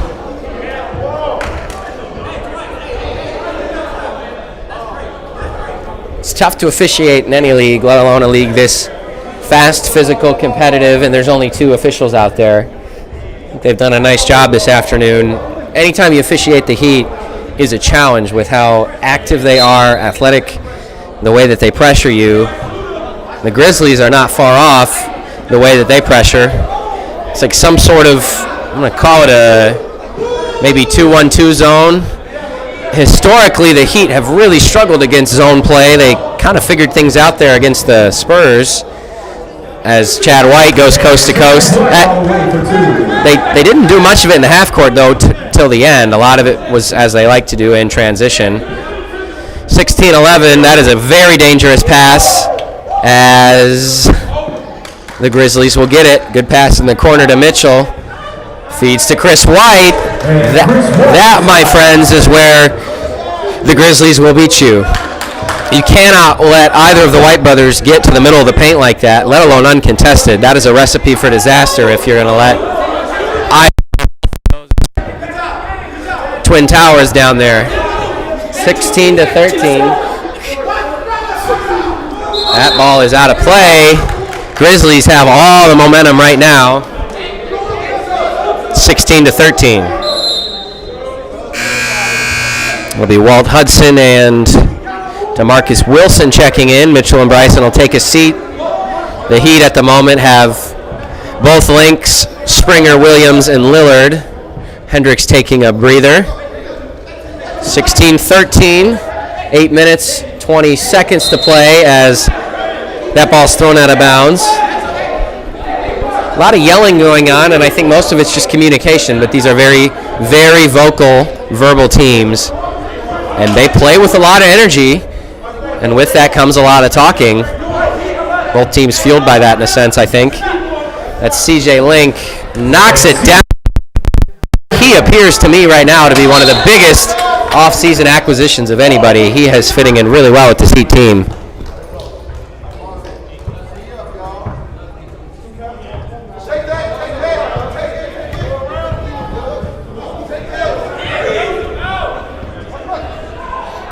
Wilson being doubled.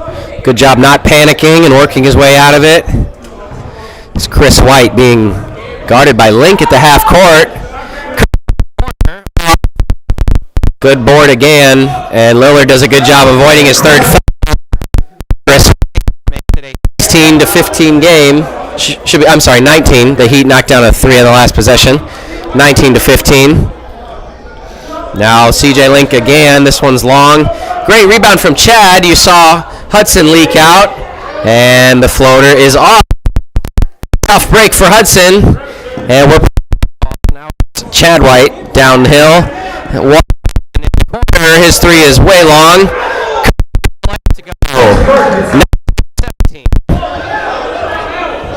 Walt never has a lack of energy coming into the game, does he? 19-17. Now the Heat will take a timeout as the Grizzlies go on a little run of their own, and we will take one too. Be back in about a minute. Heat leading 19-17 in a very fast-paced, fairly low-scoring first half.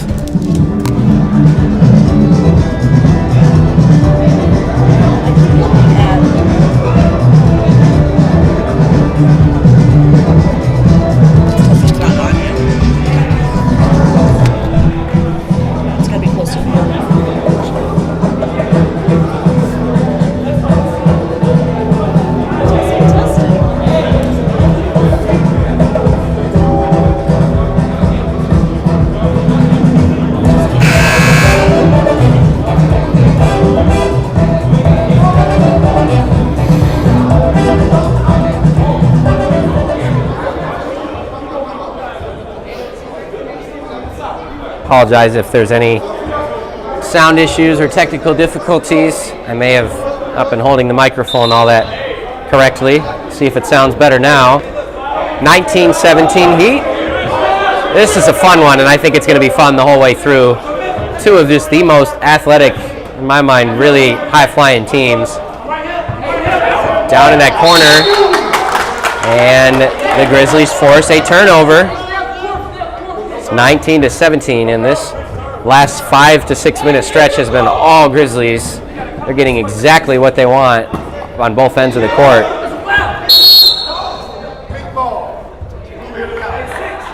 Knocked off, apologize, down in our dead spot, knocked out on the Grizzlies.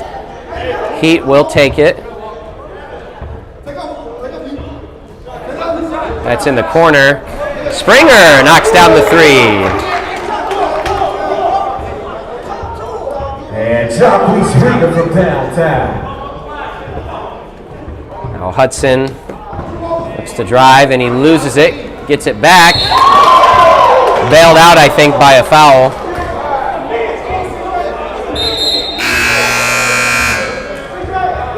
We have a foul number 5, John Springer.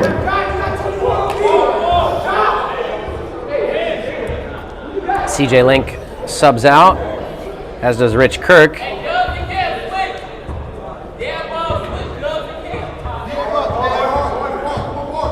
Mitchell off of the screen from Chris White. He'll turn it over. Hendricks, as he often does, with the purloin. And now he fires a three. That's off. Good board by Hudson. Blocking out Cam Link. And he's stolen by Williams, who's blocked by Chris White. This is a fun one, folks. It's just, yes, back and forth, back and forth. It's like a tennis match.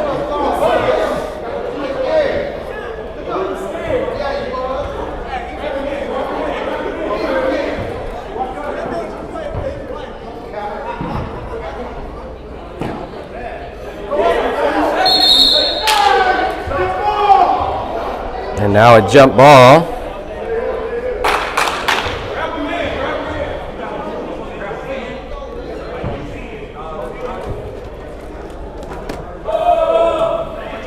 Springer with the pump fake. He got Kirk up in the air, but he'll pass out to Lillard, who knocks down the three. It's fun to see this Heat team with Lamarius, who was gone their first 3 games. I should say first 3 games, actually, and now he's been here for their last 3. What a feed from Chad to Chris. That is phenomenal. Ball handling and vision, and a good steal from Chris White. Lillard, as Mitchell wanted to travel against him. Now Hendricks pulls from deep. I'm sorry, that's Keyshawn Williams, as Hendricks gets the rebound.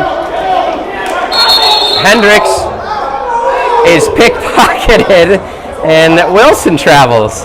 Everybody frustrated. It's just how it goes if you're an official. I thought it was a great double team. Hendricks unable to pass out of it, and Wilson unable to keep his feet. Tough shot in the corner from Springer, and now Williams with the body. The 15th foul, I believe, on the Heat.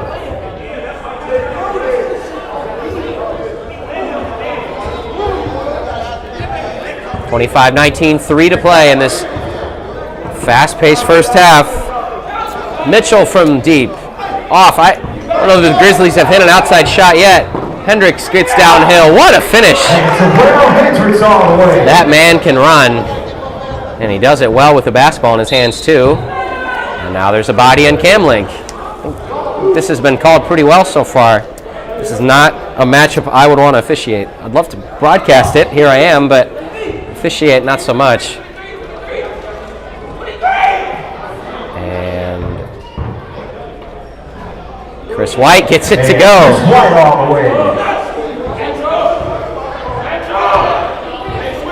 Lillard receiving instruction from the bench. Finds Springer, good pump fake. Now he loses the ball. Visibly frustrated. Only 3 of the Heat get back. And Chris loses it in transition. I think that was a good pass, and it would have been a basket.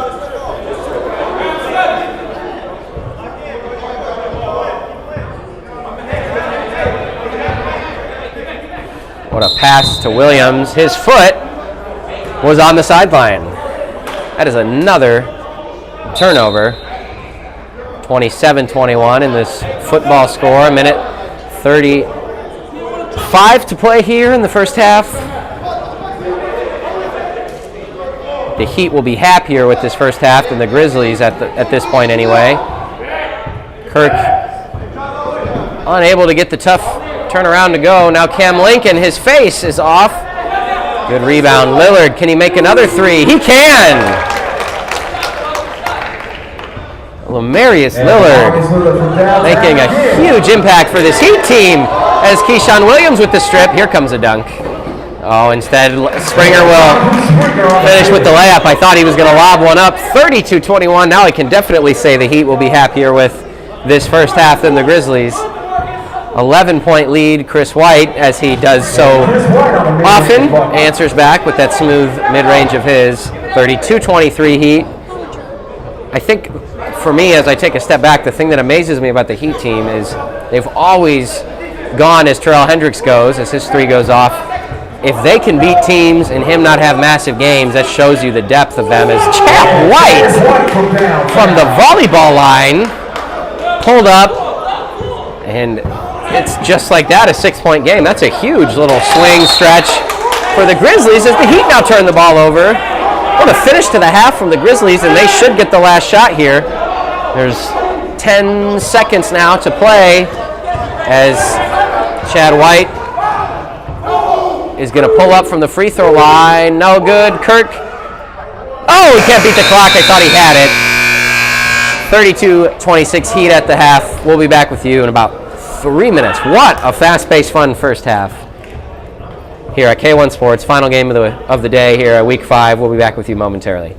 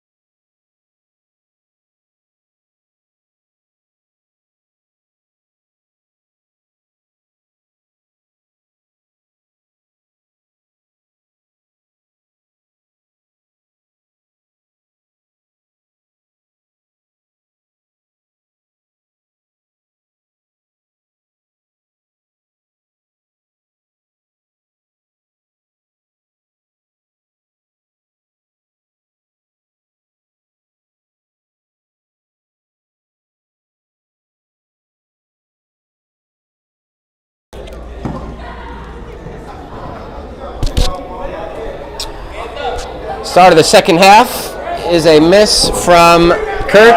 Great rebound from Springer, and he is fouled. Fouls on Wilson.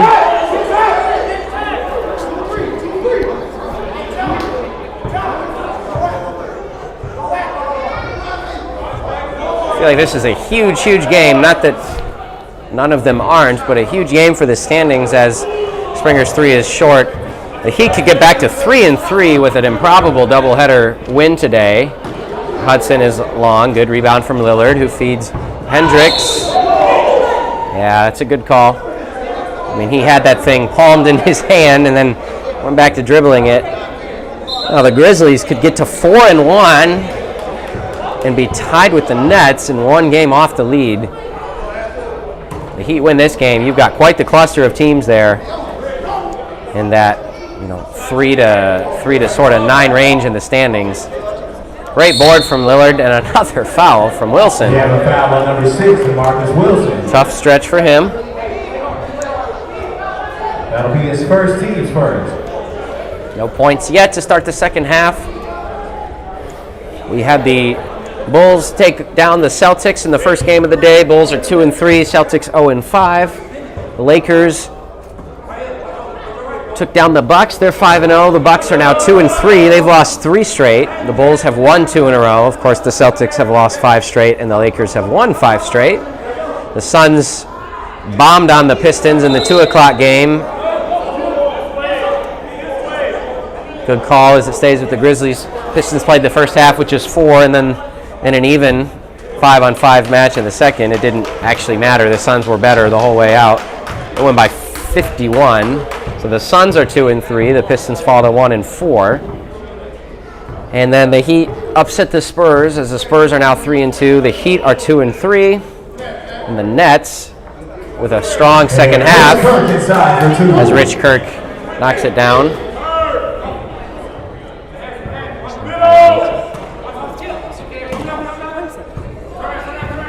As, again, the Warriors faded there at the end as the Nets improved to 4-1, and the Warriors are 2-3. So I believe the Pistons then are 1-4. Your lone 1-win team, if I am thinking about this correctly. Link might have stepped on somebody. Grizzlies thought the play was called dead, and it wasn't. Still no points for the Heat in this half. Yeah, I'm with that. So the Heat, Suns, and Bulls all win today, who are 1-3. So the Pistons are your lone 1-win team, I believe, and your Celtics are your lone winless team. So that means a lot of people are bunched up in the standings there. As CJ Link is, I just think, meshing so well with this offense. 35-30. He has not looked back. A strong performance in week 3 where he took home Player of the Week honors. It's Walt Hudson answering back, 35-32. Hendricks, not himself today, doesn't get back on defense. Hudson gets a layup to go. Walt, you might hate me for saying this, but you must love cherries because you have been picking away and gotten yourself a few layups out of it. CJ Link off, and this is danger time for the Heat. This has been all Grizzlies in the last 7 minutes. What a finish from Hudson. That is 6 straight. No cherries there. He just beat the defense back on that one. Heat down by 1. Hendricks from deep. Gets it to go. I'm drinking as much water as I can between plays because this is fast paced and this is a lot of fun. Now, Chad White. Chad White from downtown. Nothing but the net. Holy cow. 39-38 Grizzlies. Give me 15 minutes more of this, please. Lamarius Lillard is fouled by Chris White. It's the right call.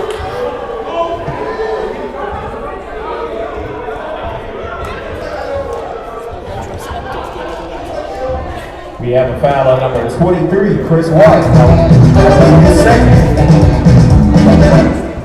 Just a little tunes before your free throw there. Lillard knocks it down. We got ourselves a 39 all game. Just giving it professional vibes to it. They like to play music during the game.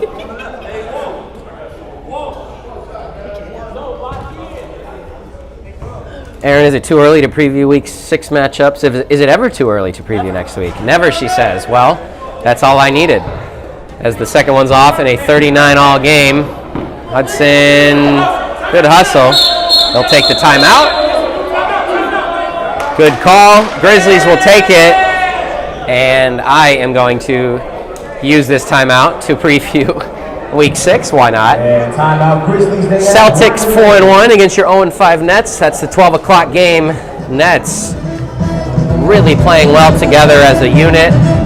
They've won 4 or 5 and probably should be 5-0, but the controversy that was their week 3 loss is what it is at this point.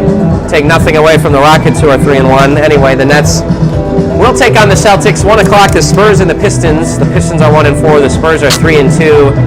It's anyone's guess as to who the Pistons will show up with. They've now played 2 of their 5 games started with 4 guys, and a third game where they only had 5, and a fourth game with just 6. So lots of personnel issues for the Pistons to work out. They'll take on the Spurs, who I anticipate getting their full group back together, which they will need. Chad White on the end one.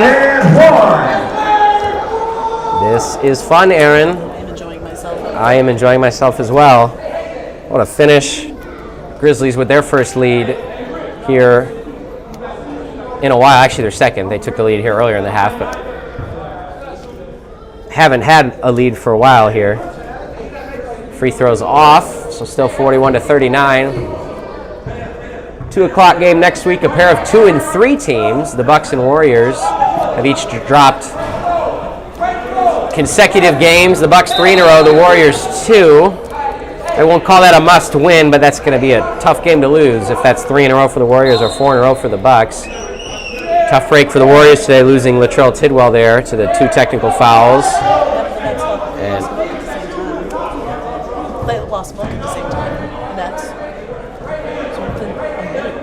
3 o'clock will be the 2 and 3 Suns and the 2 and 3 Bulls. So that's back-to-back games between teams who are 2 and 3. You feel a lot better if you're 3 and 3 as opposed to 2 and 4. Rich Kirk gives the Grizzlies a 4-point lead. They are loving what they're getting right now from this group on the court. Keyshawn Williams, they wanted to travel. Instead, he'll miss the floater. I think the Heat can do better than that. What a pass. Kirk throws it to White, who's out of bounds. Too fancy. I'll say I think nobody has as much fun playing as these Grizzlies do. They're laughing about pretty boneheaded play, but I'm chuckling too. Too unselfish. Shoot the ball, Rich. No, I'm kidding. Love the way the Grizzlies play. That's why they're 3-1, trying to get to 4-1 here. 4 o'clock game next week. It's the first of 2 games for the Rockets, who are, again, one of those surprise teams. Tone Marshall has been unbelievable. Leads the league in scoring. Almost 30 points a game.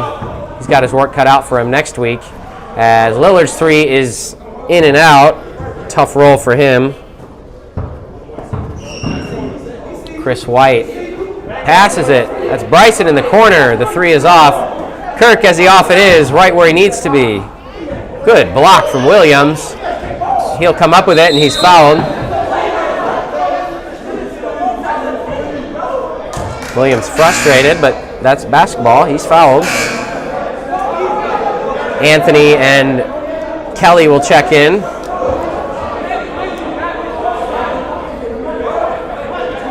the 4 o'clock game next week, the Rockets play the Lakers, who are 5-0.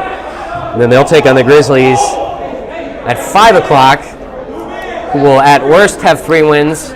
With a win here, they'll have 4. So you could be, the Rockets might be looking at, they'll be looking at 8 or maybe 9 wins between the 2 opponents they play next week. We thought the Heat had a tough doubleheader this week. The Rockets, I think, take the cake for that one.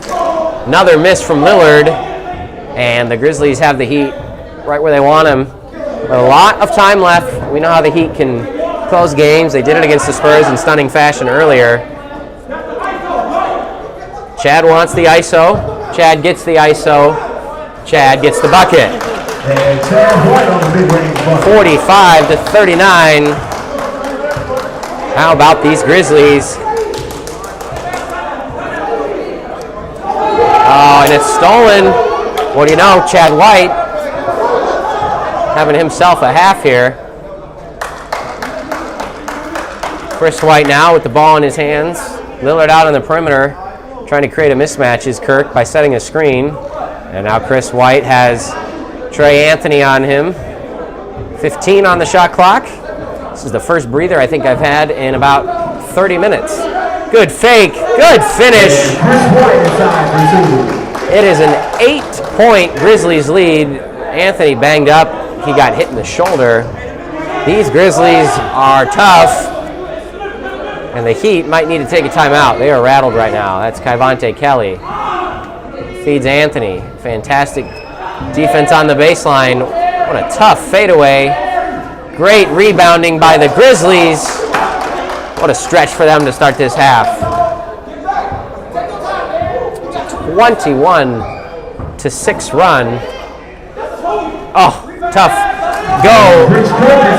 Should say tough miss from Chad White as he can't get it to go. Kirk gets it to go. So we're having some focus issues with the camera. And Alonzo King with the finish. We are back. 49 to 39. That stops the bleeding on what I believe was a 23 to... Math is hard, Aaron. I believe it was 23 to 5 run to open the half. Trying to remember the halftime score. 32-26, yeah. Lillard down the lane. It's a good call, in my opinion. Just don't think he was quite there. He was there for a long time, but I don't think he had slid over just enough. Is that his fourth? Is that accurate? Is that really 4 fouls on Chris? I believe it is. I don't know that the Grizzlies realize that, as they have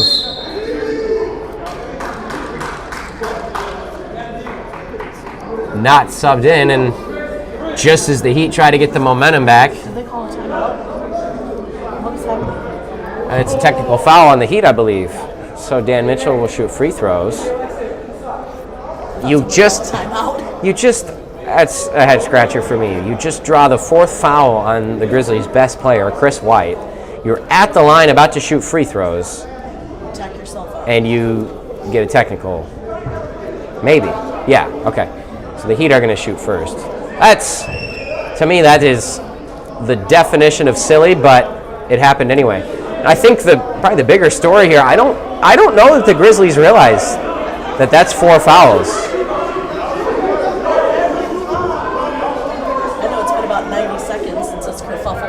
Yes, this clock's just going. That's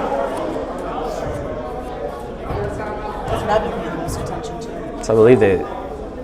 I'm not necessarily sure. I think they were trying to determine who should shoot free throws first.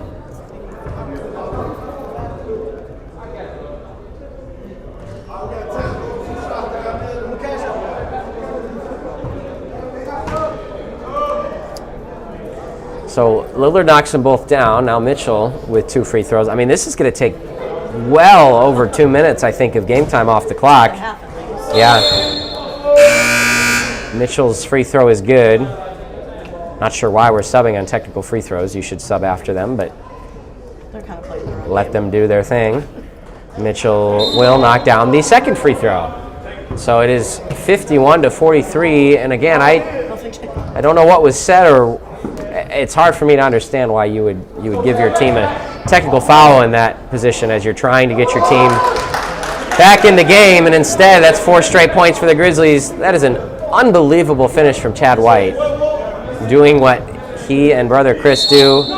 Tough call against Kirk. I think he got him on the arm after he blocked the shot. 10-point game as Anthony steps to the line. This is a different feel to it than the Spurs game did. Feels like the Grizzlies kind of have this game exactly how they want it. don't know what's happening. It's not what I'm clicking. I know. Update scores.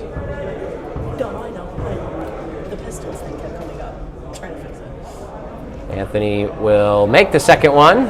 9-point game. So if you're the Heat here, you're down 9, you got 5.5 minutes to play, you have to get stops. It starts there.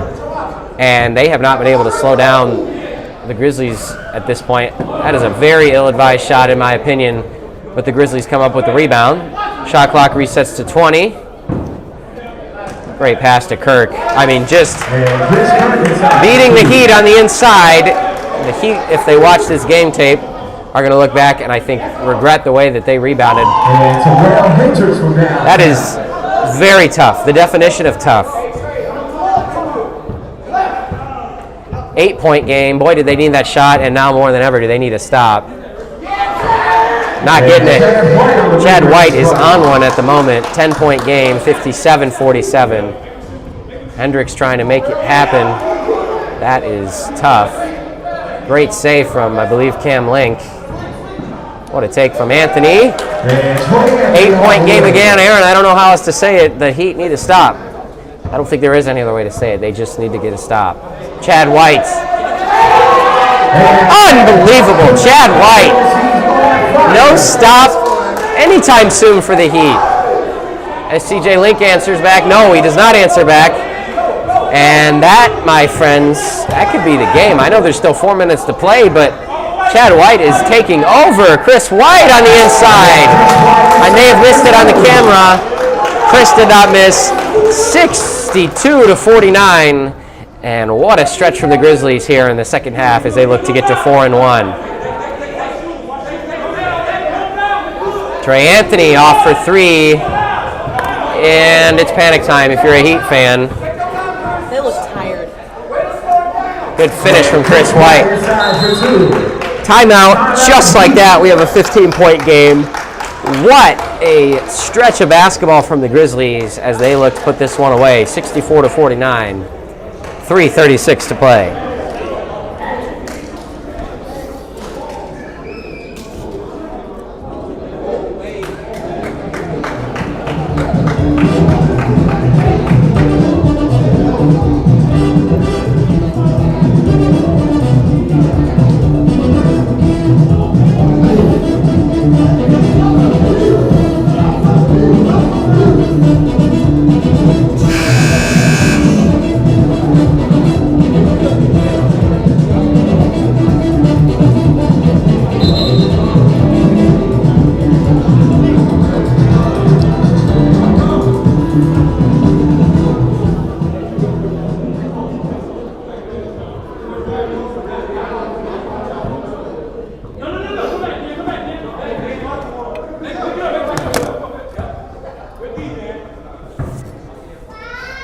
Cam Link. That 3 is off.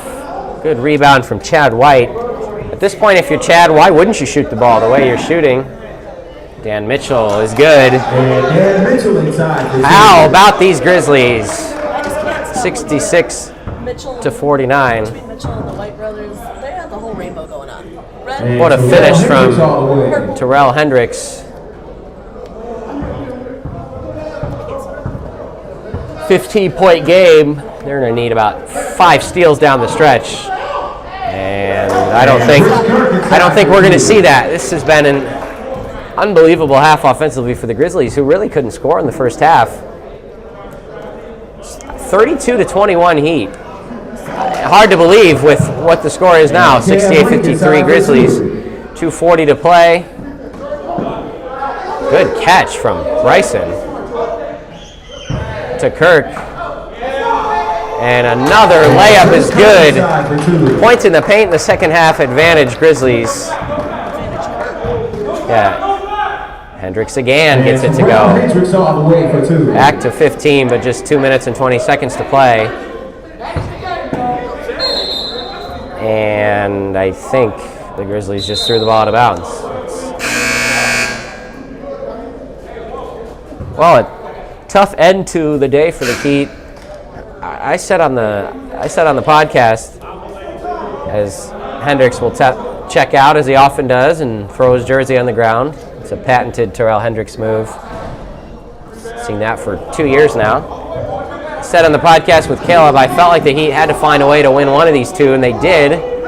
I thought they'd actually match up better with the Grizzlies than the Spurs, but Hudson's fouled by Lillard. They did match up exactly how they wanted in the first half, the Heat did. They were up 32-21, if you can believe it, before the Grizzlies have gone on an unbelievable run here. 49-23 is what my math says. It's a plus 26 margin in the last basically 22 minutes of the game.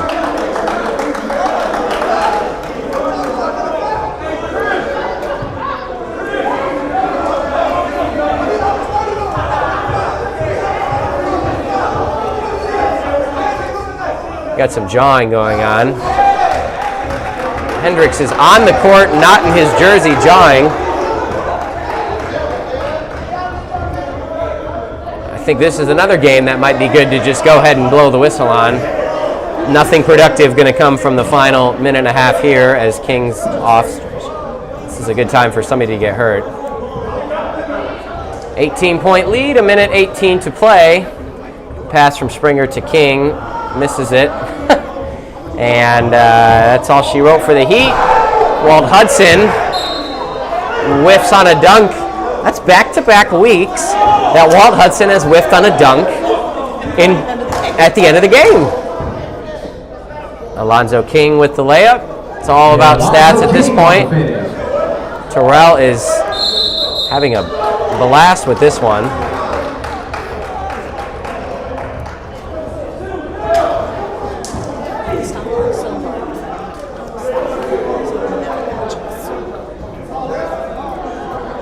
Good day overall. So the Grizzlies and Nets make it to 4-1. The Heat, Suns, and Bulls all get from 1 win to 2, and the Lakers improve to 5-0. That's your Week 5 action. The Heat will be off next week as the Rockets play a doubleheader. How about Rich Kirk? A lot of left-handed layups in this one. 30 seconds to play. Is a phenomenal, showing off phenomenal athleticism. With 26 to play. 16-point game. There's shoes and jerseys on the end of that part of the court.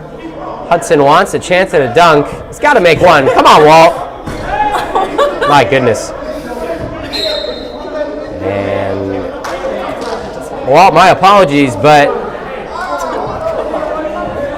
these are on camera. I don't know what to tell you, buddy. Springer also misses a dunk. We're going to make a compilation video of all of Walt's missed dunks at the end of the season. 73-59. That's a 14-point win for the Grizzlies. Week 5 is a wrap. Thank you for joining us. We'll be back next week, 12 o'clock. We kick off with the 4-1 Nets and the 0-5 Celtics. See if the Celtics can pick up their first win of the season. The Nets, meanwhile, look to keep pace and stay at the top of the standings. Thank you for joining us. For Jonathan Enschel, K1 Sports, back with you next week, Sunday, September 25th.